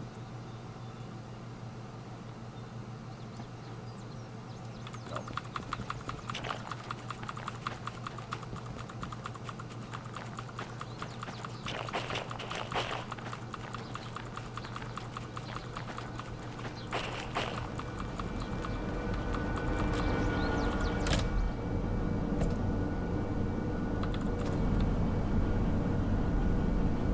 Oh, yeah, Crash. Yeah.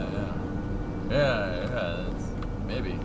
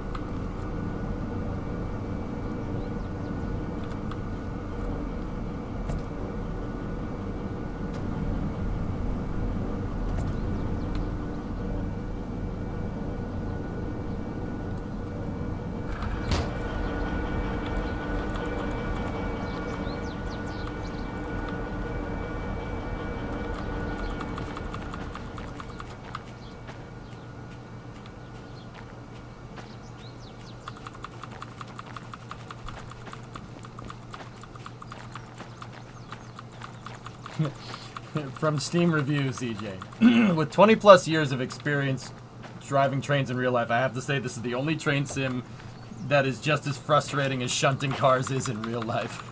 That's how you know it's good. This is frustrating, dude. It's very tedious. Because you can't go fast. You can't go fast with the train. You go fast with the train, you're gonna break something. Or you're going to find yourself in a world of hurt very, very quickly. So you gotta be patient. You really gotta be patient with the train.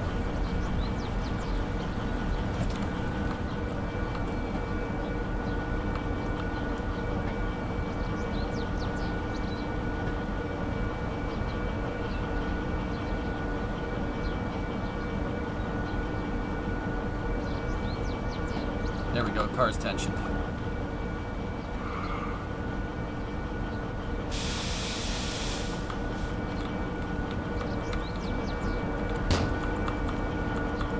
Arguably even harder because you have no help.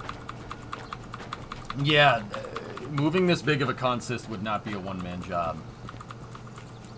The only thing, if I'm understanding railroading, like I think I'm understanding it, the only thing that's a one-man job is really like moving an engine around by itself, or maybe like 1 to 2 cars.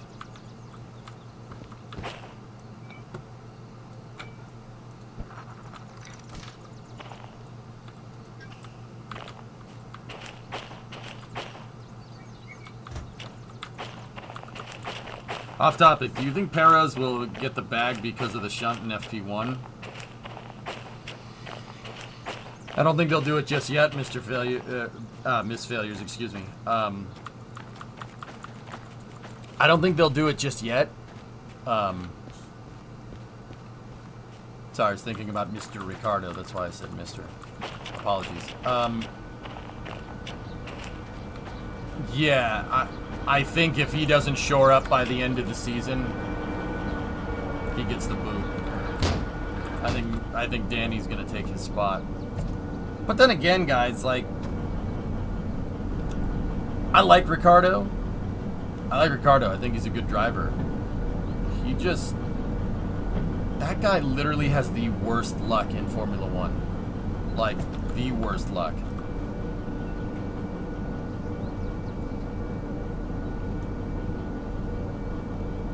I wonder who they'll replace Ricardo at AlphaTauri if they move him to Red Bull. Maybe Checo. But I don't think Checo wants to drive for another midfield team, to be honest with you. I think if they say you're going to go to AlphaTauri, I think he's going to say, nah, I'm leaving.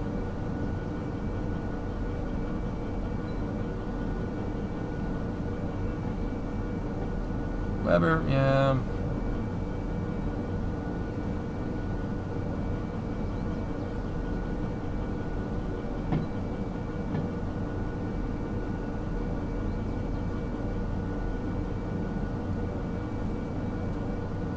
Aussies just have bad luck in Formula One.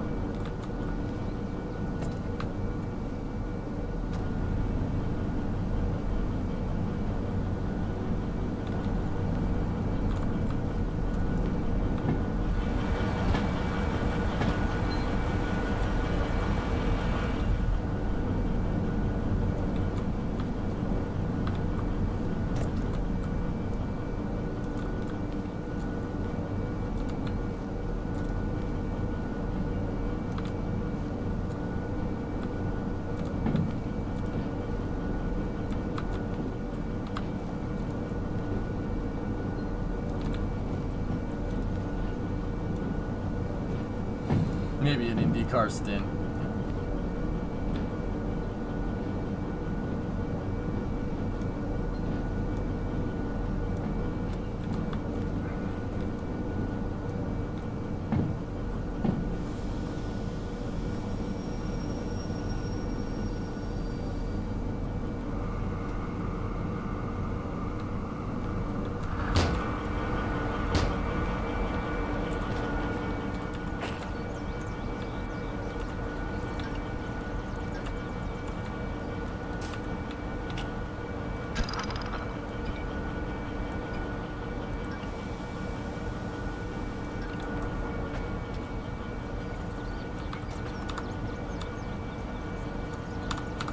Okay, so that one is staged, that one is staged, that one is staged, that one is staged. Right? The last one was FH72, right?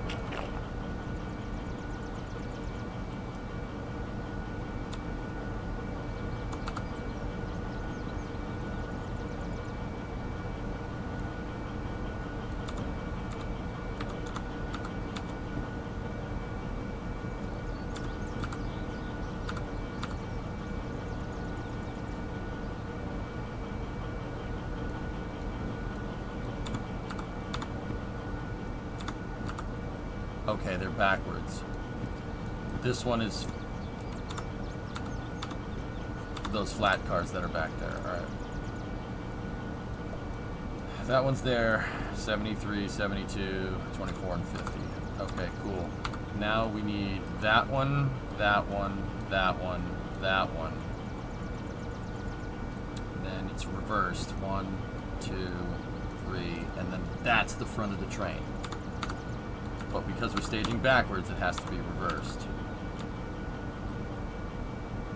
68 is the next one on E5.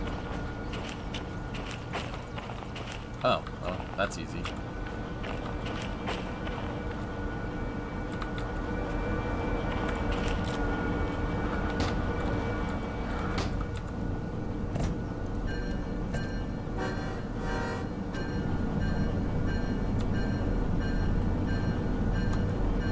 That's the shunting job that we started off with. A3 engine section in the space station processing facility, the Artemis 3 engine section.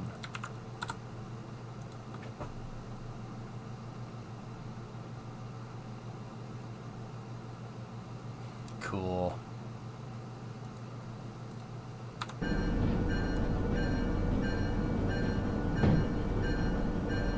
That's awesome, man.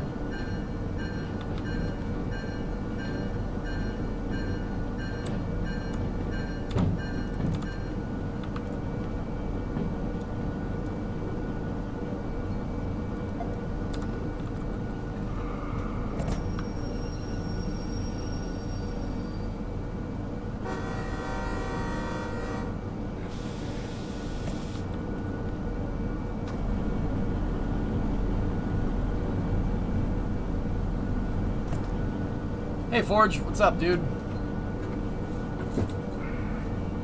You see they lifted Booster 9 last night? It was pretty good.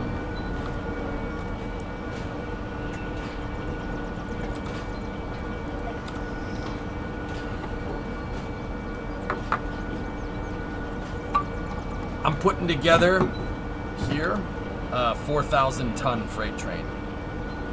We have 4 out of 12 orders already staged. I'm staging on this track.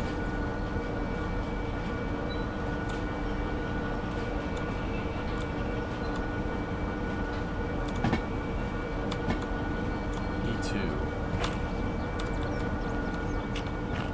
Oh, that's right over there.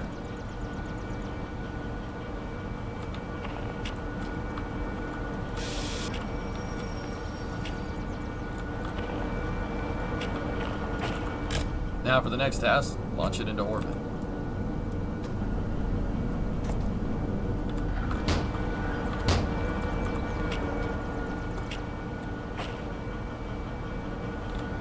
Now this is where we got to start being careful. These cars are loaded with stuff.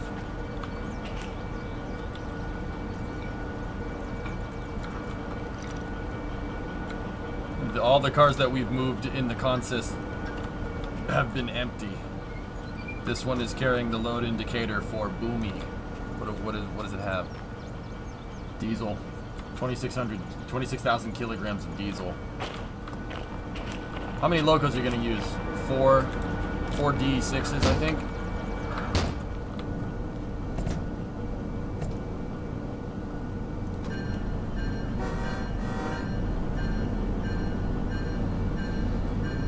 If you hit it that hard, you will send it into orbit. You're in right, I will.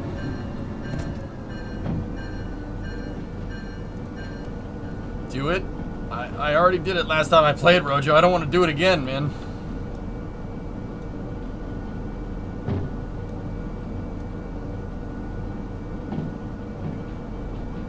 Polish space program? No.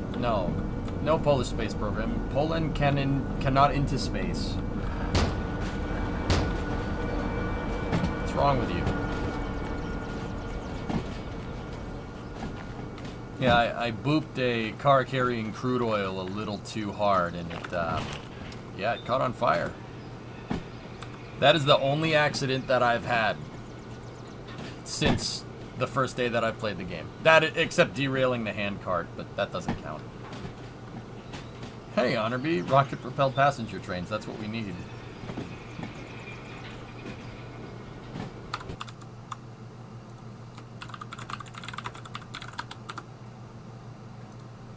I mean,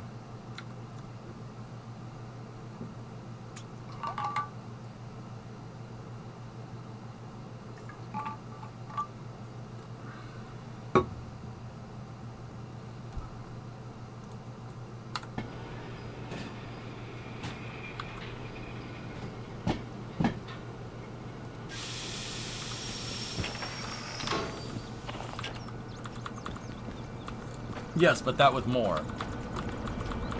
I mean, it would get going.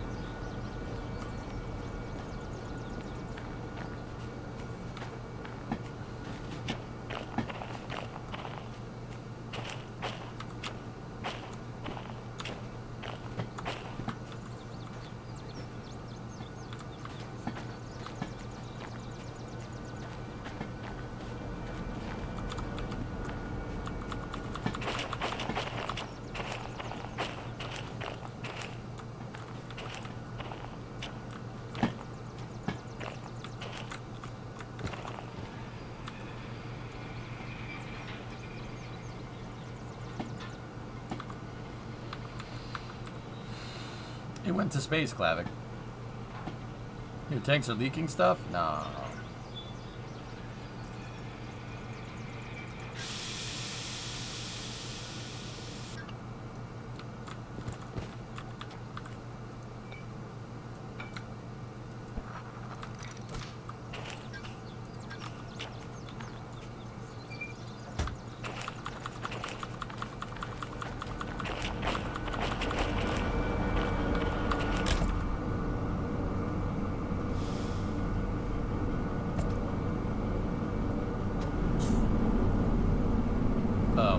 We gotta wait a second. It's got. I repressurized the train with pneumatics. It's gonna take a second to pressurize all those cars. You have to have the pneumatics engaged. That's the pneumatic pressure line on the train. That's the red hoses that I keep connecting. The trains have to have 5 bar. The cars have to have 5 bar pressure, or else the brakes engage. So that way, like if a car comes uncoupled from the locomotive and it breaks the pneumatic line, the car stops. It doesn't just keep going.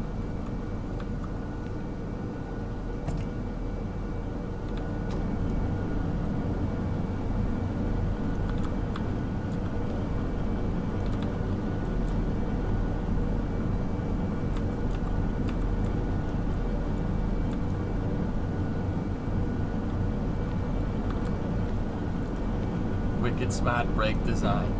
That's right, guy.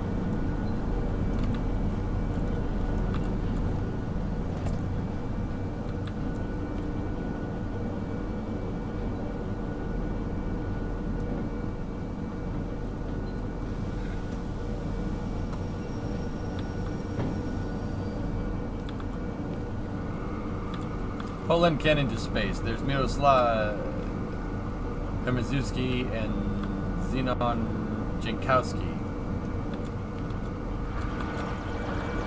No. That's Poland.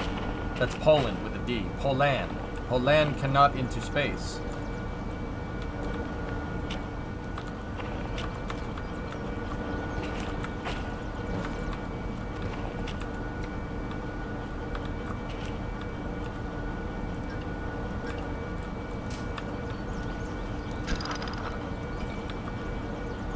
How many orders? 12 for pal.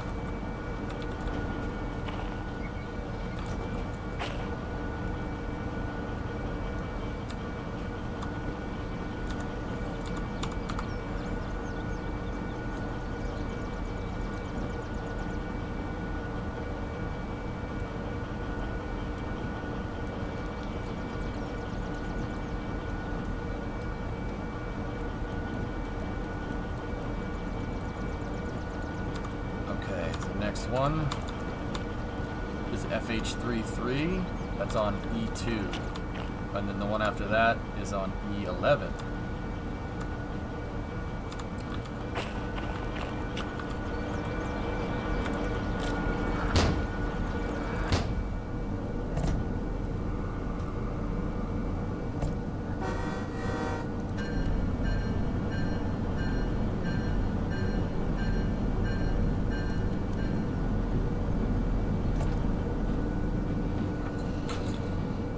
Always funny when non-Polish people tried to read typical Polish names, surnames.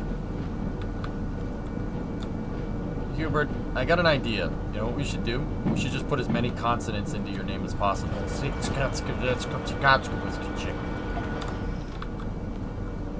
Just no vowels. No vowels.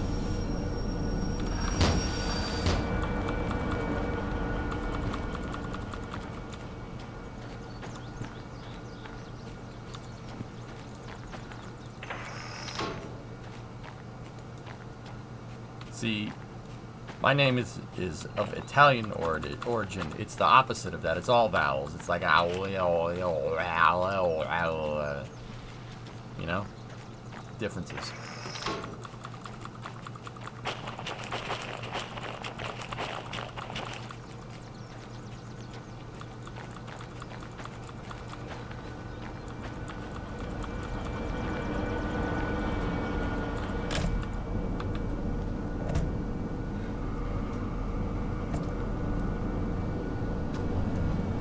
So these cars are a little hazardous. Sodium chloride.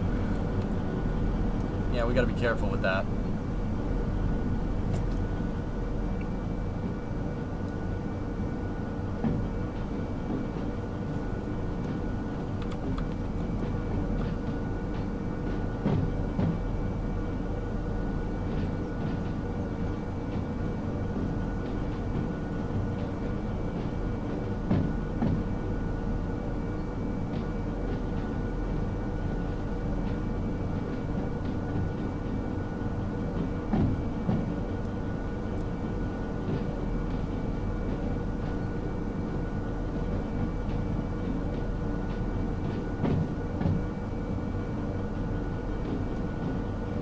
This is Sicilian.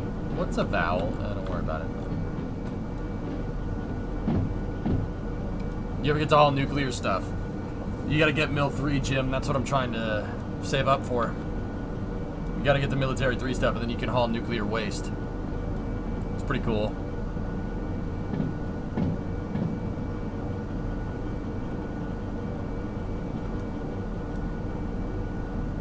It's funny, nuclear waste trains in real life, they drive really, really fast. They go way faster than you'd think.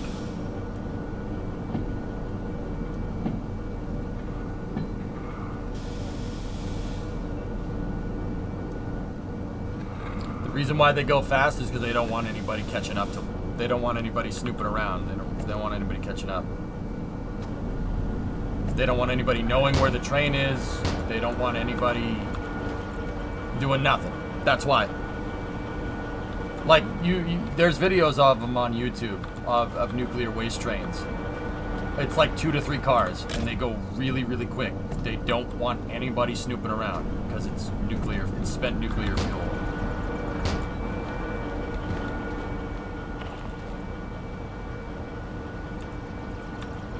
I've seen the, yeah. I've seen the tests, yeah, absolutely. All right. Let's verify consist. 814, brake is on. 573. 7.62 millimeter. That one's ammonia. Ooh. Sodium, oh no, sodium hydroxide. Oh, even better. This one's got ammonia. That will kill you. Sodium hydroxide will also kill you. What's this one? More ammonia. Oh, what are these? 273 on that one. Nice, nice. 758.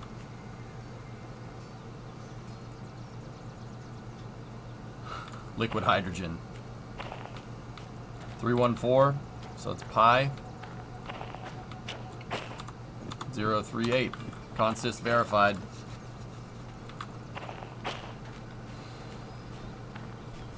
Sodium hydroxide. All right. NaHO.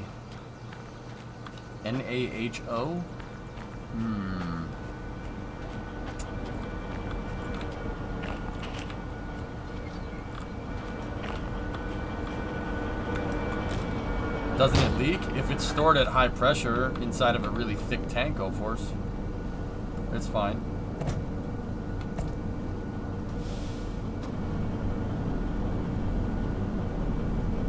NaOH, thank you.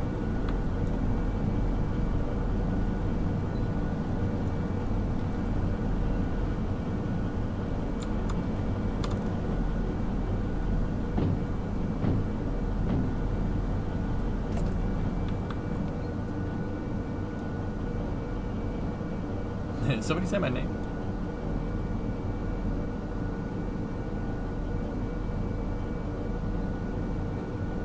Nah, drummer, no, I don't think so. So wait, does that mean your initial registration of the cars with sodium chloride was a lie? Yeah, hydroxide, it's even better. Yeah. It's more boomy than sodium chloride.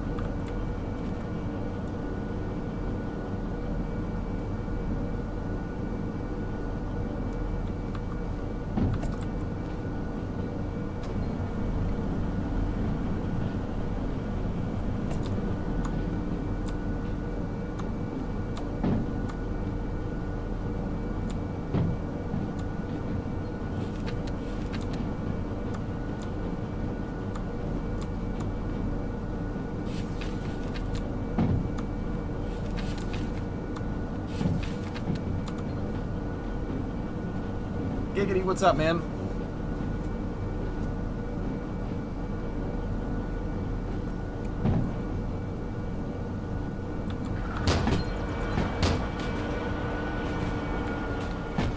Not flammable, it makes lye?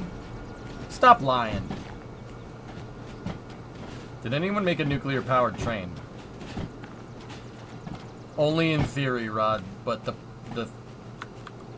they theorize that it will irradiate you before it becomes useful, and if it derails, you got a big problem.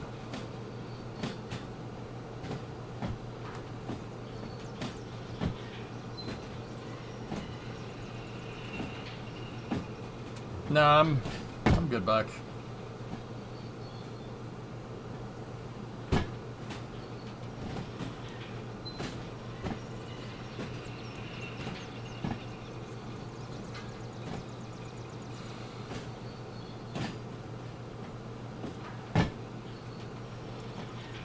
Yeah, so liquid hydrogen, you can move it around. You just need a gigantic, huge, like really thick pressure vessel to make sure it stays at temp. The rocket needs to be as light as possible, right? So moving it around in like steel is no problem as long as you have like refrigeration. It's pretty okay. Are you derailing, son? Not yet, but the night is still young. It is Friday.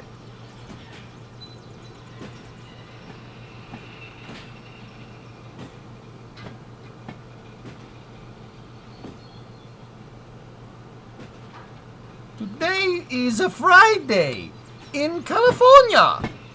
Uh-huh. Shoot!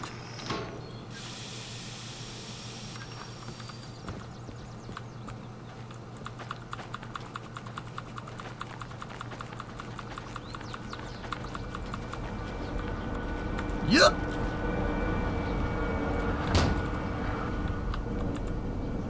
Yep.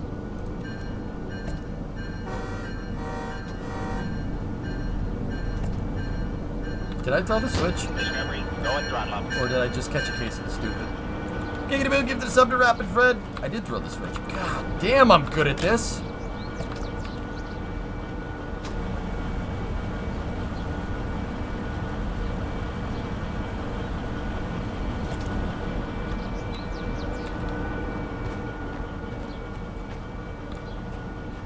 Imagine living right there.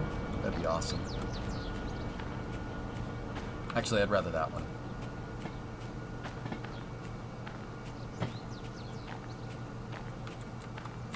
So we got liquid hydrogen, we got ammonia, we got sodium hydroxide. Oh man, we just got a cocktail of flavor here.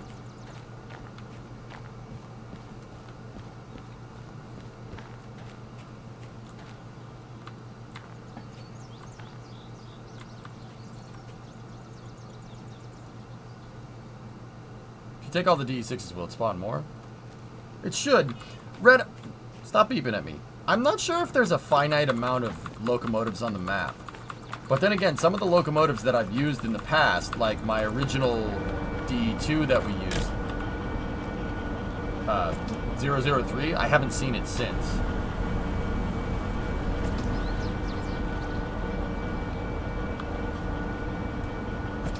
Yes, Jim, yes.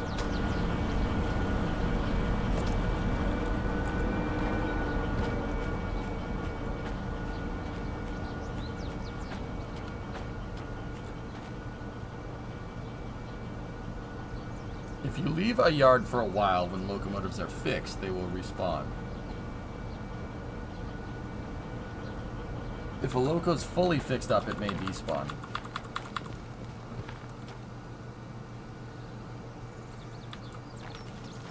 Drummer, it'd be cool to have like a siding at every one of these stops where you can like put your train locomotive. Is there anything in the game like that?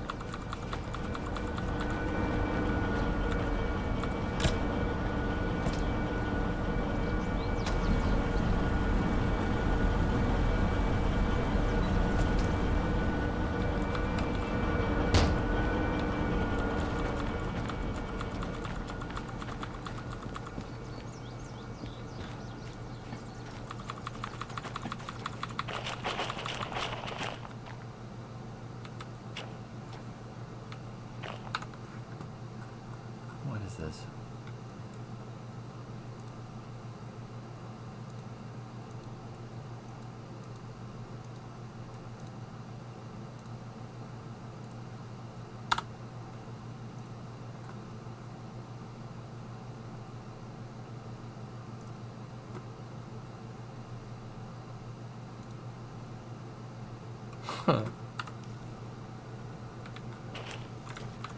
It is El Diablo. Yes, it is.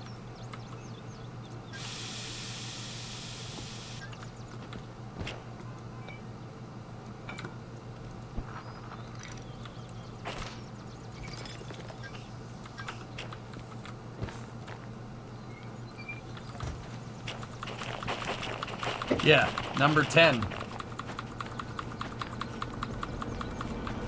Number 10 is El Diablo.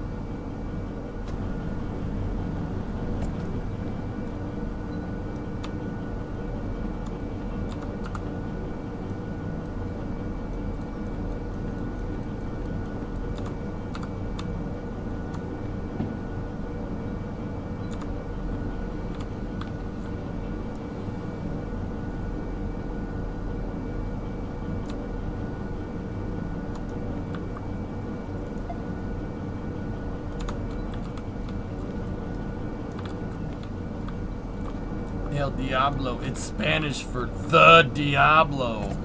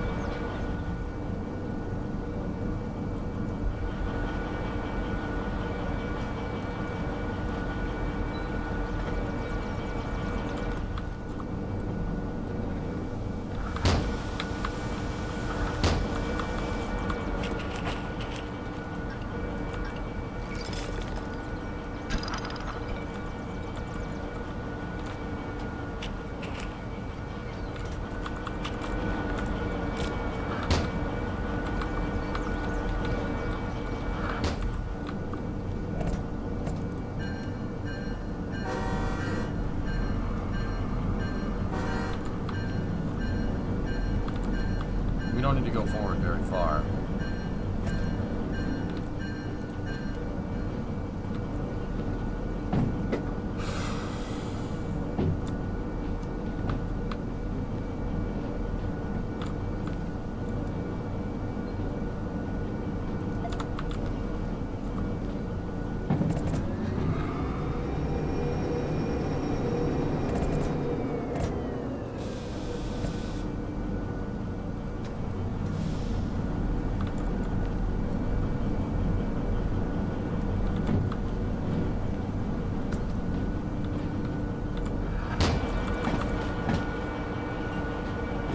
I really hope we don't hit that car.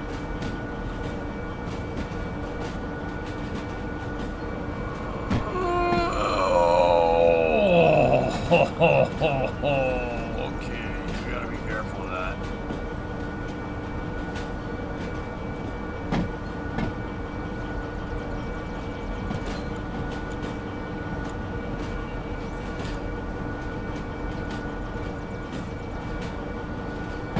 It is another beautiful day in Zamunda.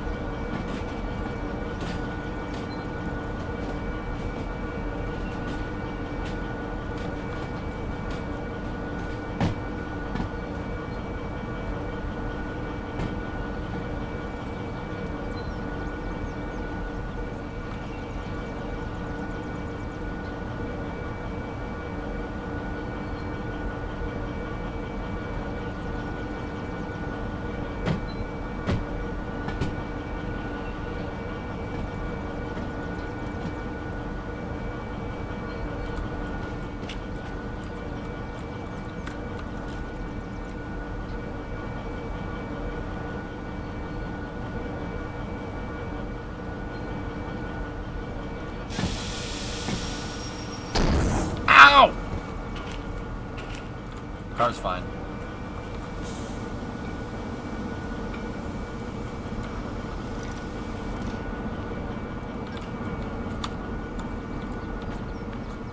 $657, handbrake engaged. All right, verify the cars. 686, 481, 718,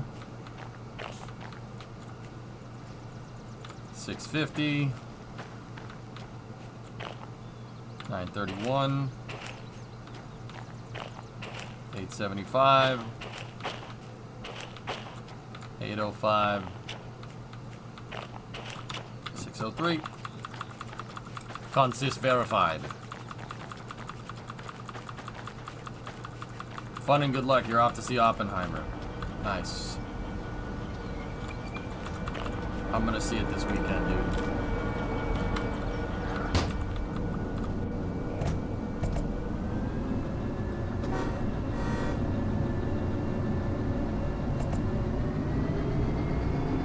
Barbenheimer.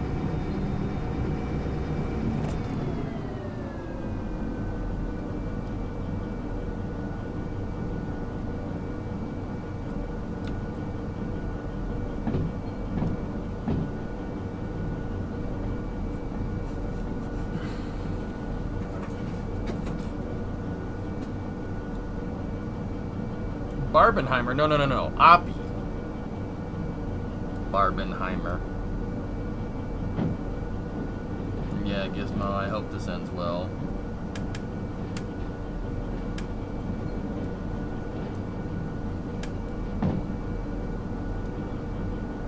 Oppenharby. Oppenharby. Barbenheimer.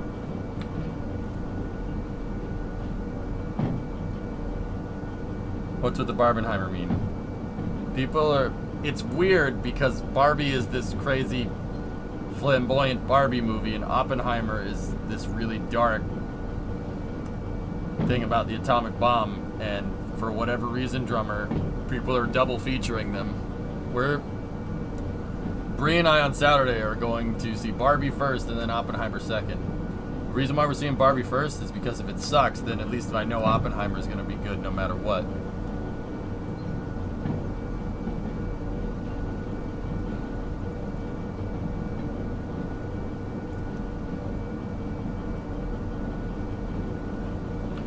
that they're releasing on the same day?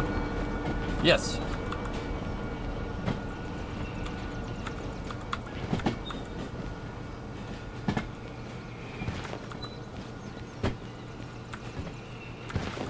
I really want Barbie to be like an existential crisis. Like, I think that'd be funny to me. Like, I don't want it to be this crazy upbeat Disney movie. I want it to be like a David Fincher novel, like Fight Club or something. That would be amazing. I really hope that's it. I really hope it's like that. If it's not, whatever. Didn't the American Nuclear Society say to see Oppenheimer first?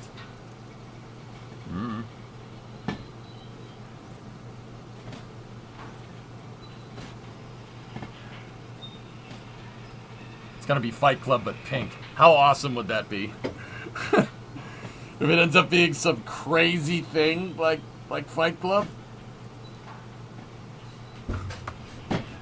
Watching the B-52 on Saturday at the Santa Barbara County Fair. Nice. From the trailers, it looks like a girly version of The Matrix. That's hilarious, dude.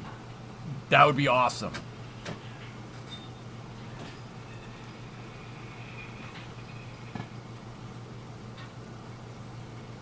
How else are you going to get all that hot pink without radioactive fallout? You need a Barbie adaptation of a Dostoevsky novel. Yes! That's what I'm talking about. Kuriotan, that's exactly what I mean. How funny would that actually... Well, not funny, but how awesome would that be?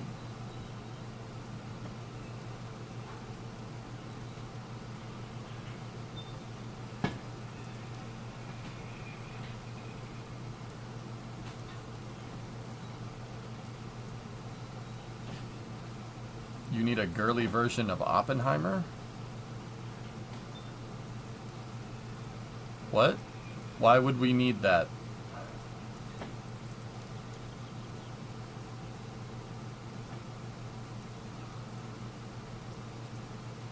Gonna make it?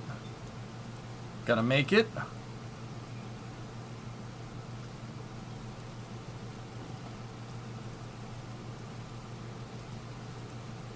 Wouldn't like a flamboyant version of Oppenheimer just sounds like GTA to me. The girly version of Oppenheimer is called Curie.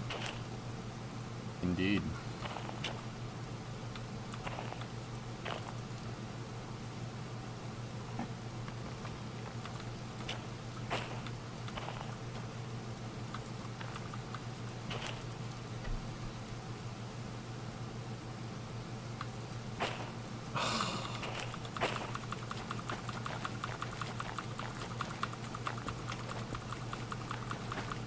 Wait, I thought Oppenheimer was a joke movie. Was that a trailer? Was the trailer I saw fake?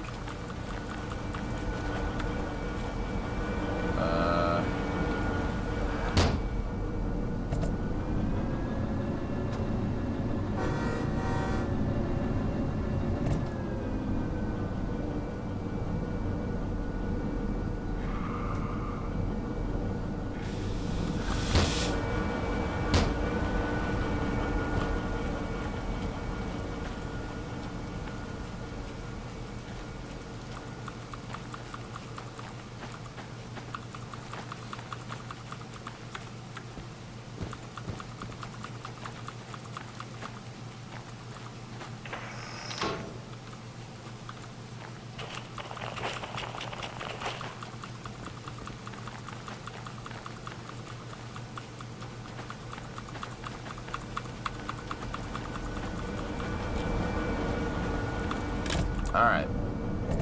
Back it up.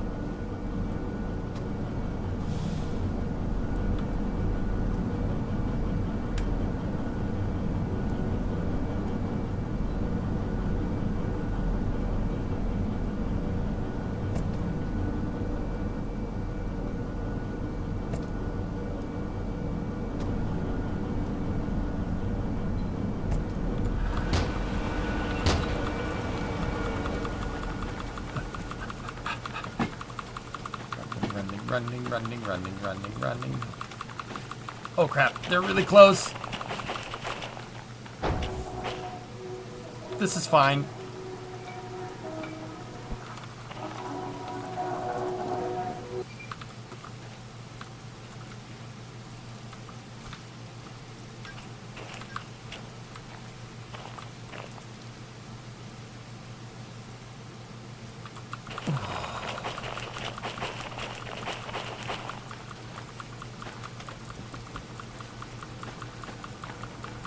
Do not hump.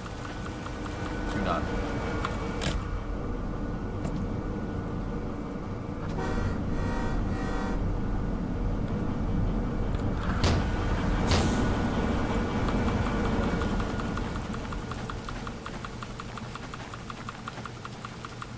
$4,000 crash.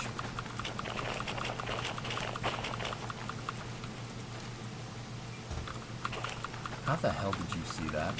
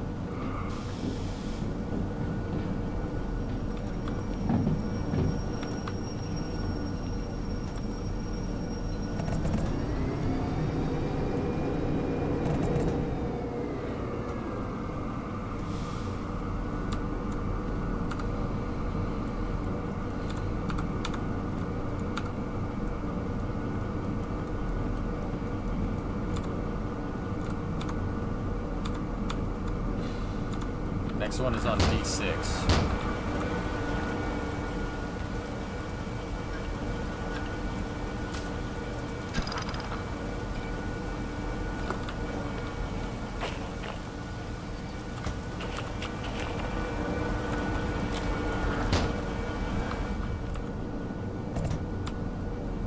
Alright.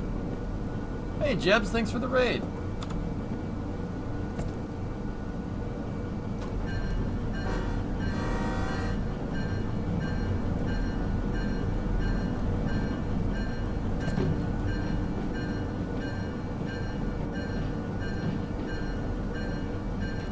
Just driving around my train. We're assembling a 4,000 ton train. I lost count of how many cars it is, to be 100% honest with you.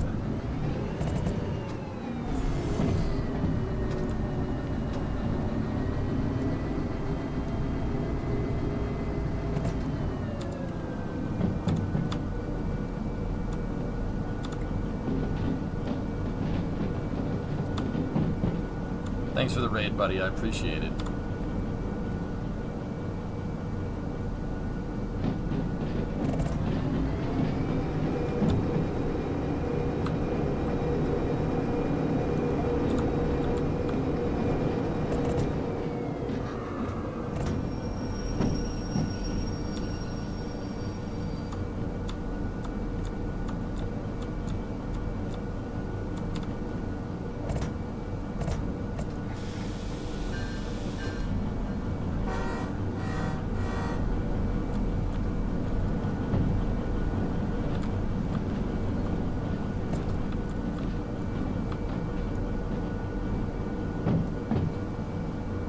Is it just railroad work? No, I'm assembling it, giggity, and then I'm gonna pull it. I'm gonna need way more locomotives than just number 10 here. What is a big peepo freight train anyway? Oh, it's a very large frog in freight train form.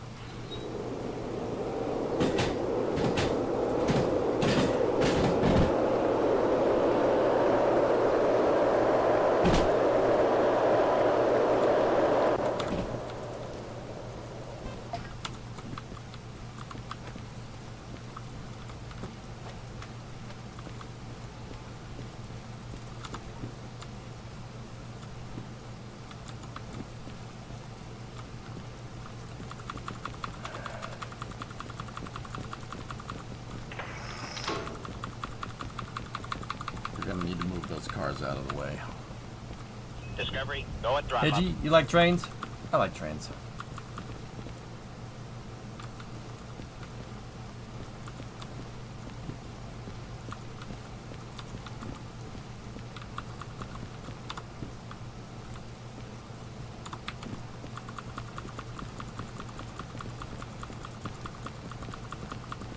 Only the rail car, Tessa.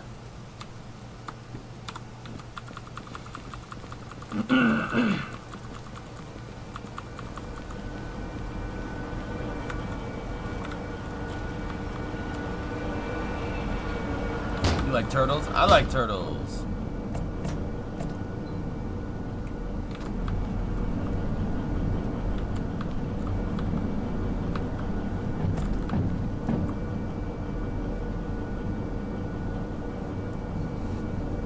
It looked like it was going to let you there. Probably cost you money to do it if you're going to. It doesn't cost anything for the railroad car.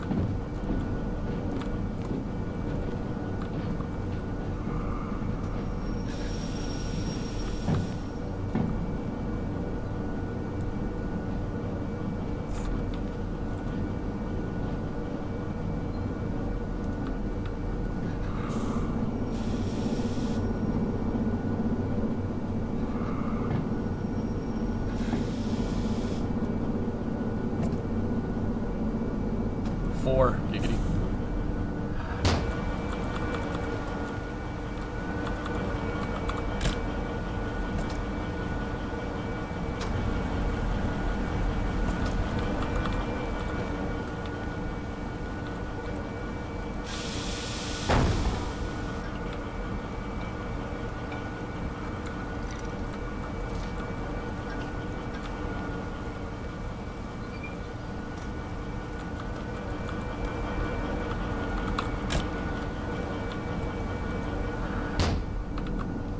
These cars are in the way, dudes.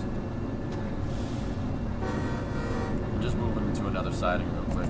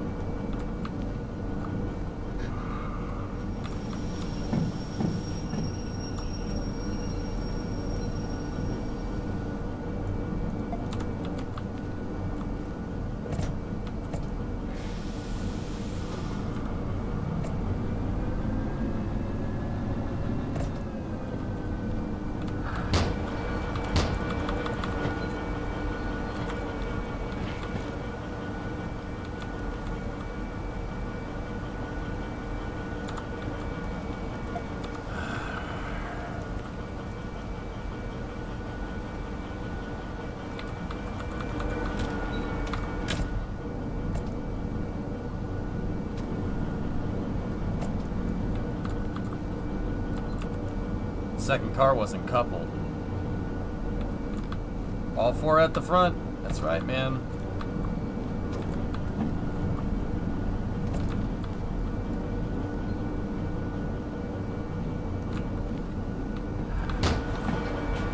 Just trying to get these two out of the way, but I guess these weren't coupled, so.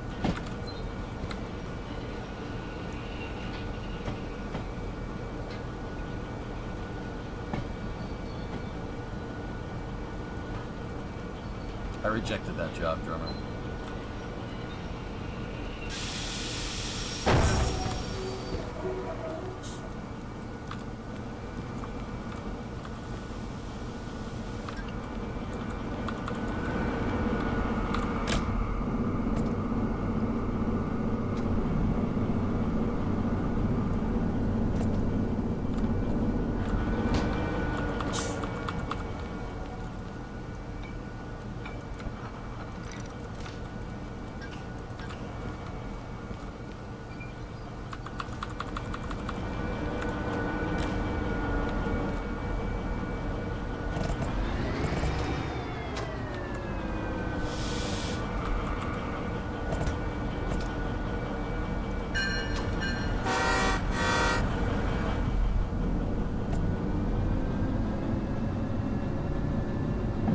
Hey, Frosty. What's going on, man?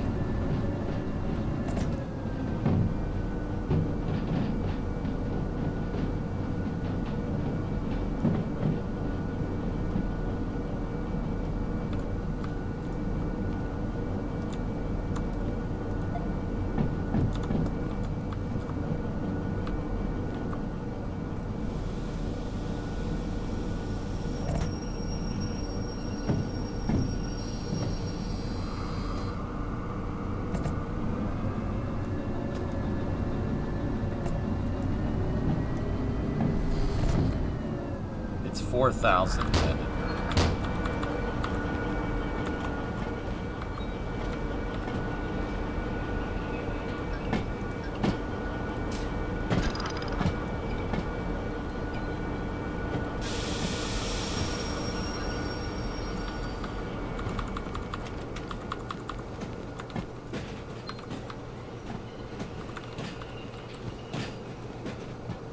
Discovery, go and throttle up. Hey, Tempest. Thanks for the Prime sub. I appreciate it, man. Welcome to Mission Control. Here we go. Throttle up.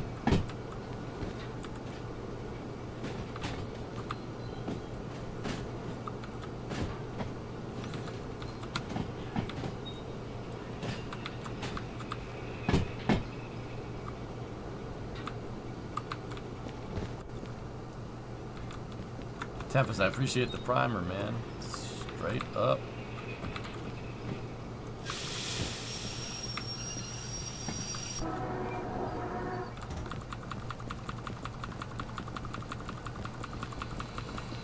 Frosty, what's going on is that you're sleepy. Felt like a very busy week considering you haven't done much.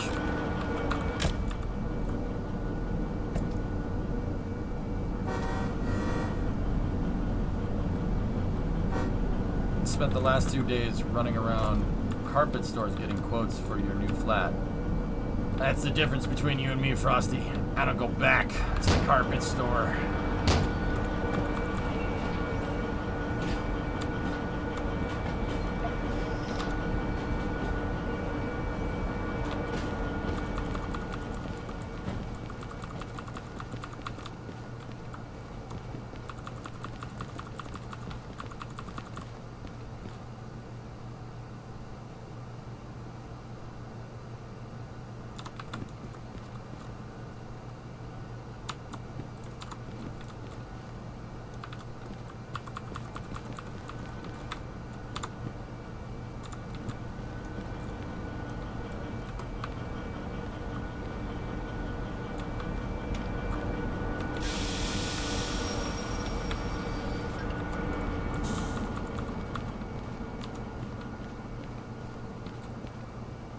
$961.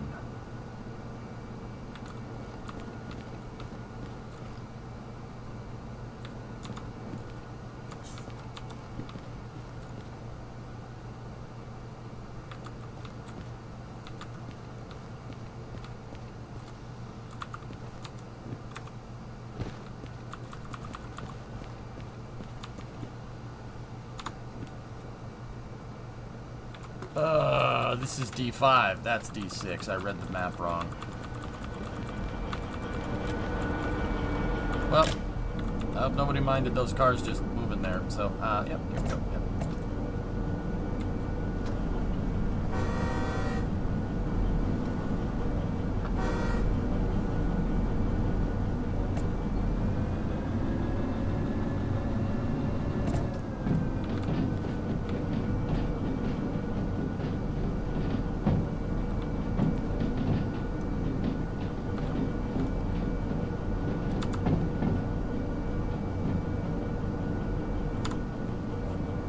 Yep, nope.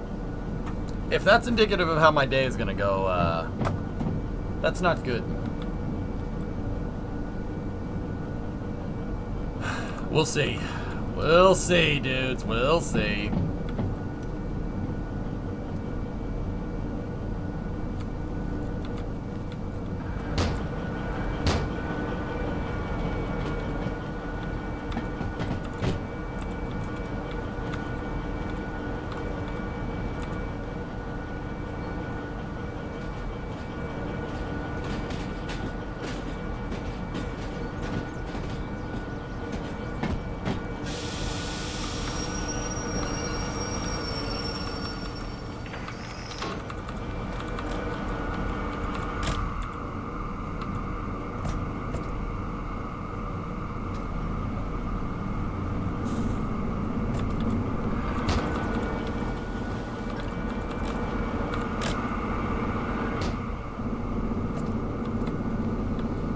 What propaganda is this?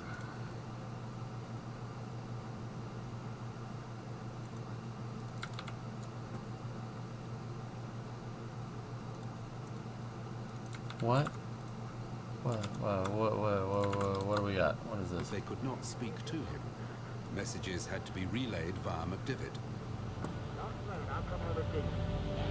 Looks like a thermal glove, Jim. It all looked deceptively simple.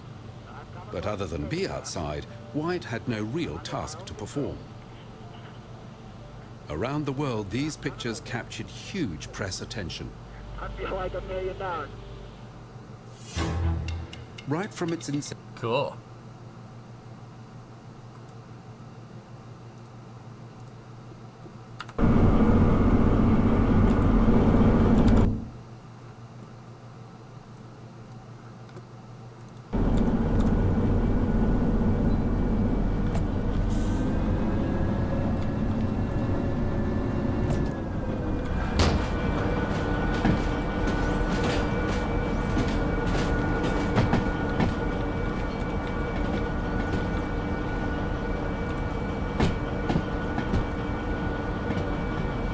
They're gonna add traffic and stuff from what I understand.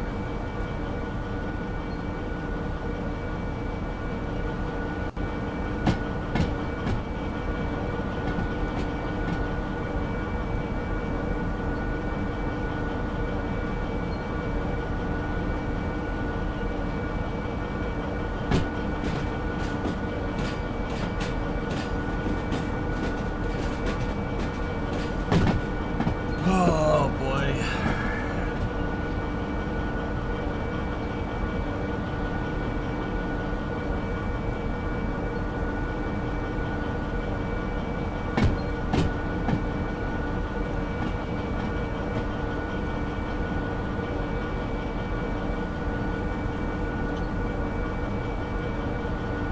Thought we were going British to do propaganda space stuff, innit?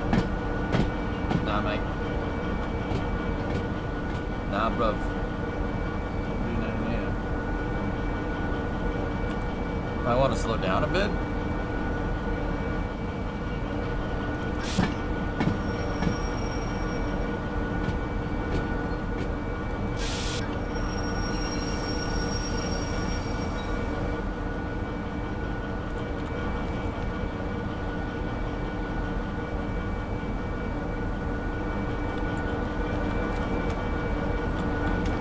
Much.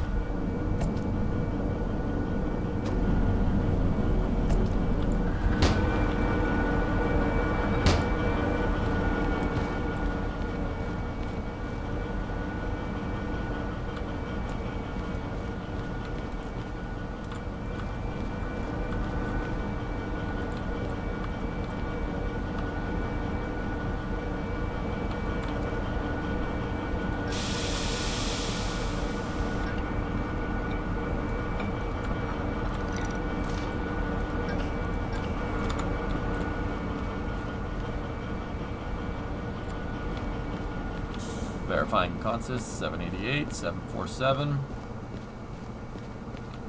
721, 243, 751, 456, 457, 892, 113, 716. Handbrakes off. Pneumatics good. Handbrakes off. Pneumatics are good.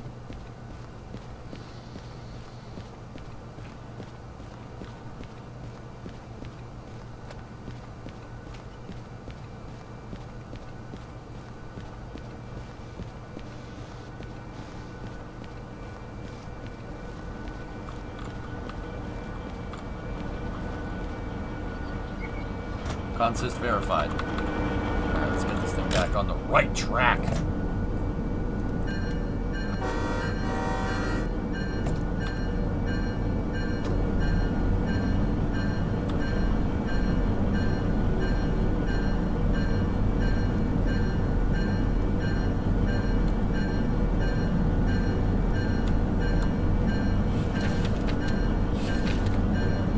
That's 500 tons by itself. Oh my gosh.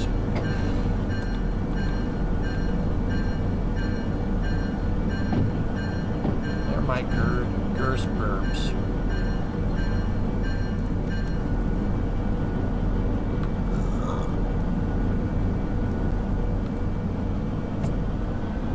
How many contracts are you stacking? 12?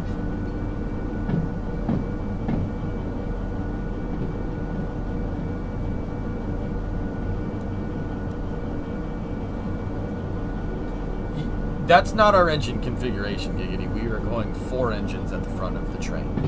You know, 4.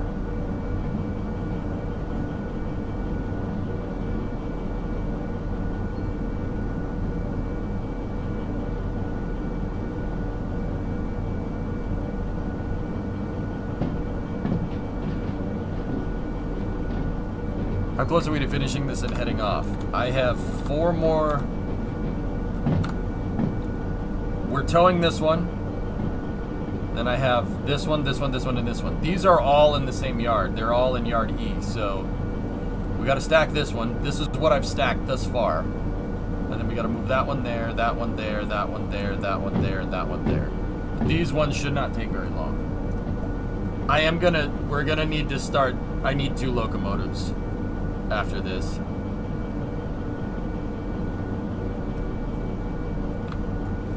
Nah, Tessa, I'll wait till engines are... There will be engines at every yard that we stop at, so we'll just pluck the cars from there.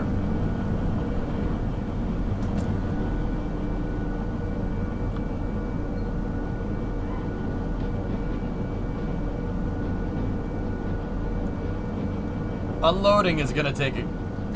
It's gonna get a little complicated, but it'll work. 2 Legits, what's up, dude?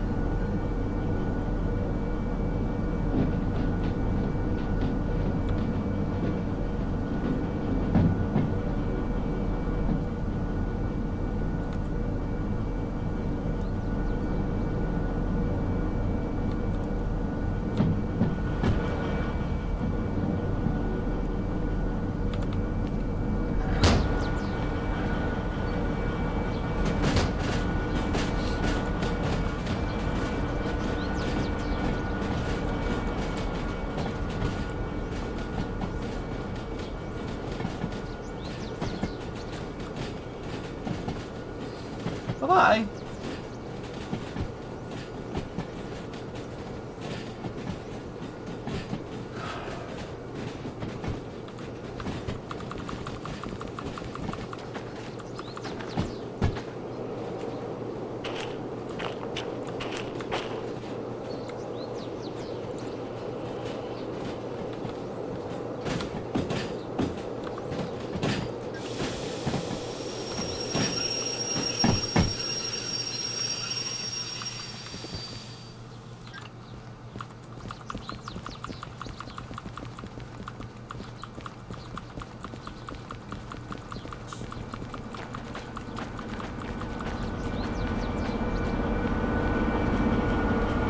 You like the new brake meta?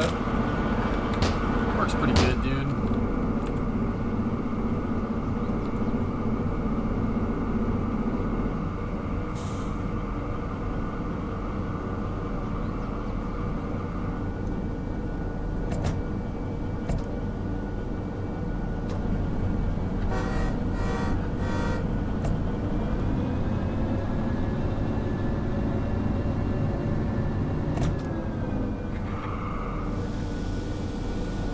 Thank you.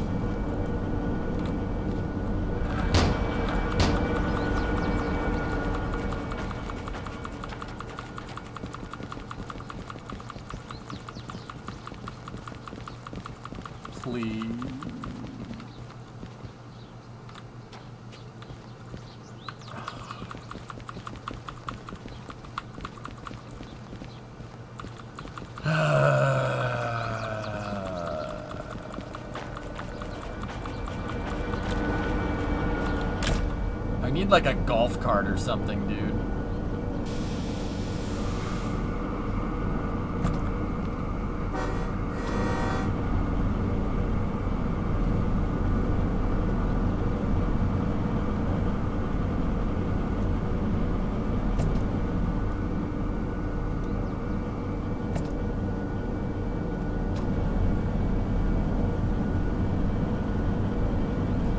Can't you just take the train? I am taking the train, but I need to take the train faster.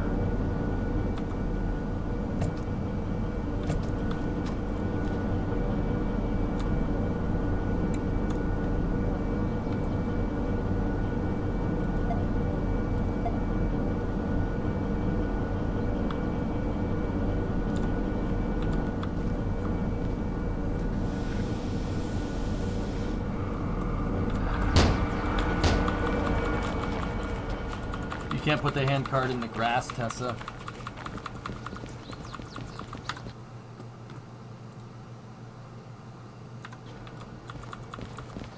$60 to docking. Go to the goods factory and get the remote. Ah, dude, I kind of want to... I don't want to fast travel around King. That's lame.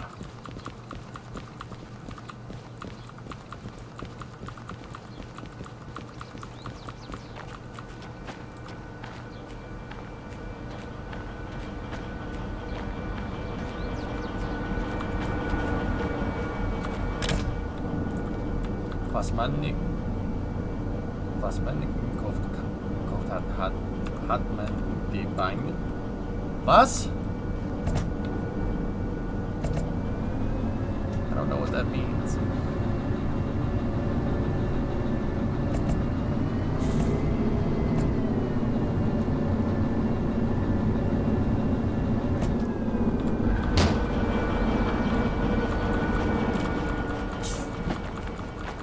Can't put the handcart in the grass, says the man who hasn't tried hard enough.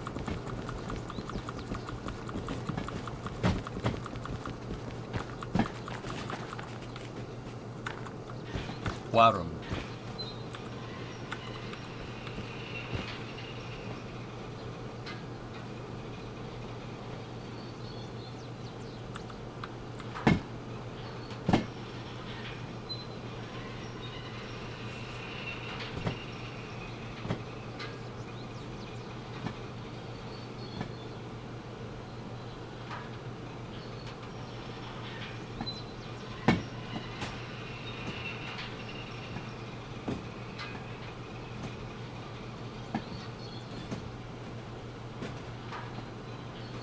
That's not fast travel, that's no travel. Ride on the back of the train and use the remote as a second person. You can get the caboose and pretend you're the switchman. But I don't have the remote and I don't want to fast travel to go and get it. Actually, this consist has me land at the machines factory where the remote is. We'll buy the remote after. Because, yeah, running back and forth up and down the length of the train is a little bit annoying.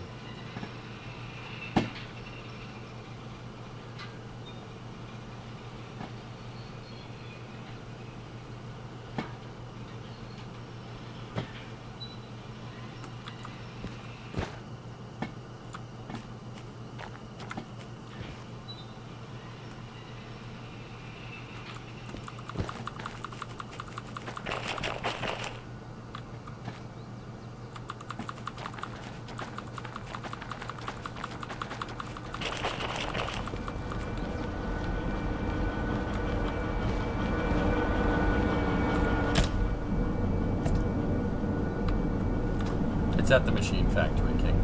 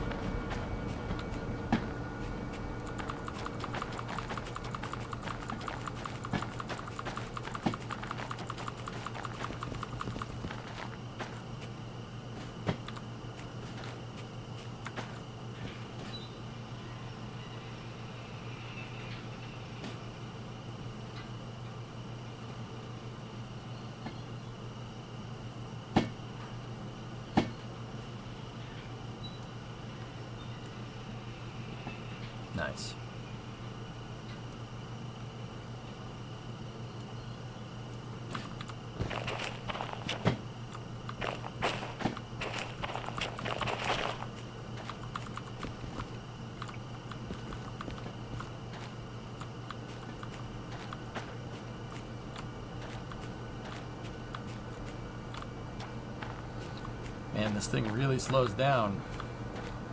These cars are heavy.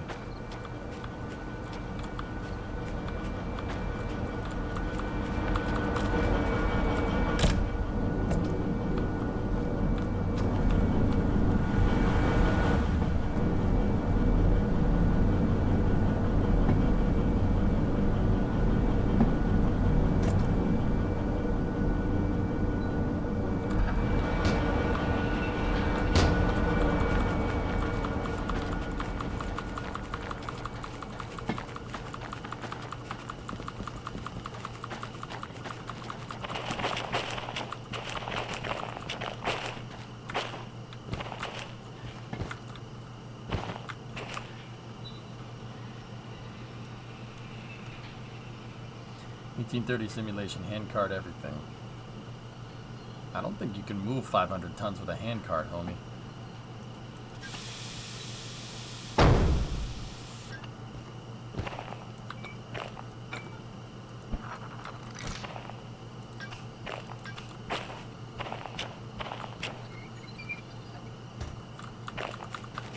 The Hulk could do it. The Hulk is not a handcart, Frosty.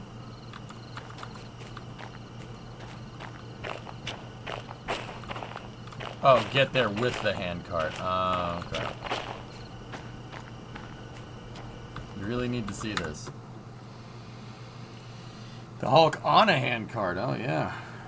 Derail Valley in DIY controller. Oh, that's cool, man.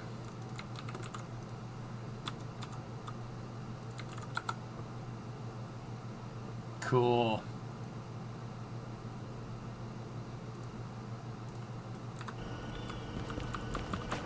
Is mayonnaise a handcart?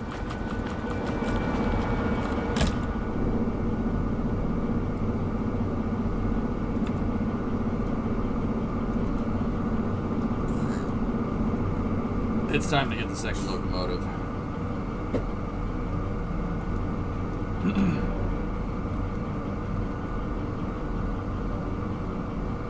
Look at how long it's taking to pressurize.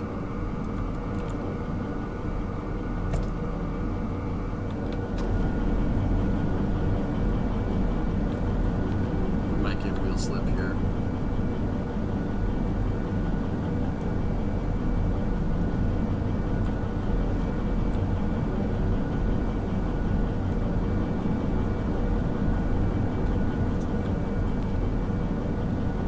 It's a long train crash.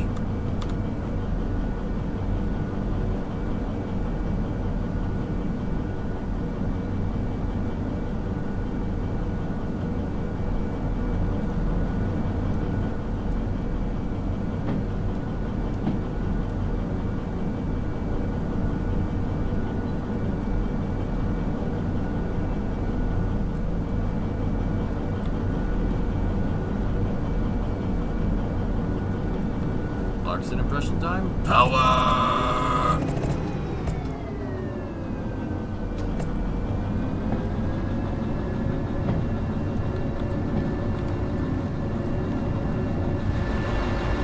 Actually, this thing is doing it, which is actually pretty cool.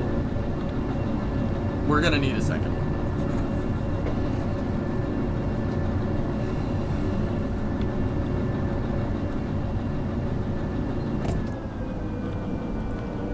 This is a heavy train, man. Unbelievable.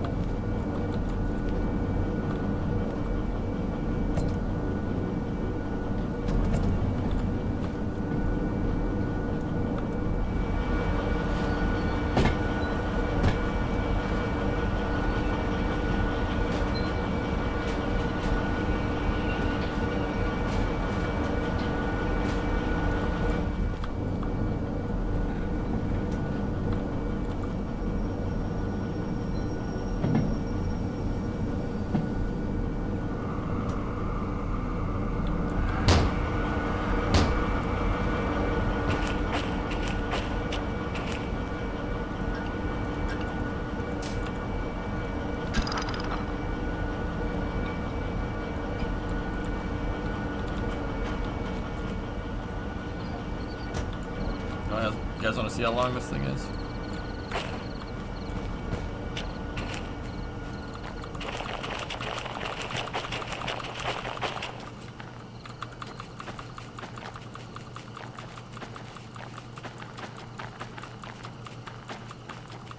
That's what he said. Oh!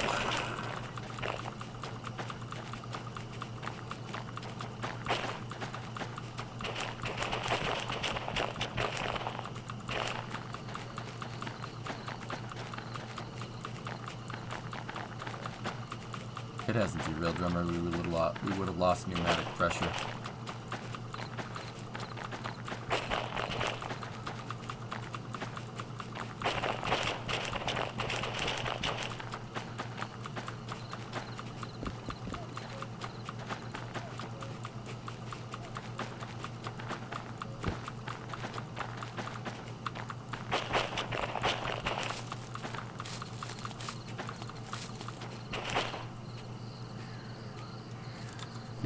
Where the hell does that track go?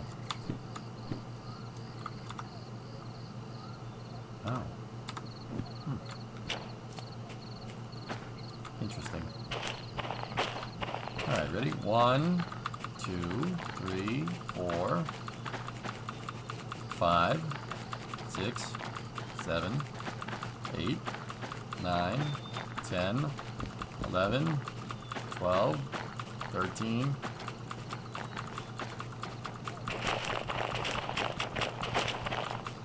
20 cars.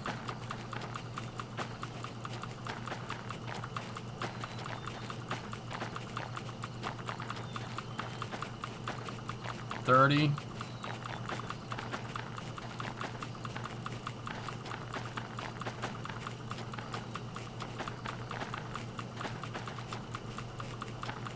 $40.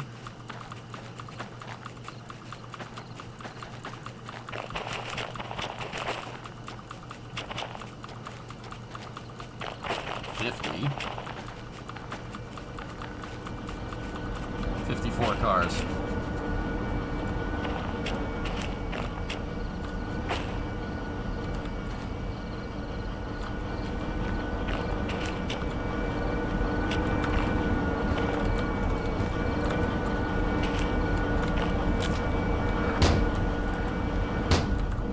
Let's go get our engine.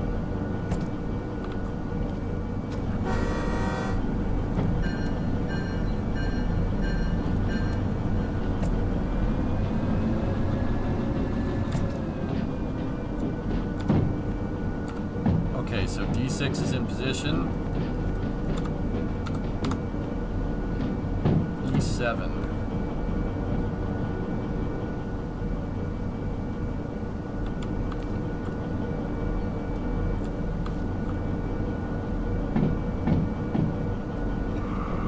You know what?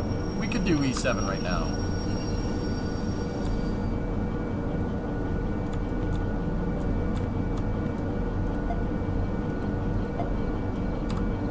That one's easy.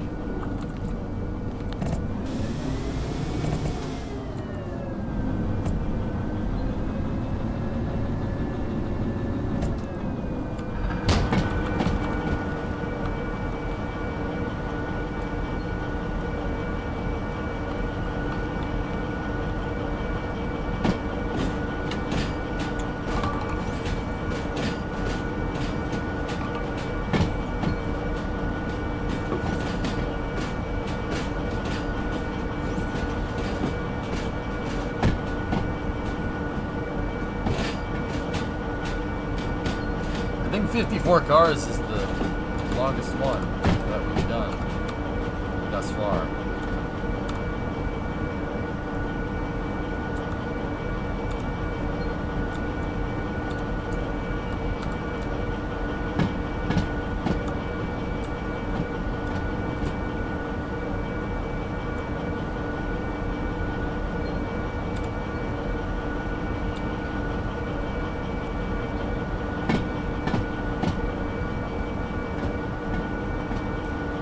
Jimmy, it'll be pretty big.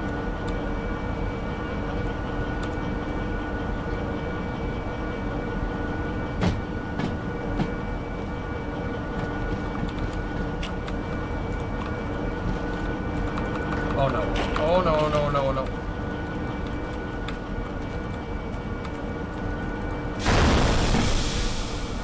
Fuck. Excuse me.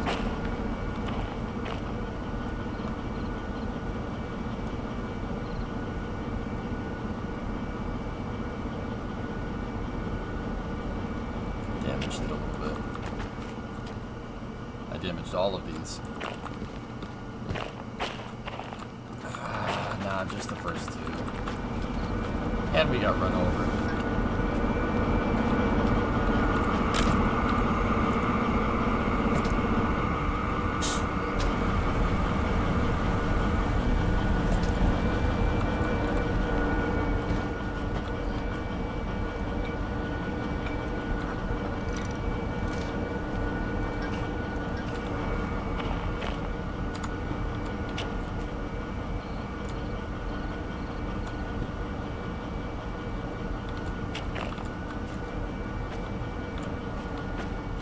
$670, $962, $681, $636, $034, $94. Yeah, it's just a scratch. It'll buff out.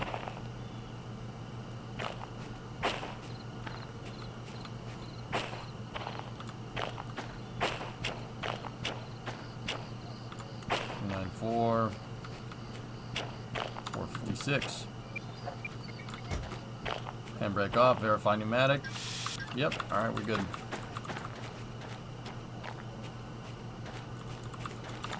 Give me 1 second, dude.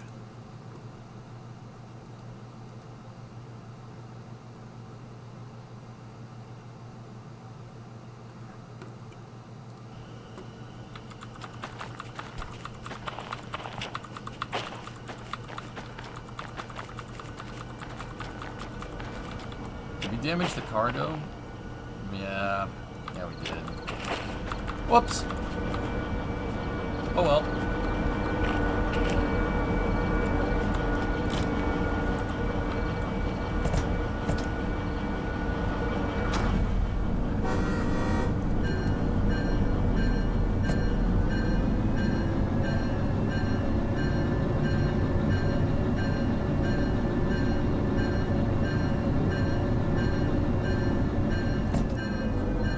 Yeah, King, like, I agree, that would be pretty cool. No, it's not filled with pottery, it's filled with machine tools. That's okay. Probably made in China anyway.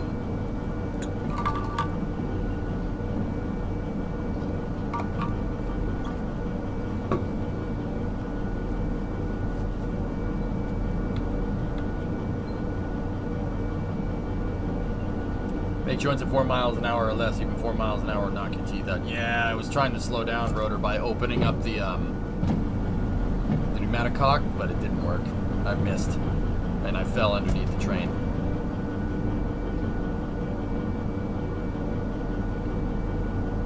Thank you, though.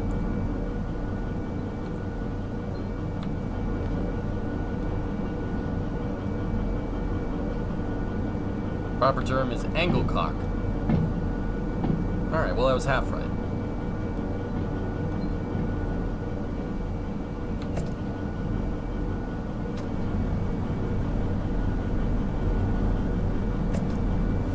Rotor, what's your yard speed, if you don't mind me asking?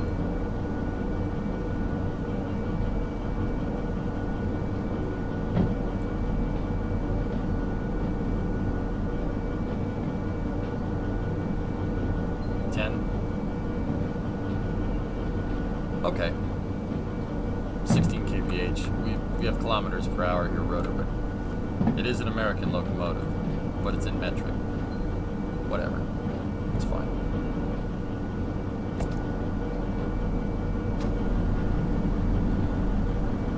They wouldn't constantly pressurize and depressurize the pneumatics like that.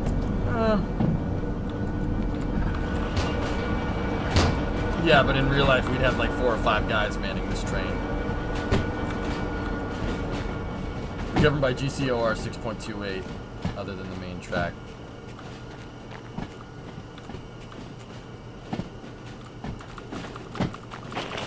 Alright, so the other consist FH34 is on 10.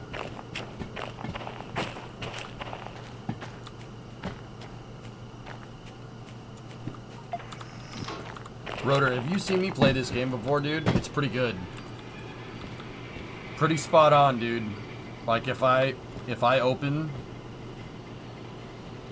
the angle cock there, the whole train will stop. You break a pneumatic line, brakes will wherever you lost pressure. It's pretty damn good, man. Mun.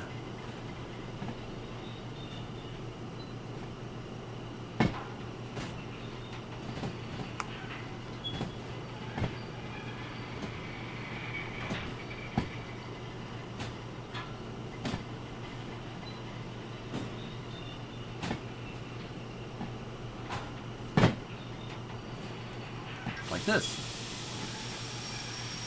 Been lurking the last several days. Cool.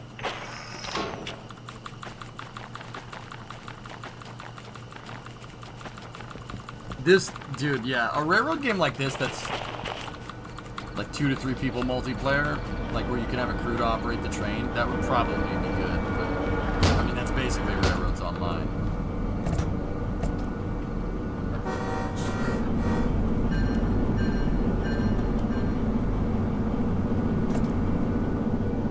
Are you forgetting something?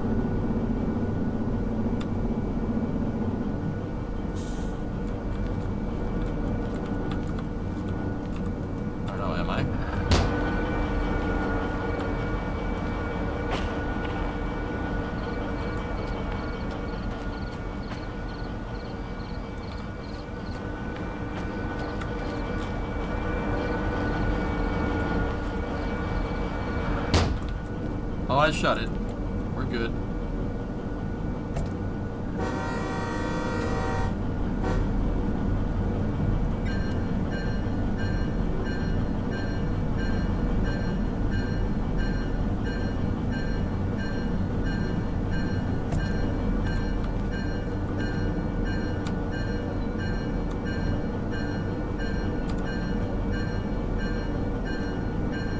Did I see your last? Yeah, but look, when you open the angle cock like that, you actually put the whole train in emergency or emergency brake application. Yep. Yeah, because you lose the pressure. 2 birds with 1 stone, Grover.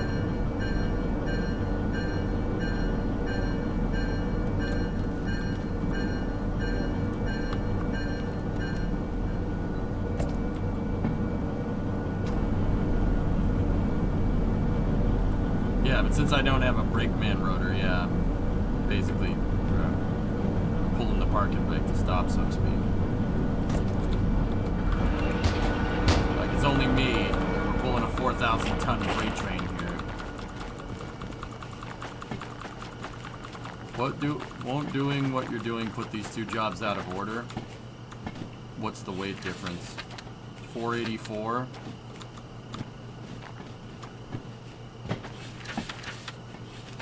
To 480. It's not that big of a difference, dude. Yeah, it's alright.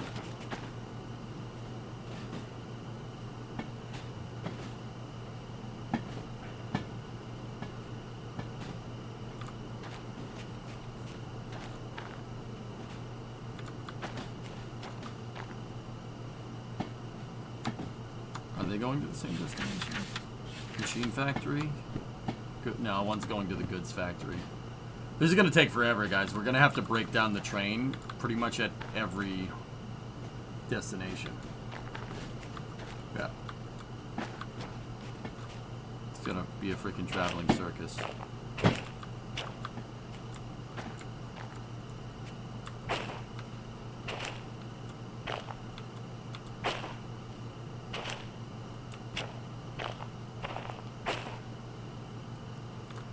Because seeing as you decided to order by mass, which was your idea, you moron.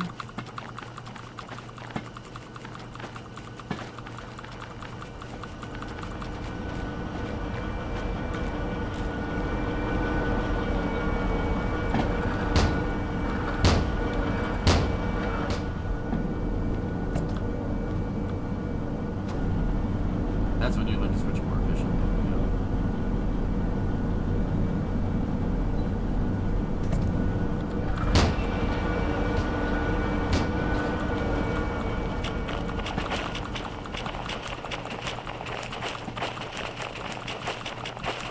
No, drummer, you were saying don't put heavy stuff at the back. You said that. When we were specifically referring to the steel.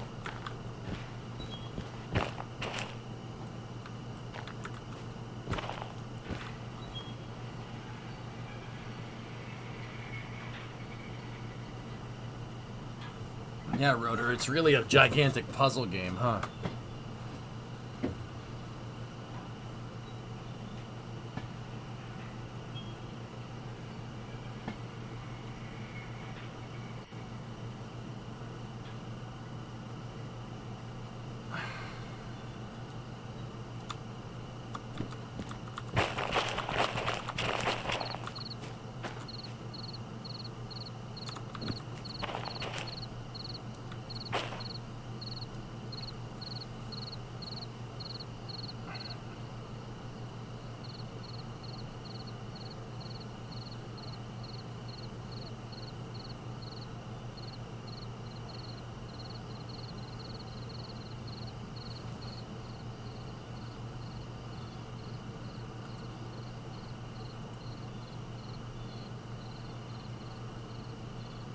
It stopped.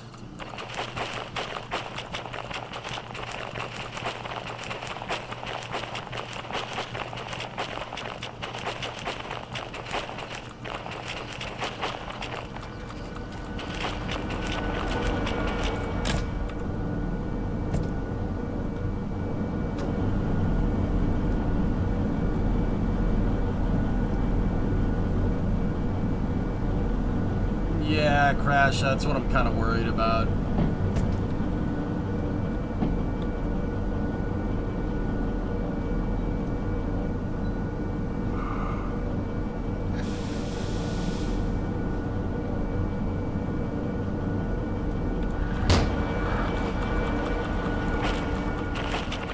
You typically want to put your first stop on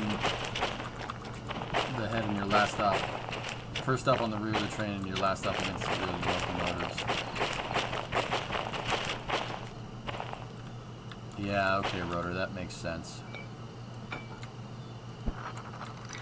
We had some mass problems, though, dealing with this.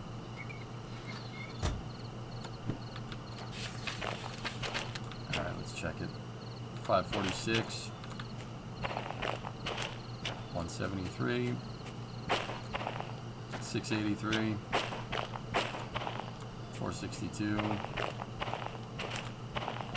685, 633, 803, 792, 197, 320, 350. Alright, we're good. Verify pneumatic. Yep, we're good.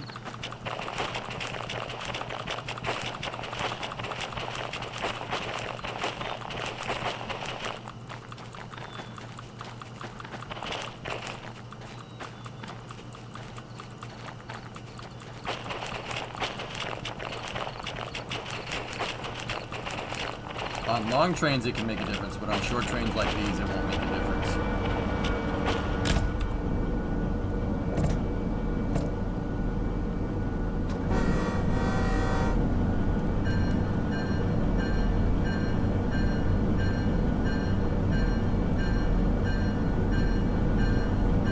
I mean, Rotor, we're...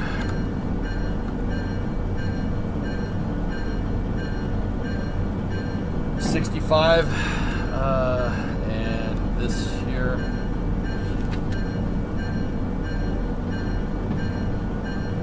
$71, $72, $73, $74, $75 cars, about 4,000 tons.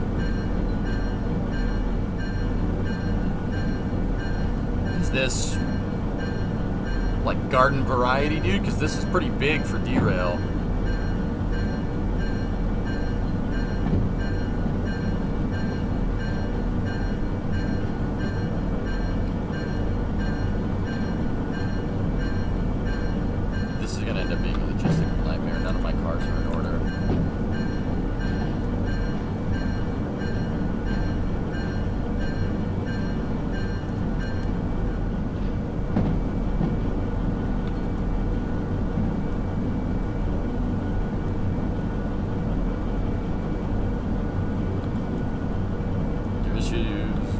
come from loaded tank cars and cushion drawbars.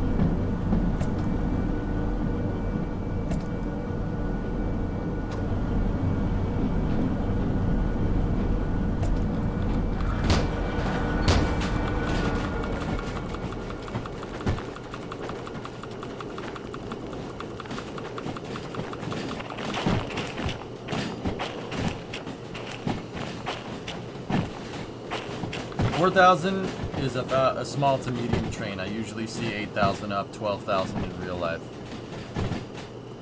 800 and up to 12,000. Oh. Coal trains are 17,000 tons.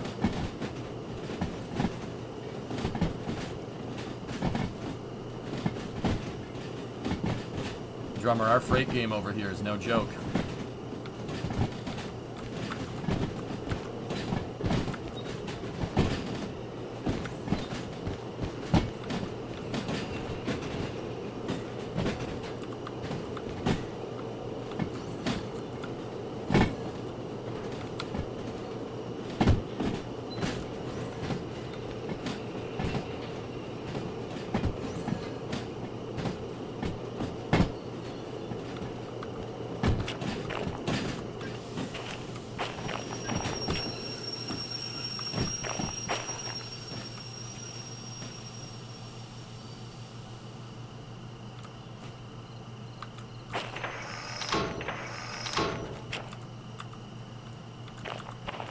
Almost done, Erudite.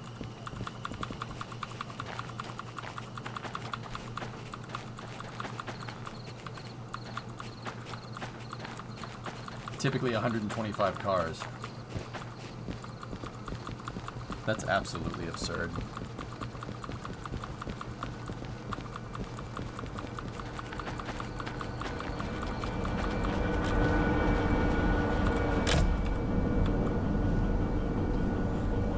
How many locos are needed to haul those 125 cars? It depends on what the short line operates, Drummer, or what class it is. I mean,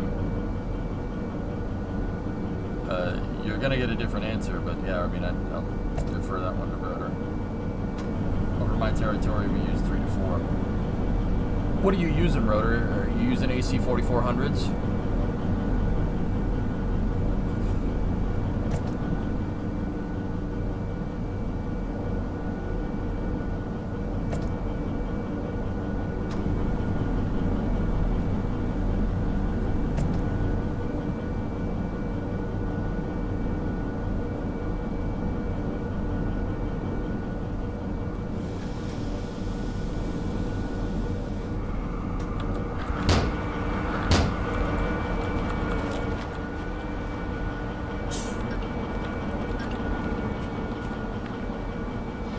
ES44 or SD70.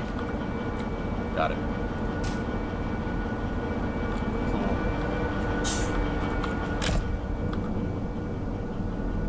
SD70s. Nice.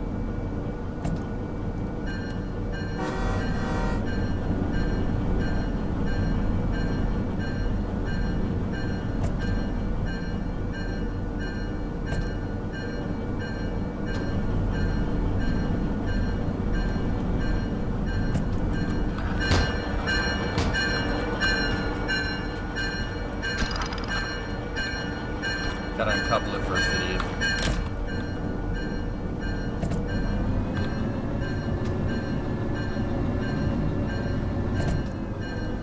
Loopy, I'm building about a 4,000 ton train. It's up to 74 cars, and I still have two more sets of consoles to load. I need to get another locomotive. I can't use one DE6 just to do switching anymore. We gotta get those. We gotta get another one. This one's probably gonna. We're probably gonna end up using 4 here.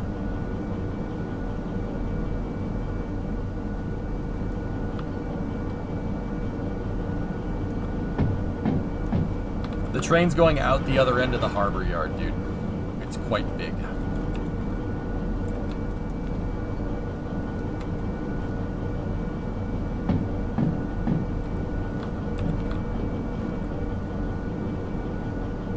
How long is the train with 125 cars?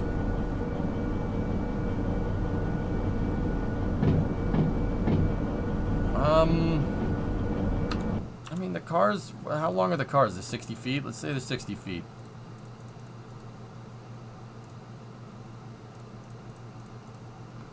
About 1.5 miles.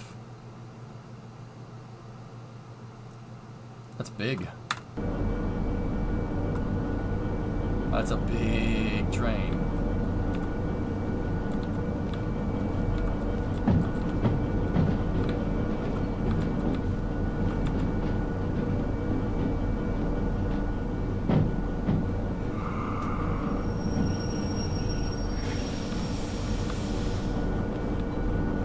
$6,700 feet. Youch.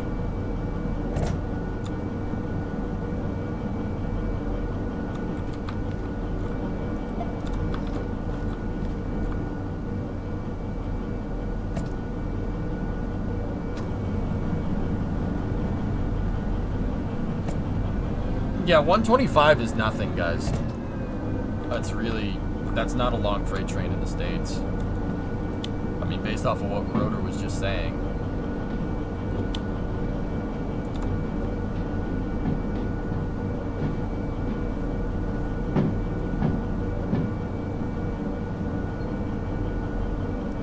During the pandemic, we were running 11,500 foot intermodals. Crazy.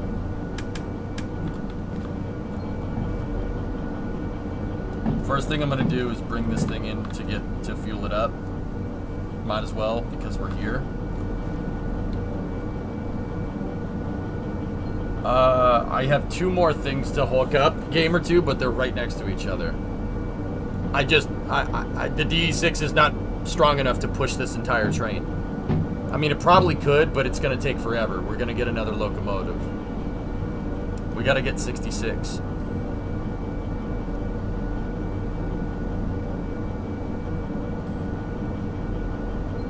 Pandemic logistics made you cry. I used to work in a pharmacy warehouse. We had pallets of drugs in the lunchroom.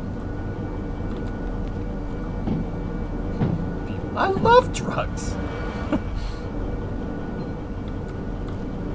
Is there a single train yard kit that can hold the 2-mile train on the line? Omegaton, that's kind of what I'm worried about.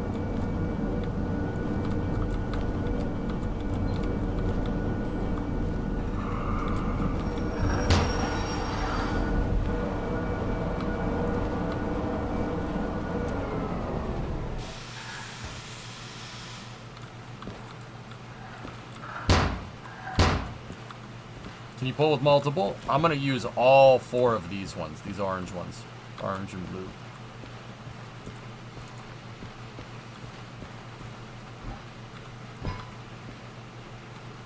Yeah, see.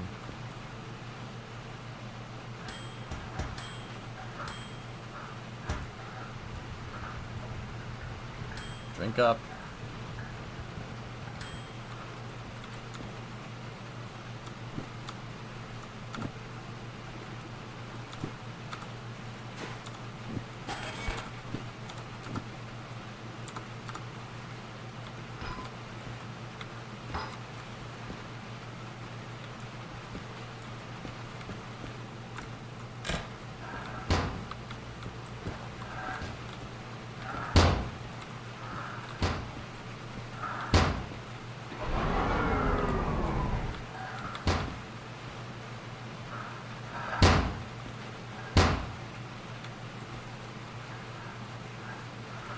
Prime it.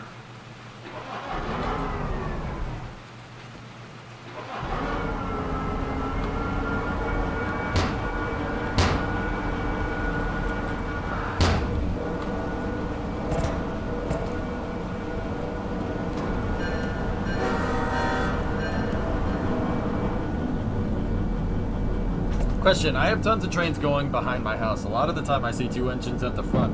One is frontways and one is backwards. Any reason for that? Geek, if you have 2 back-to-back like that, it's if the train needs to turn around, you just go from one cab to the other. You don't need a turntable or anything to flip it around. In fact, that's exactly what I'm going to do here.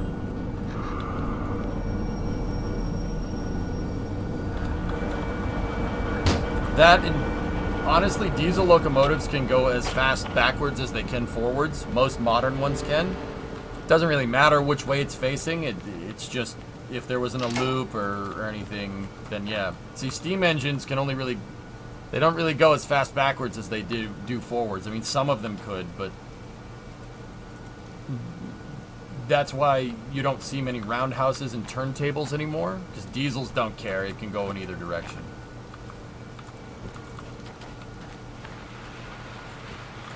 No, not 91. We need 66.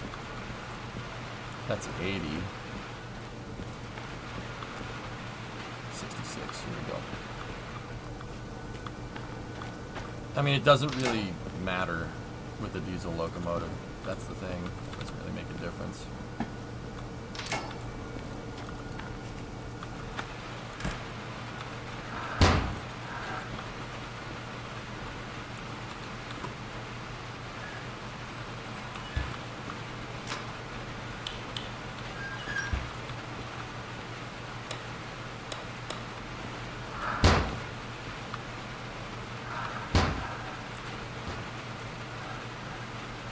Three good primes on the fuel injection. There we go. Purrs like a kitten.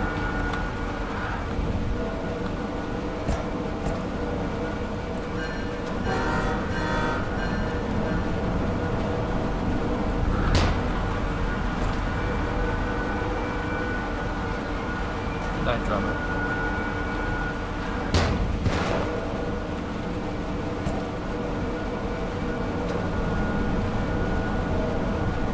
My kitten does not sound like this.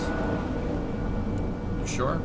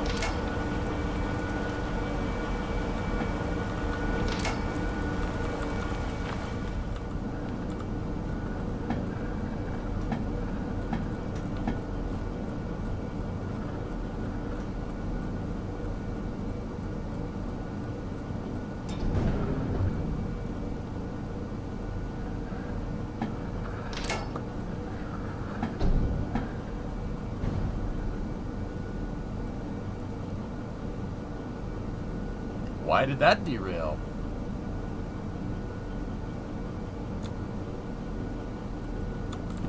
Nice.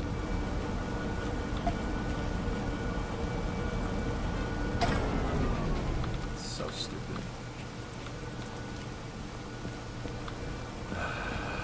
$66. Why did you do that to me?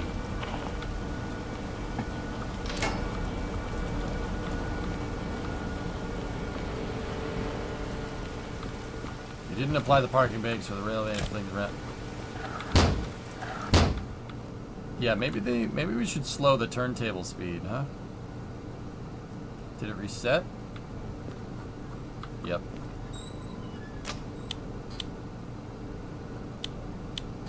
Oh no, it didn't.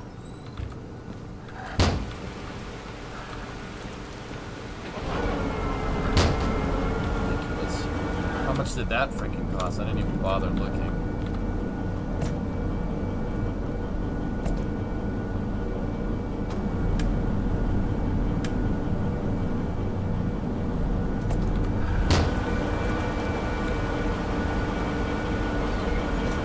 Like 2.1 billion.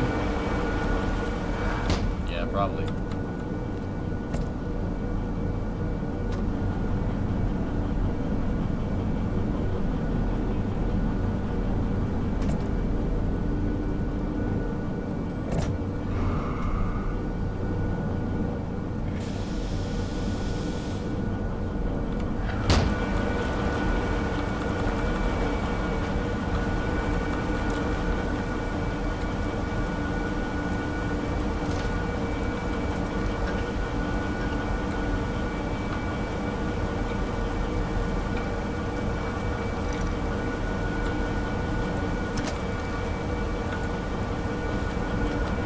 El Diablo and Magic Man. 10 and 66 have become one. When 1066 combined, they become Hastings. You can skip the investigation if you want to sign a waiver. Call your reunion rep. It's not my fault. It was the turntable's fault.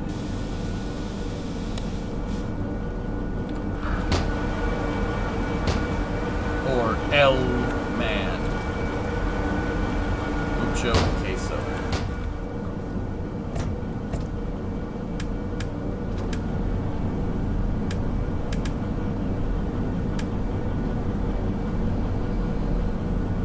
Did it get damaged by falling off the turntable?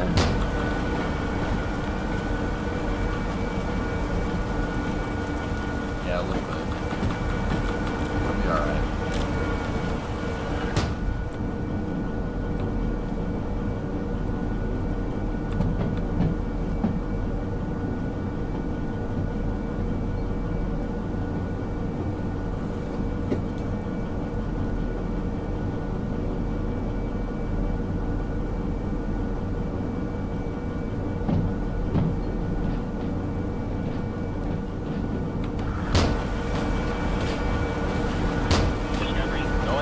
Malachi, what are we hauling today? About 4,000 tons of... Yes.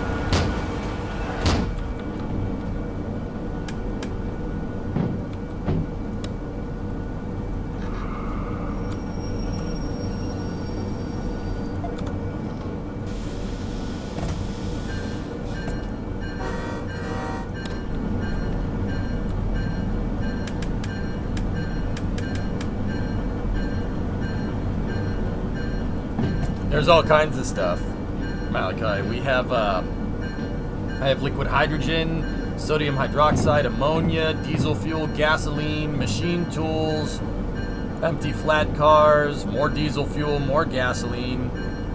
I think that's it. Oh no, steel scraps, steel scraps. We haven't loaded those up yet though. Are you starting in small industrial nation? Yes.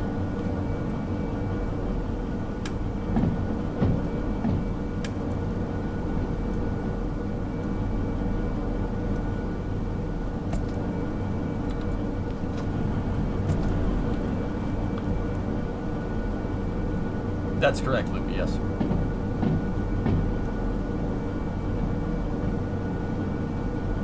We're gonna need 4 of them, Malachi, yeah.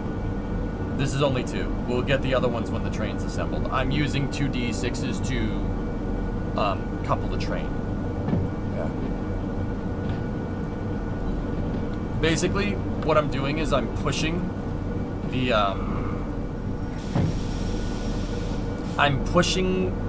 I'm staging the train, and the train is so long, I'm pushing it out of the yard down one of the lines. And so every time I hook up new consists, I have to push it a little bit further.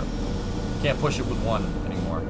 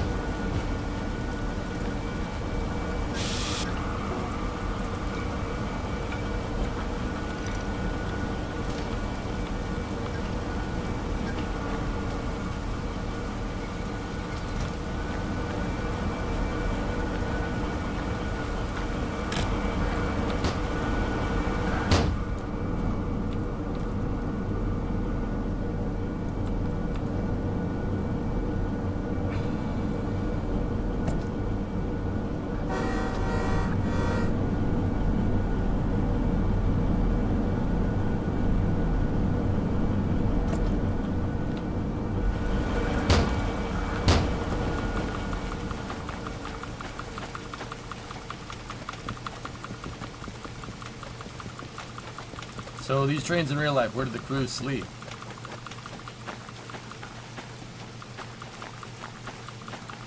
Yes, Frack, they have a multi-unit connector, yep.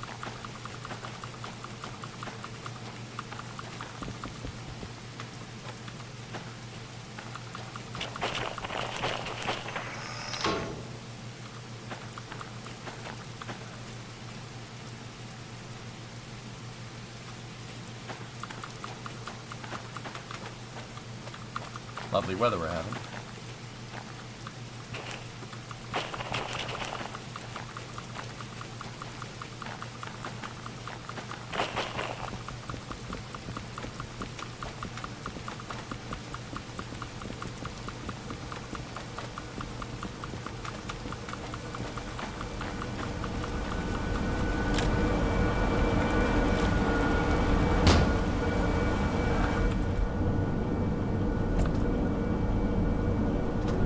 Definitely needs to be a 2-player game. There was a multiplayer mod, but then they released the update and the mod got outdated.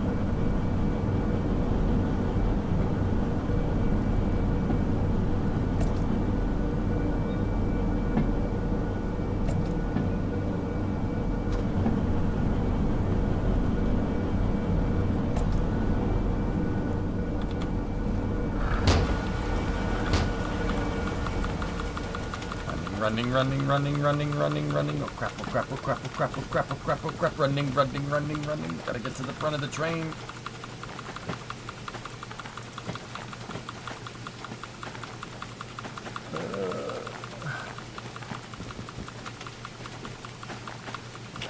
Where are you?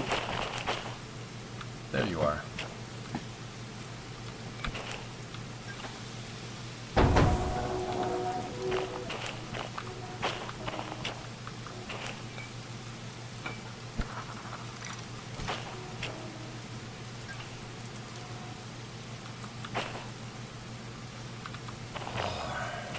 Why are trains not more automated? They're about as automated as they could be, TRP. Same reasons why airplanes aren't automated.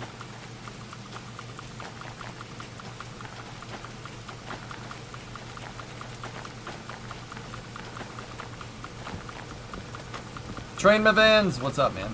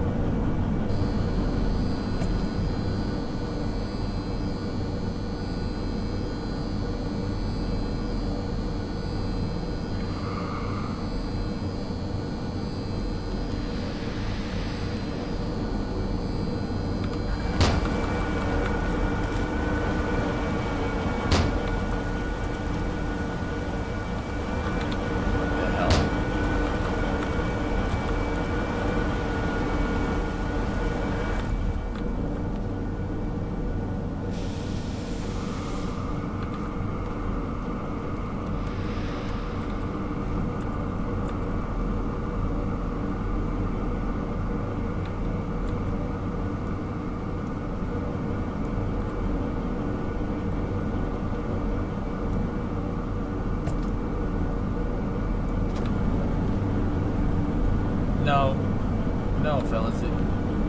There was no wheel slip noise. I thought it was coming from the other locomotive, but I shut the throttle off and opened the brakes and the wheel slip indicator was still on. Car Toys, what's up, man?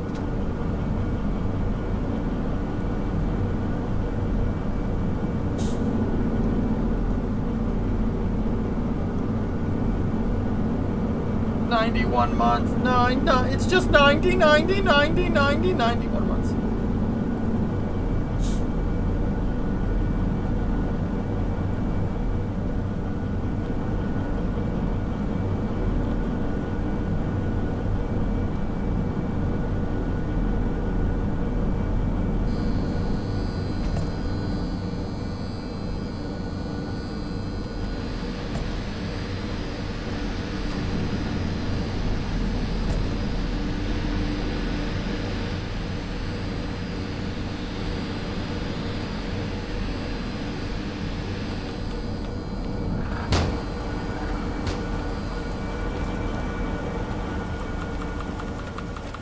Luke.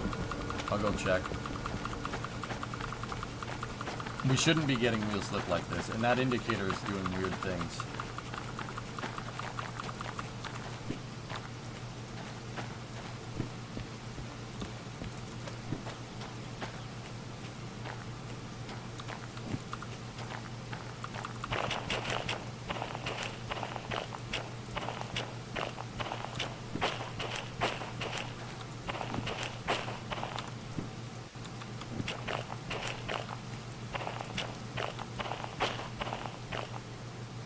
Good call. Well, there's your problem.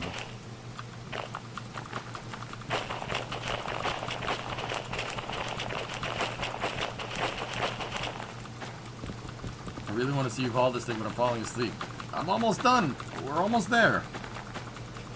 I just need 2 more consists to load up.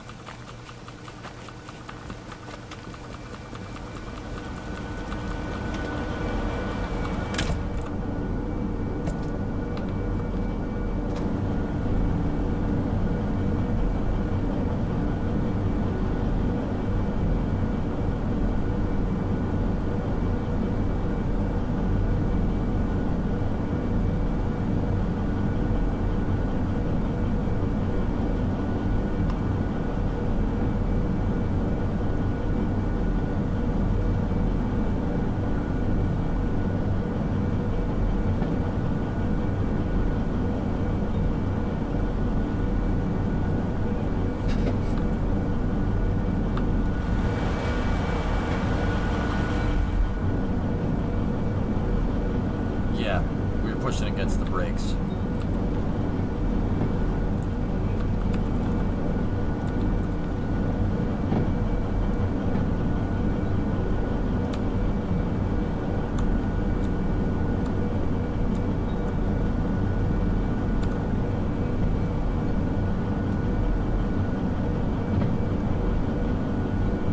Hanging out next to a Mikado 282 and an EMD DDA 40X.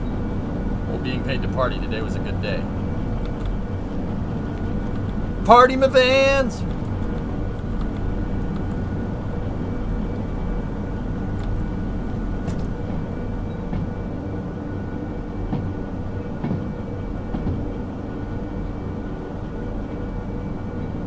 I'm not going over 40, Crash. I don't think that's a good idea.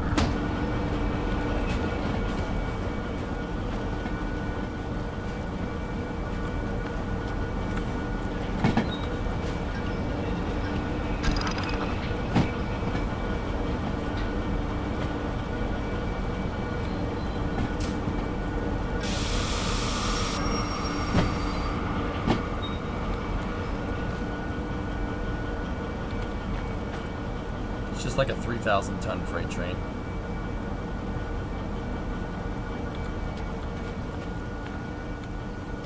It's fine.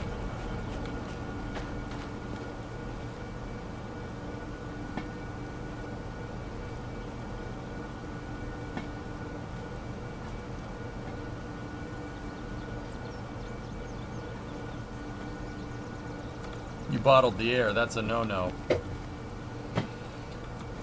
Oh, yeah.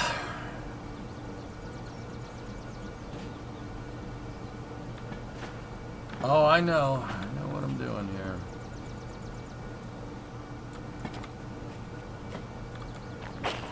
Consider it operational consolidation.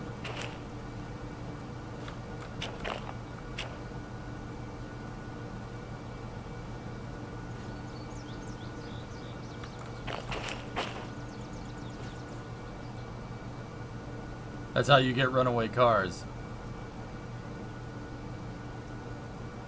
Yeah, I just need them to go a little bit further so I can get it E1. I'm gonna work for myself.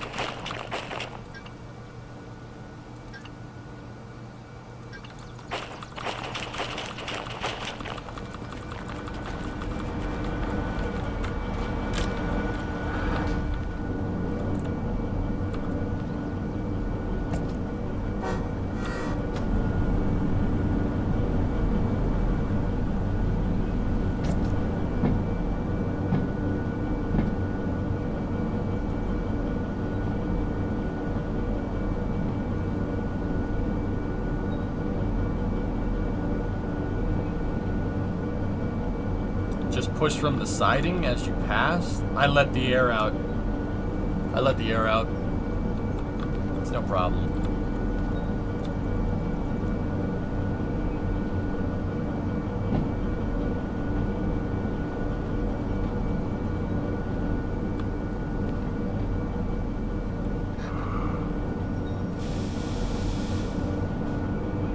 Discovery, go at throttle up. Hey, DX.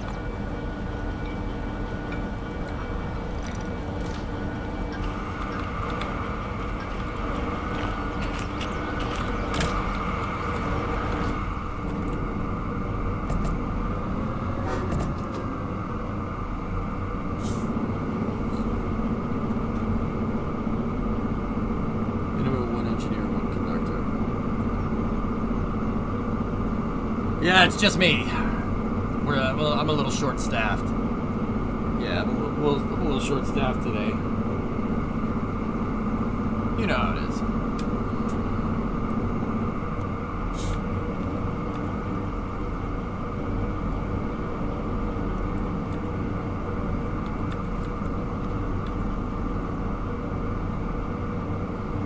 Sultan, we're gonna move this big train here.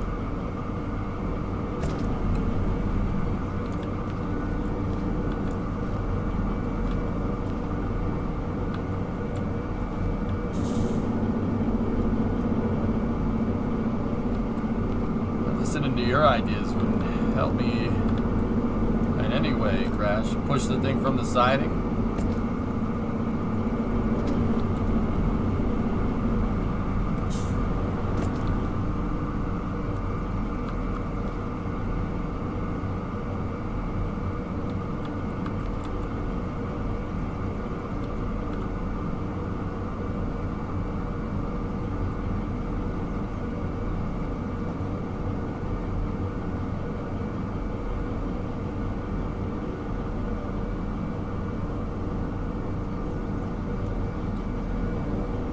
Building up the pneumatic. We're filling up all the tanks in all the cars. There's like 70 of them.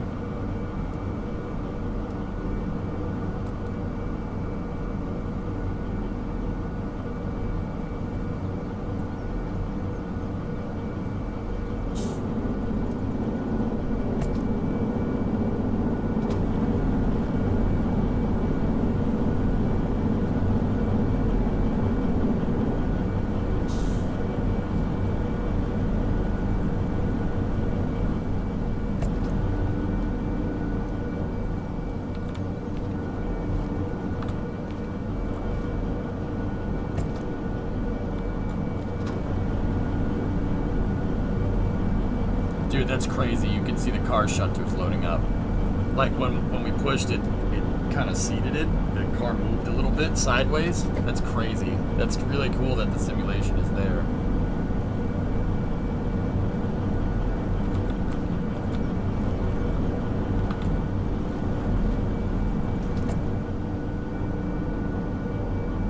No OSHA?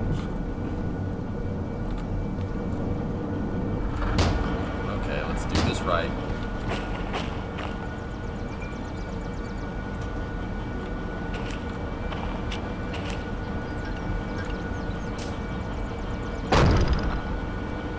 Really don't like hearing that noise.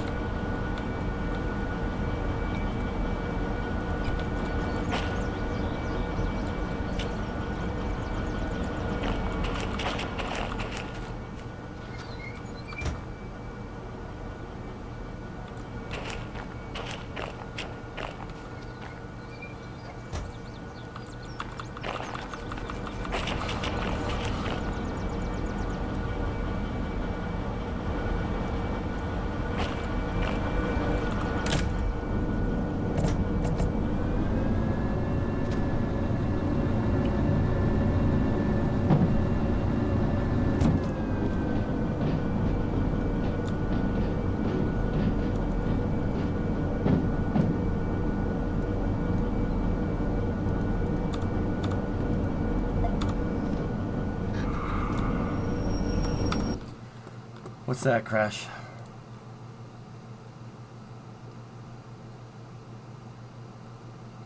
Oh, nice. That's cool.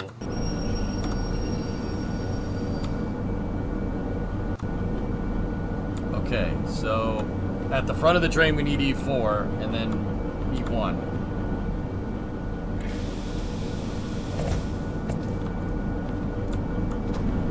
So we're gonna load up E4 first. I'm gonna pull that one out and then we'll load up E1. And that's it. That's the train.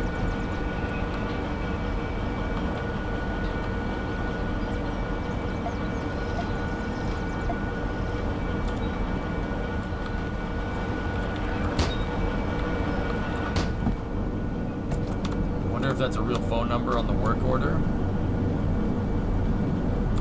I don't think so, man.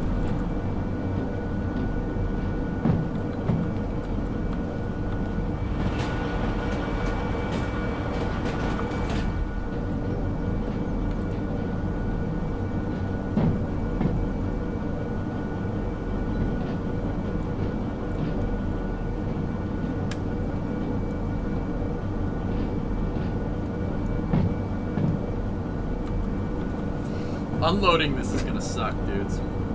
It's gonna suck. I don't know why I decided to do this. I'm serious. We're gonna run into a scenario where the thing's like impossible to uncouple.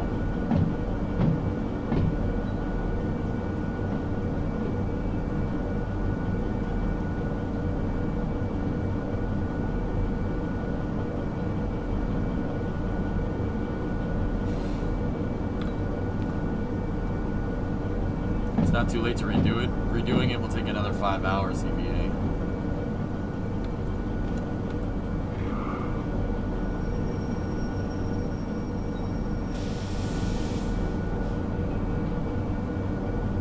No, I wish. Does the game know enough to have you to let you have distributed power in the middle of the train, but control from the front? No.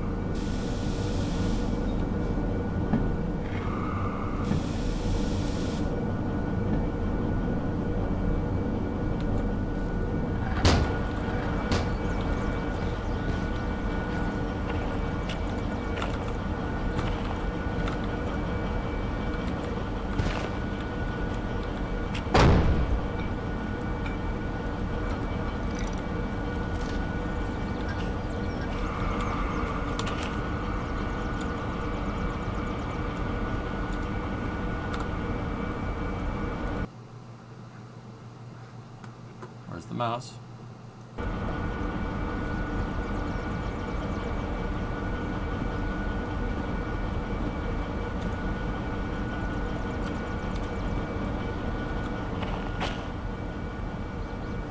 $540, $990, $30, $582. Discovery, go and throttle up. Drew at 53 months, 273. 415. 369. Damn you fine. 424. 289. 282. 011. 883. 837. 303 with the handbrake engaged. Yep. Alright, we're good. Verify that we have pneumatic pressure on the back. Yep, we're good. Pull.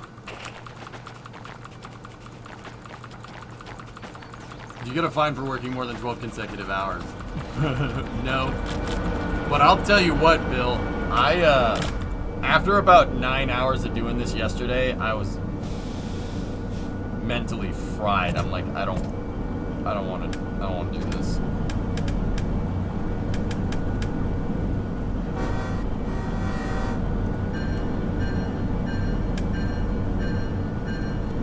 Drew at 53 months, man. Thank you very much.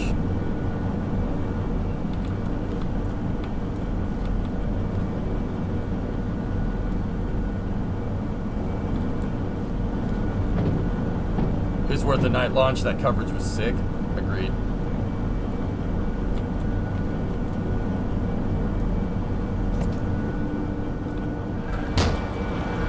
long until we leave? I need to take these steel cars and those gas cars and couple them to the master train, and then we need to go get 2 more locomotives, and then we're good.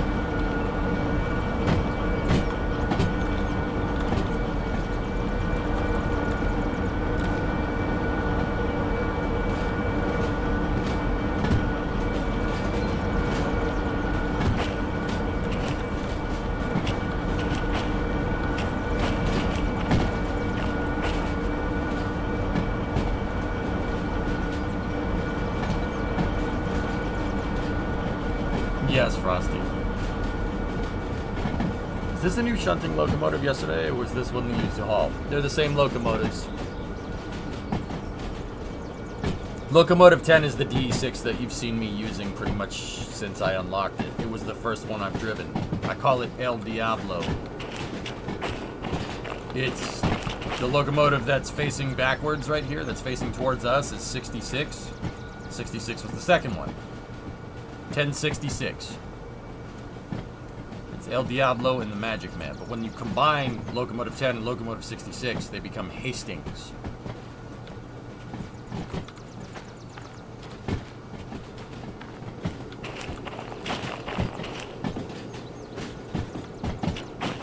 I'm sure you had a little one that you were shunting with. Oh, that was Babe. That was number 3. I haven't seen that locomotive since I started using the D6.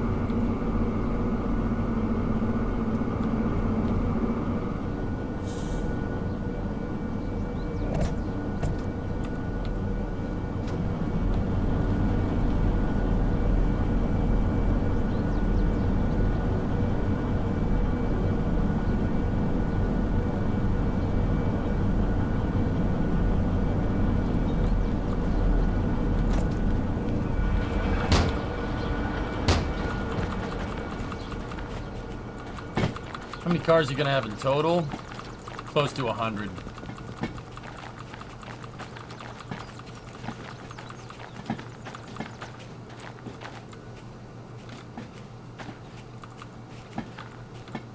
I got a switch wrong?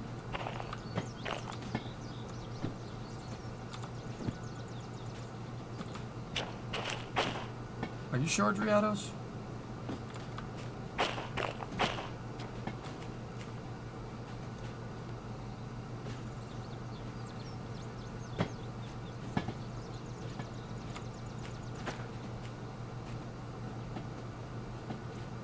I think I'm alright.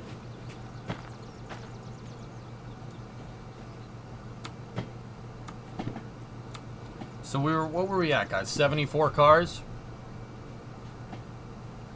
So that's 87 right there. And then 87, so 87 plus 12 is 99. 101 cars. Yep.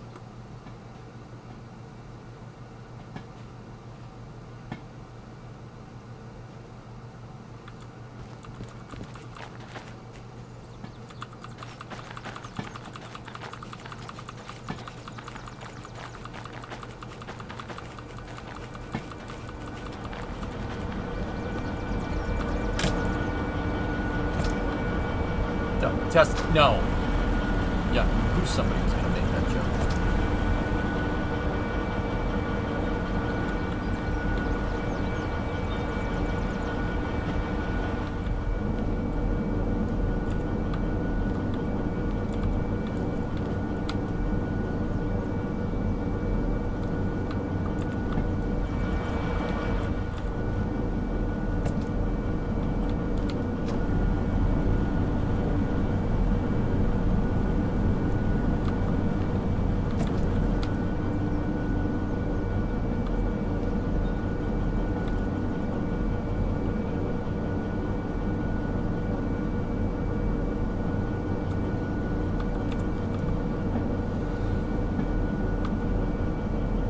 So we just got to couple those gas cars to the front of that right there, and then we're good.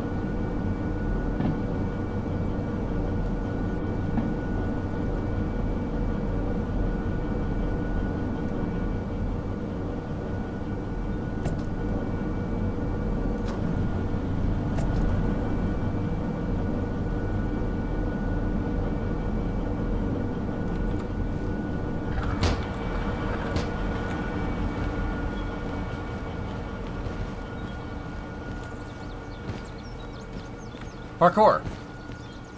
Parkour! Parkour! Parkour, parkour!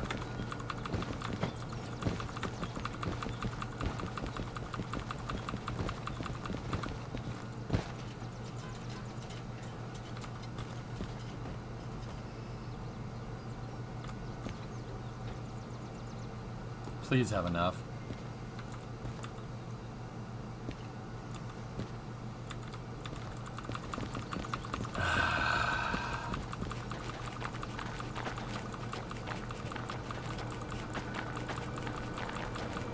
Not enough parkour, parkour.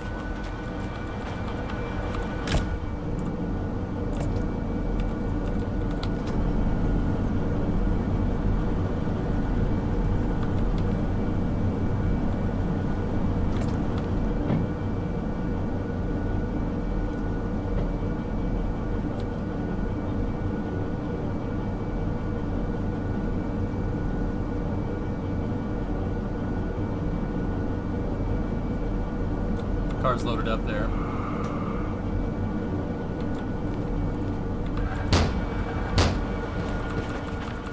Artuzes! Welcome back there, bud. How you doing?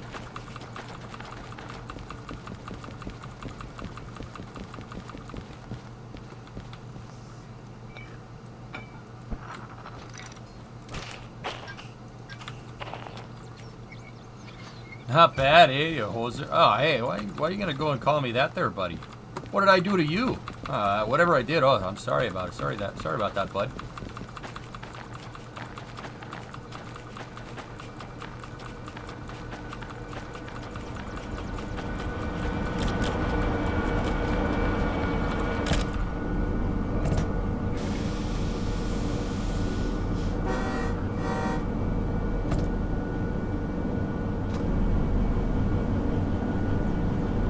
Term of endearment or something. Yeah, no, I'm with you there, pal.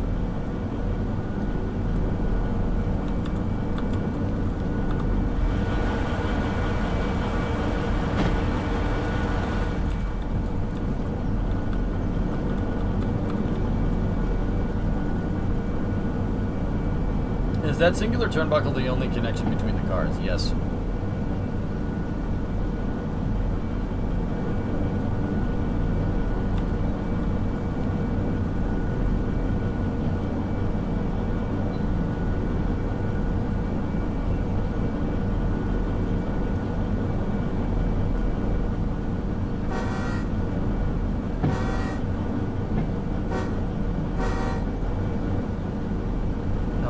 Roundabout. Dude, the crossing is in the roundabout. That's just silly. How do those people get places then?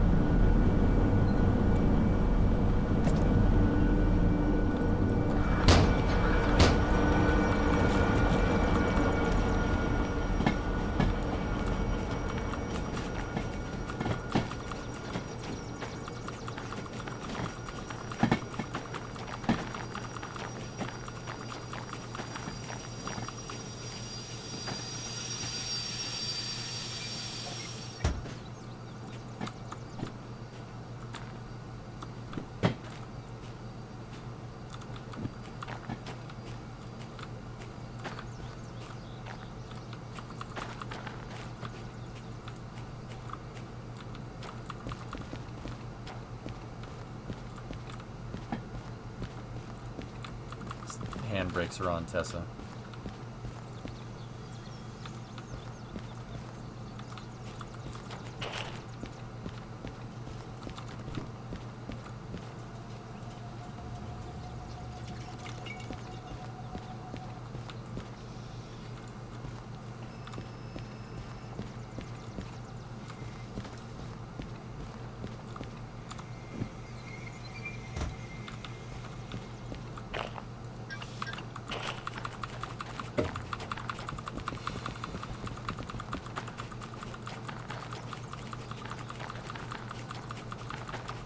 Dude, this is already a long train, and this is just 2 out of like the 12 consists that we have.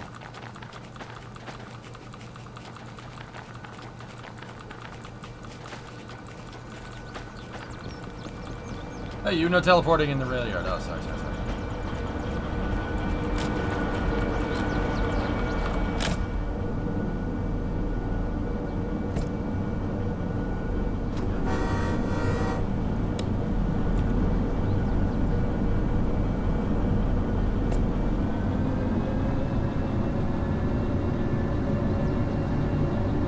At what point do you need a locomotive in the rear? The only reason why if I use a locomotive in the rear, Owens, is to pressurize the train faster. Yeah.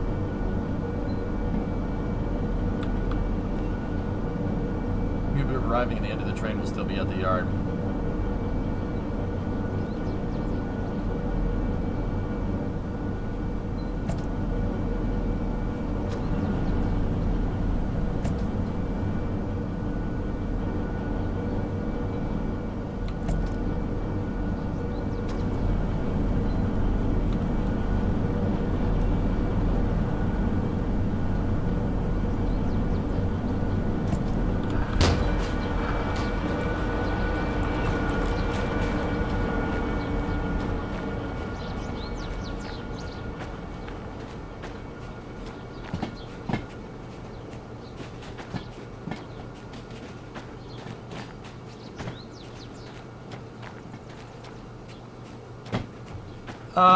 You'd want the lines tensioned, Owens, but that's only really when you're going down the hill, and I don't really need to worry about load balance too much because these cars have pneumatics, but you definitely want to keep your heavier cars closer to the locomotive.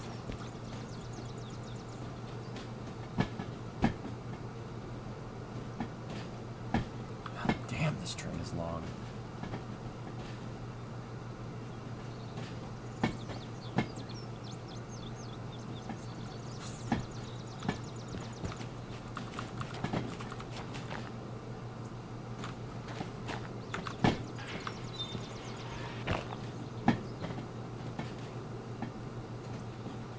Are we there yet? Yes! No. I'll go get something to drink. I'll be right back. Chat, look, make sure the train doesn't go too far. I'll be back.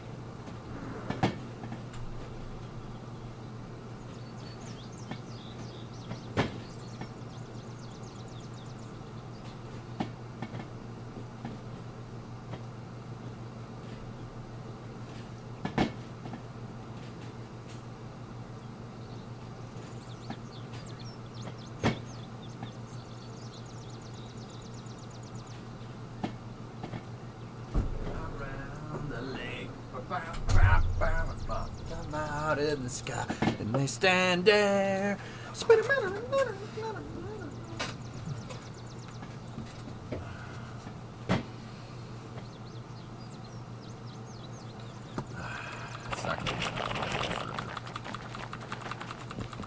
Yeah, that remote would be very useful. We're getting it after this.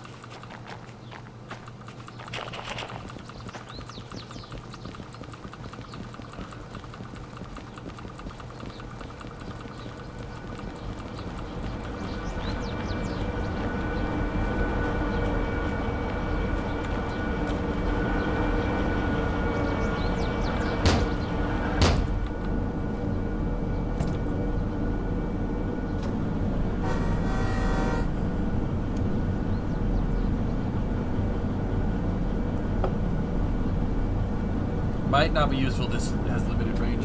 It has limited range, and this is a long choo-choo. Can't remote a DE6. But if you take a DE2 and shoehorn it between 2 DE6s and MU them together, then you can. Yeah, a viewer was telling me about that today, Heinz. 5-head solutions. If I ever start a company, I'm calling it 5-head solutions.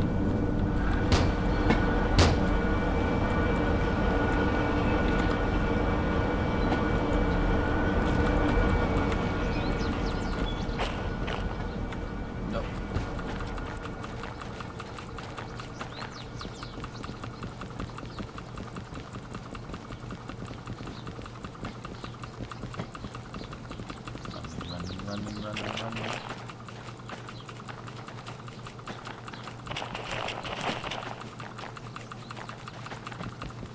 Just in time.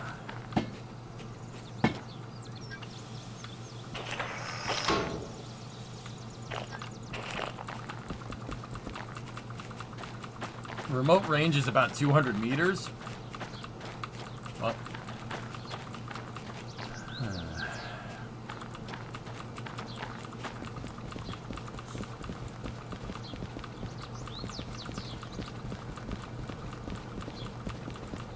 400 enough for yard work.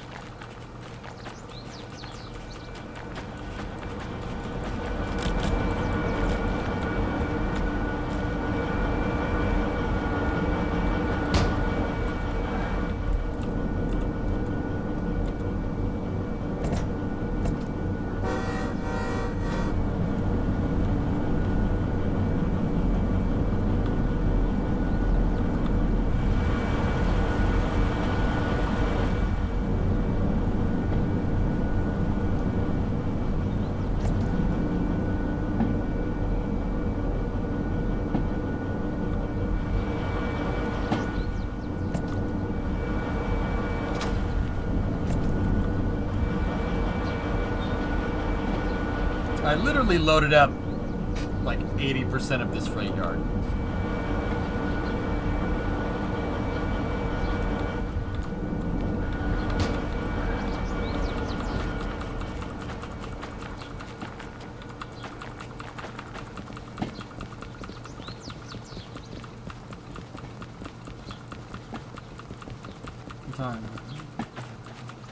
There were stories of locals with him where the only time the operators were in the locomotive was either to start it up or use the toilet so no one noticed when the toilet broke.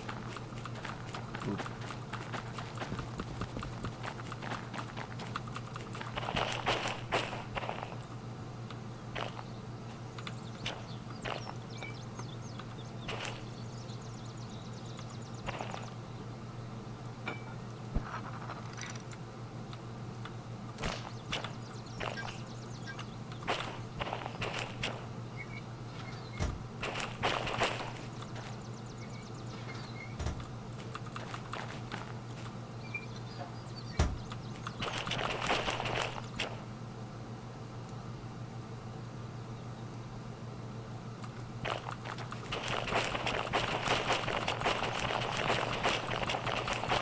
All right, let's go get the other locomotives.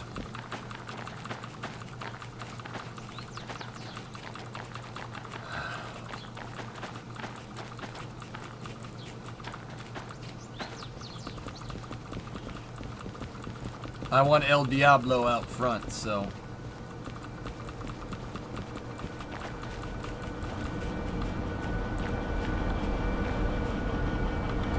Or should we just say frick it and put El Diablo behind the other two Ds?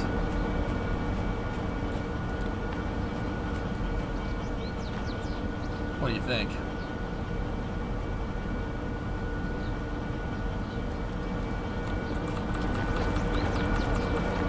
Just roll the other two up? Alright, done.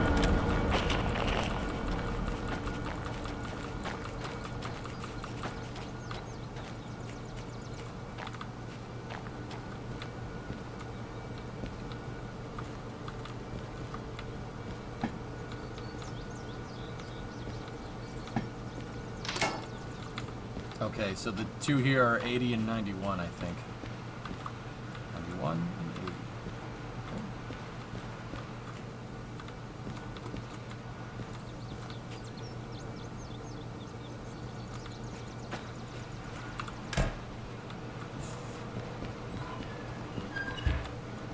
80. Discovery, go at throttle up.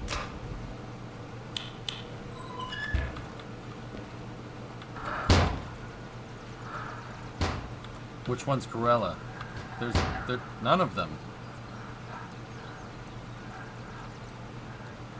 Send it. Hers like a giraffe or something.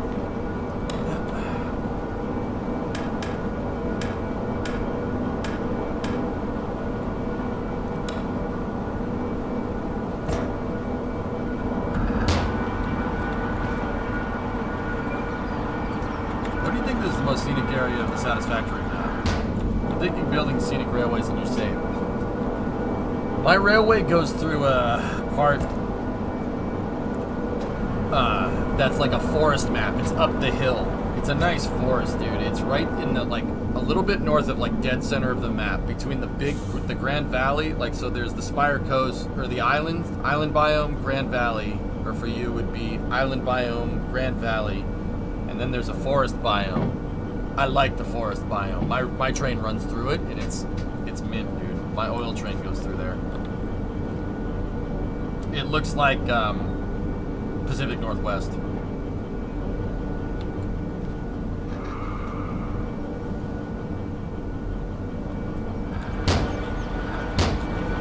Yeah, Beep, I'm not going to.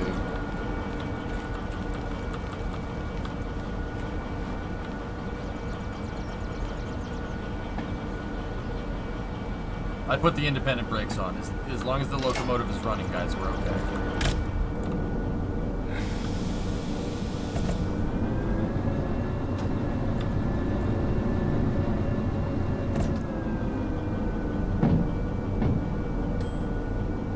You like the desert oasis area at the far north.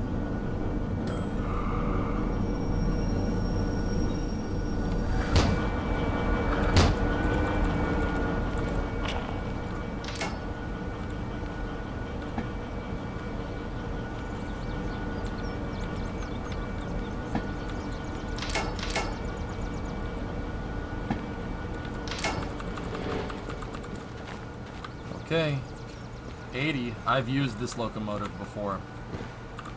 We used it to haul our 2,000-ton train. So just like the other three, flip that on. Traction motor, master power, starter motor on. Give this big old diesel 3 pumps. Look at this monster of an engine. And yeah, buddy.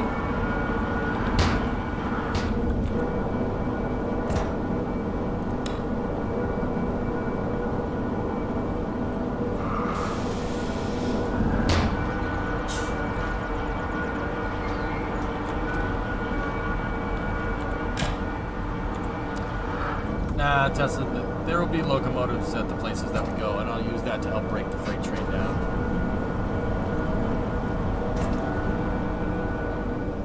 So my first stop is the steel mill. That's gonna suck. Because I thought it'd be a better idea to put the logistics cars literally at the back of the train for the steel mill, and the scrap metal delivery at the very front of the train, because the logistics haul for the steel mill is the lightest payload I have, and the scrap cars are, oh, this is gonna suck.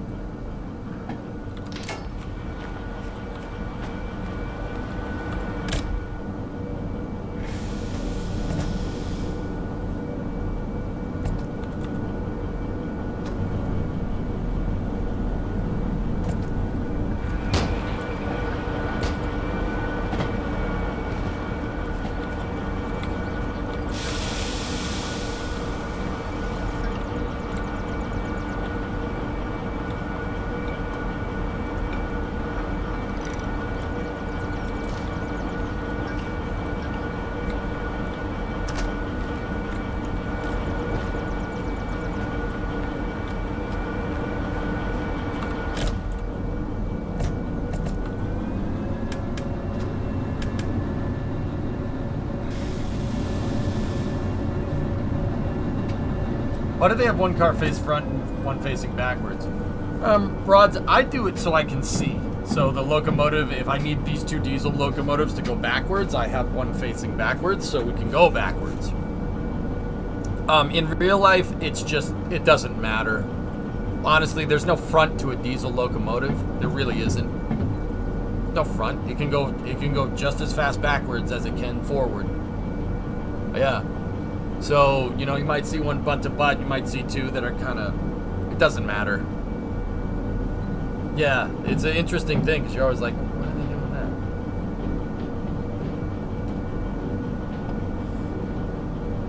that? Yeah, I mean, we don't have turntables anymore because there's no need for them because diesels can go the same speed forwards as backwards. Steam engines, on the other hand, no, the reverser wasn't always configured to do that. It had to go fast in one direction, kind of like a car.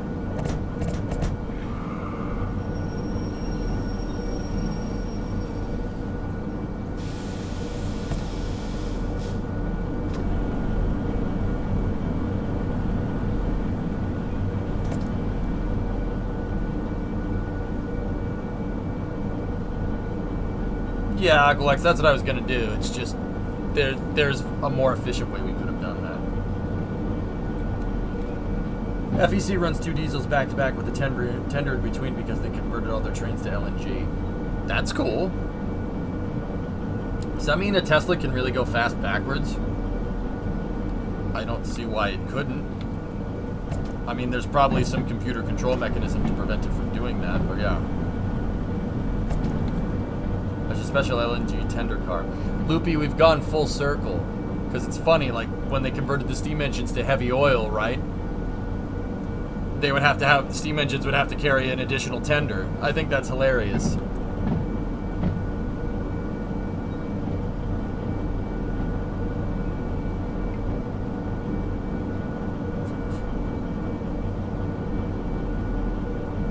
There's actually a front. Somewhere on the side of the locomotive there's an F for the front of the locomotive. Yeah, Rotor, I know that this is the front. The front is the way the control panel is facing, but the reality is you can go pretty fast in either direction.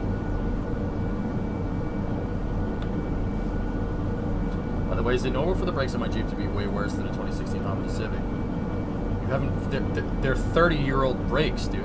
Well, not 30. Almost 30. They're 25-year-old brakes. S. What do you want? Bleed the brakes out, yeah, the Civic brakes should be nicer, but yeah, your brakes shouldn't be too bad. But also, that's what I mean about those big freaking tires. Those big tires that you're moving around, it takes, you're gonna mess with handling and they're gonna mess with braking and stuff. It's a lot of mass to stop. It's way more mass to stop, more tire. Yep. Yeah, I know.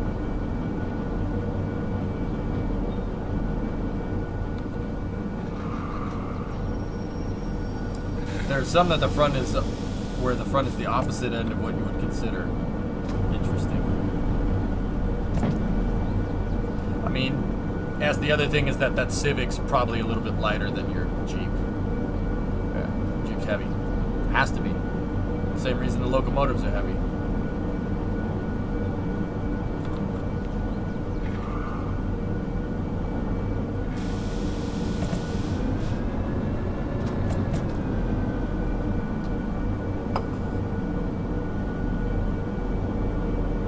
Also tenders for diesel engines to heat passenger cars and such?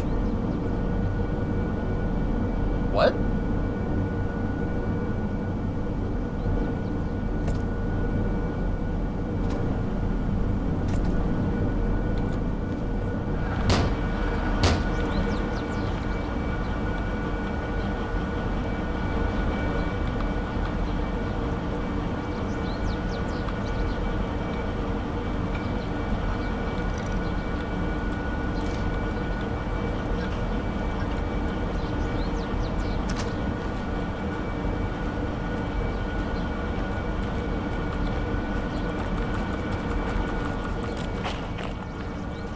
Not all diesels have head-end power, HEP for passenger cars. Alright. Here we go. I want to walk the train, just because.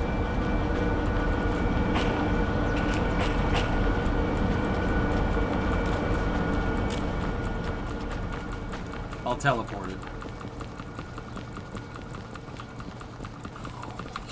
What are we doing? This is a stupid idea. Why would we do this? Shenrir. Oh, God. Just in time to see me screw this up. Shen with the raid. Oh, man.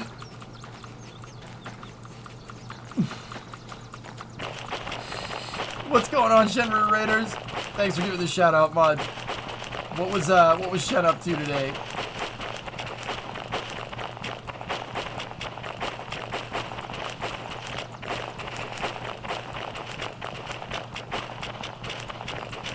And actually, Shen stopped a little early. Is everything all right?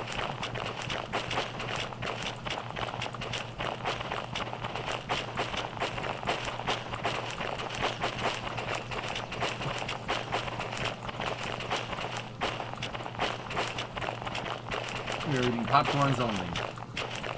Yeah, whatever.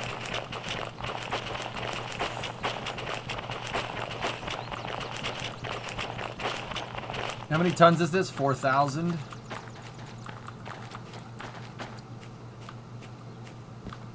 Huh. Shen just dropped a raid, but nobody came in. Oh. Either way, Shen, thank you for the raid. Hi, Raiders. You guys are all heading off. All good. If not, I'm EJ, and I'm about to try to pull a 4,000-ton freight train. I walked the course of the train. Right when you guys came in from the raid, I started walking, and I'm still walking. The back of the train is way out of the freight yard that I used to assemble it. Are we in follower only? I don't think so.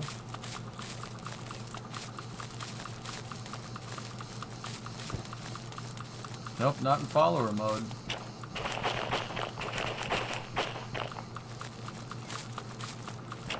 What the heck is going on? Who gave you this bright idea? I don't know. Alright. Look at the link. What's that, Rotor? Oh. Yes. Oh. Those are nice. They even paint the tender in the same livery for the locomotives. The the front is on the right. Yeah. It's a switcher. That's a EMD 1500 switcher. Was that bits? Is that bits that I saw in there?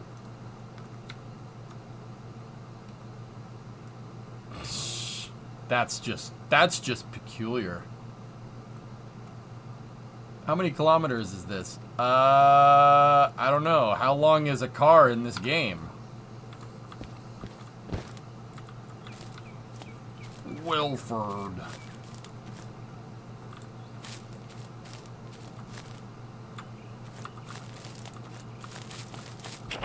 So see these 4 cars? These 1, 2, 3... These 4 flat cars also need to be dropped off at the steel mill.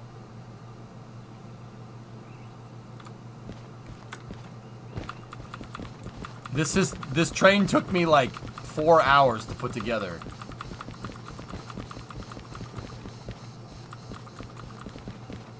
So each train car is 18 meters, and we have 101 of them. This train's almost 2 kilometers long, dude. Over a mile long train, baby. Over a mile long train. Who's with me? 1.6 kilometers is 1 mile. Dude, this is a 1.1 mile freight train. Oh, this is sweet.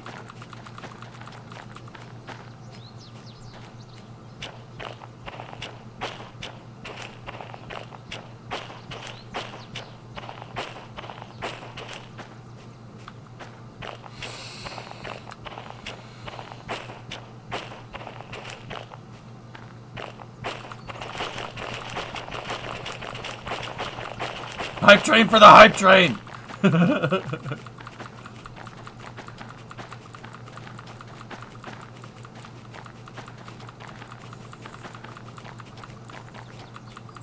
Ring the bell, James! Full pull! You got enough sand for this?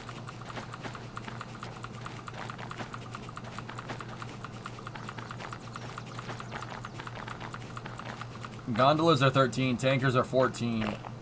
Flat car and auto rack is 18. Let's just say we're a mile long.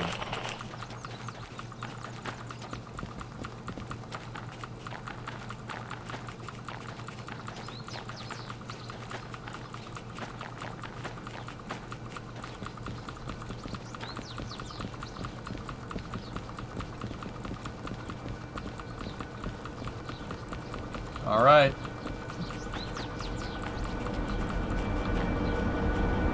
We have 66 and 10. Come on, El Diablo. We can do this. 80, and then leading the pack is 91. Let's jump in.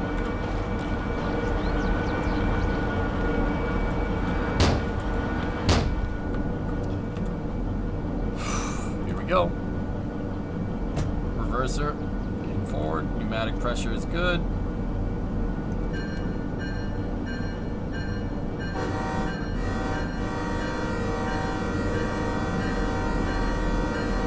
All engines ahead flank. All engines ahead flank. Aye, sir.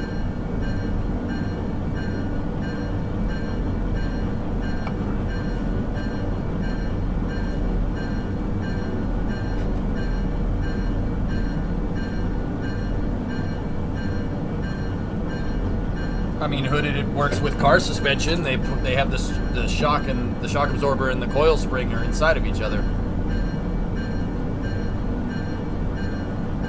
Verify distance to crossing. One honk only. Mile-long freight train, 4,000 tons and approaching awfully fast.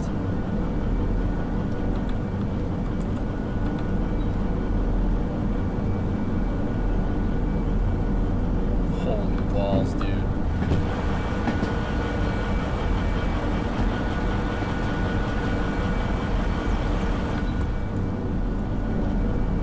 Okay. I can't because of difficulty.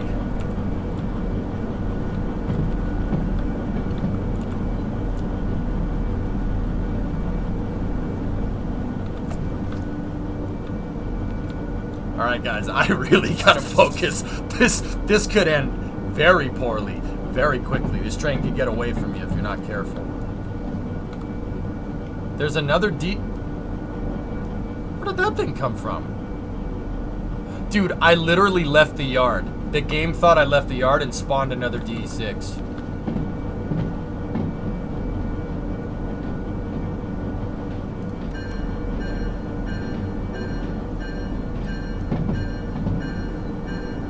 More boosters!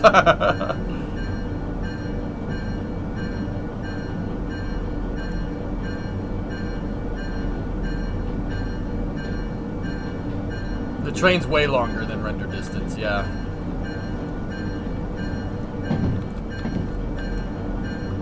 Put it on the back of the train.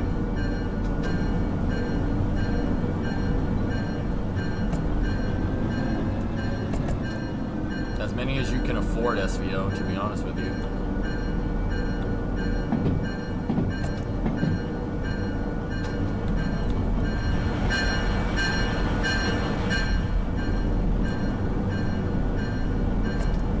That'd be awesome, Elvish.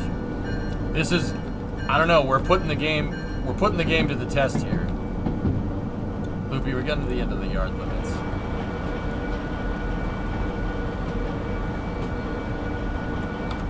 Can I screw with the difficulty settings here?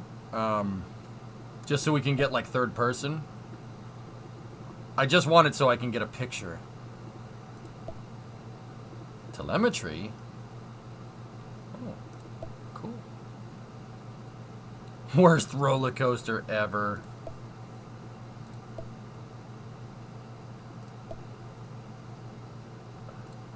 I don't think we can. Nope, whatever. You need to get all the licenses and then you can adjust the difficulty settings. Alright, so first stop on the map. So the front of my train is right here, and the back part of the train is probably just getting into the yard. We're right. Actually, we're we're right here. Back of the train is just Union Yard. We're as long as the harbor.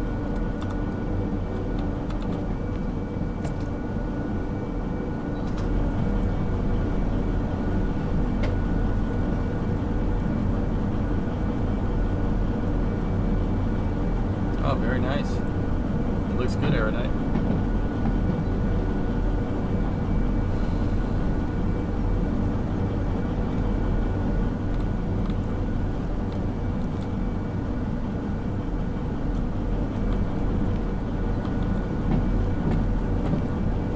Back to RRO? No. Might give it another shot or two, since I don't know. I'm having fun with Derail, dude.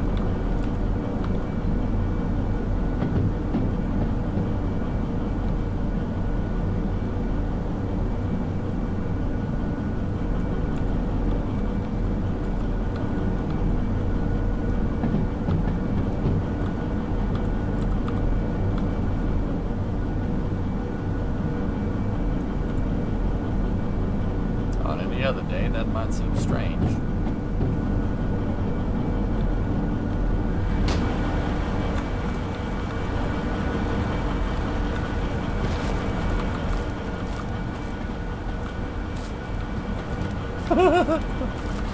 That's awesome.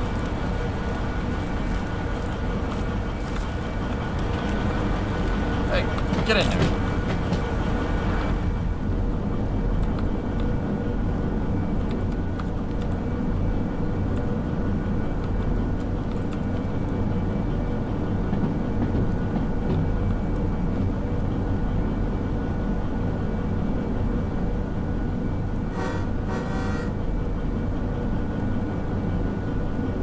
You left your leg behind there? We didn't need it. We're sitting down.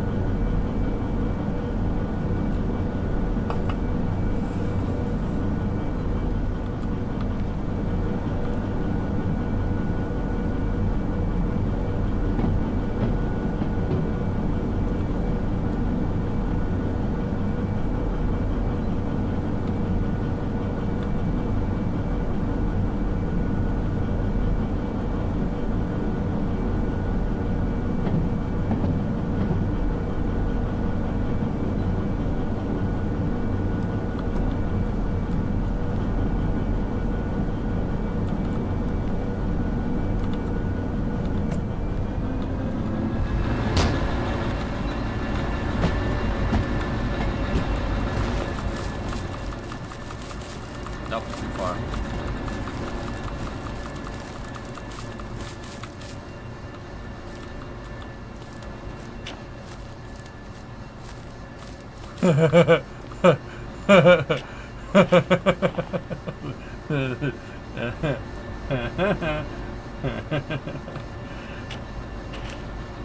Yeah.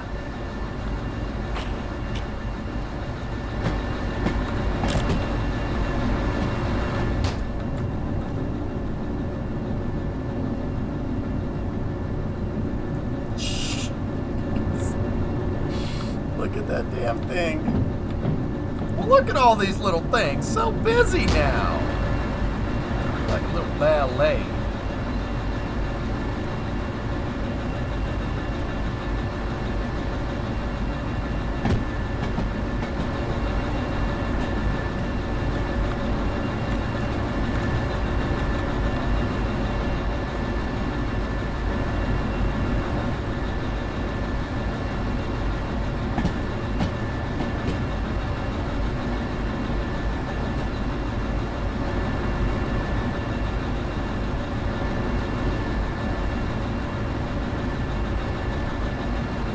Hey, look. Here, hold on. Fellas, there's the back of the train. Not here, or right there where that black tanker car is. You can see the flat cars and the car carriers. That's the back of the train. Meaning that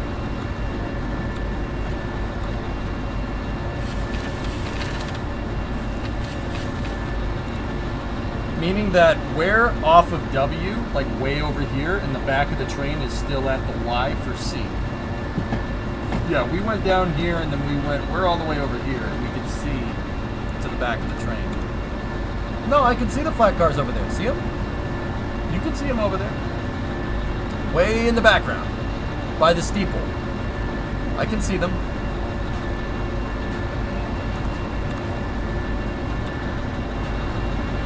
I hope that switch was thrown. Yep.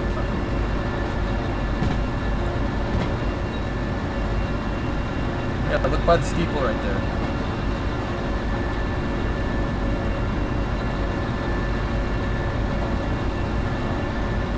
Yes, Cardozo, I have a multiple unit certification, so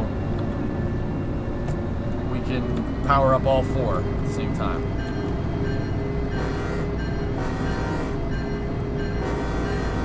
Going into a tunnel.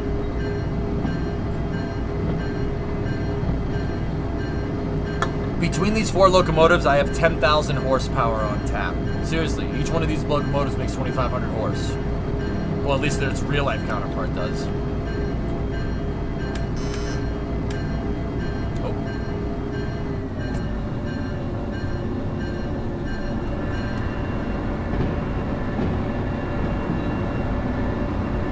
How would you do this in World War II? Just hope you don't get bombed? Pretty much. What's the length of the train? It's about a mile long, Den.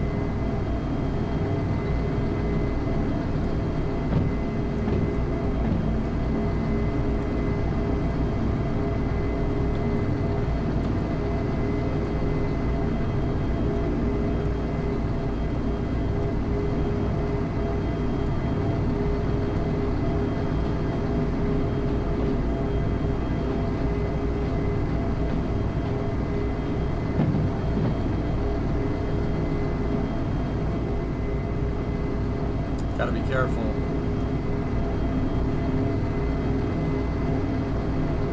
Okay, temperature is going down.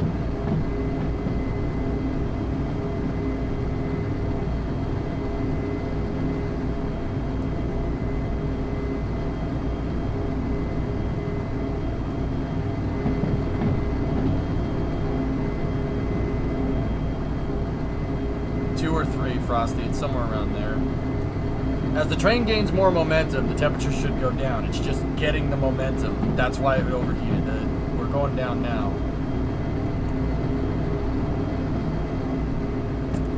Tempted to give it another tick.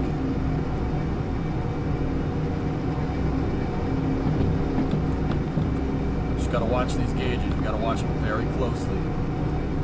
That's too much.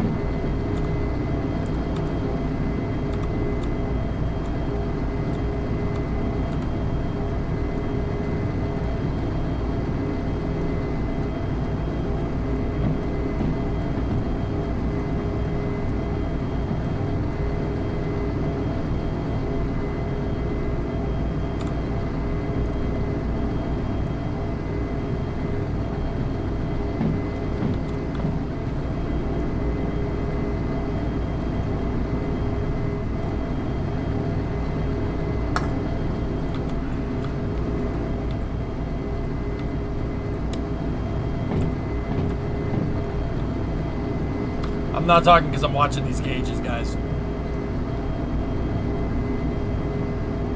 Give it another tick. See if we can get some momentum. Nope.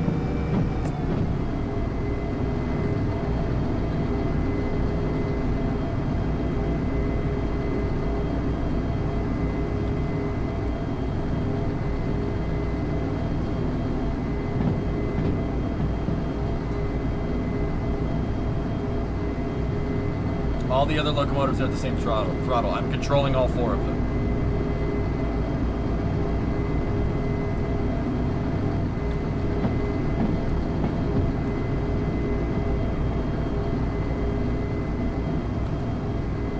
Okay, grade is smoothing out.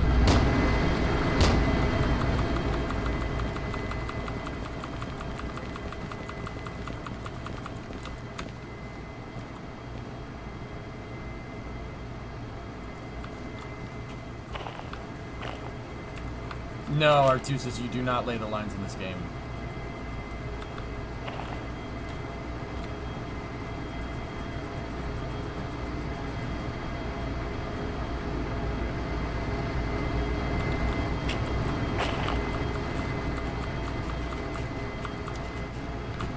Where's the toilet? It's in the nose of the locomotive. If you really want to know.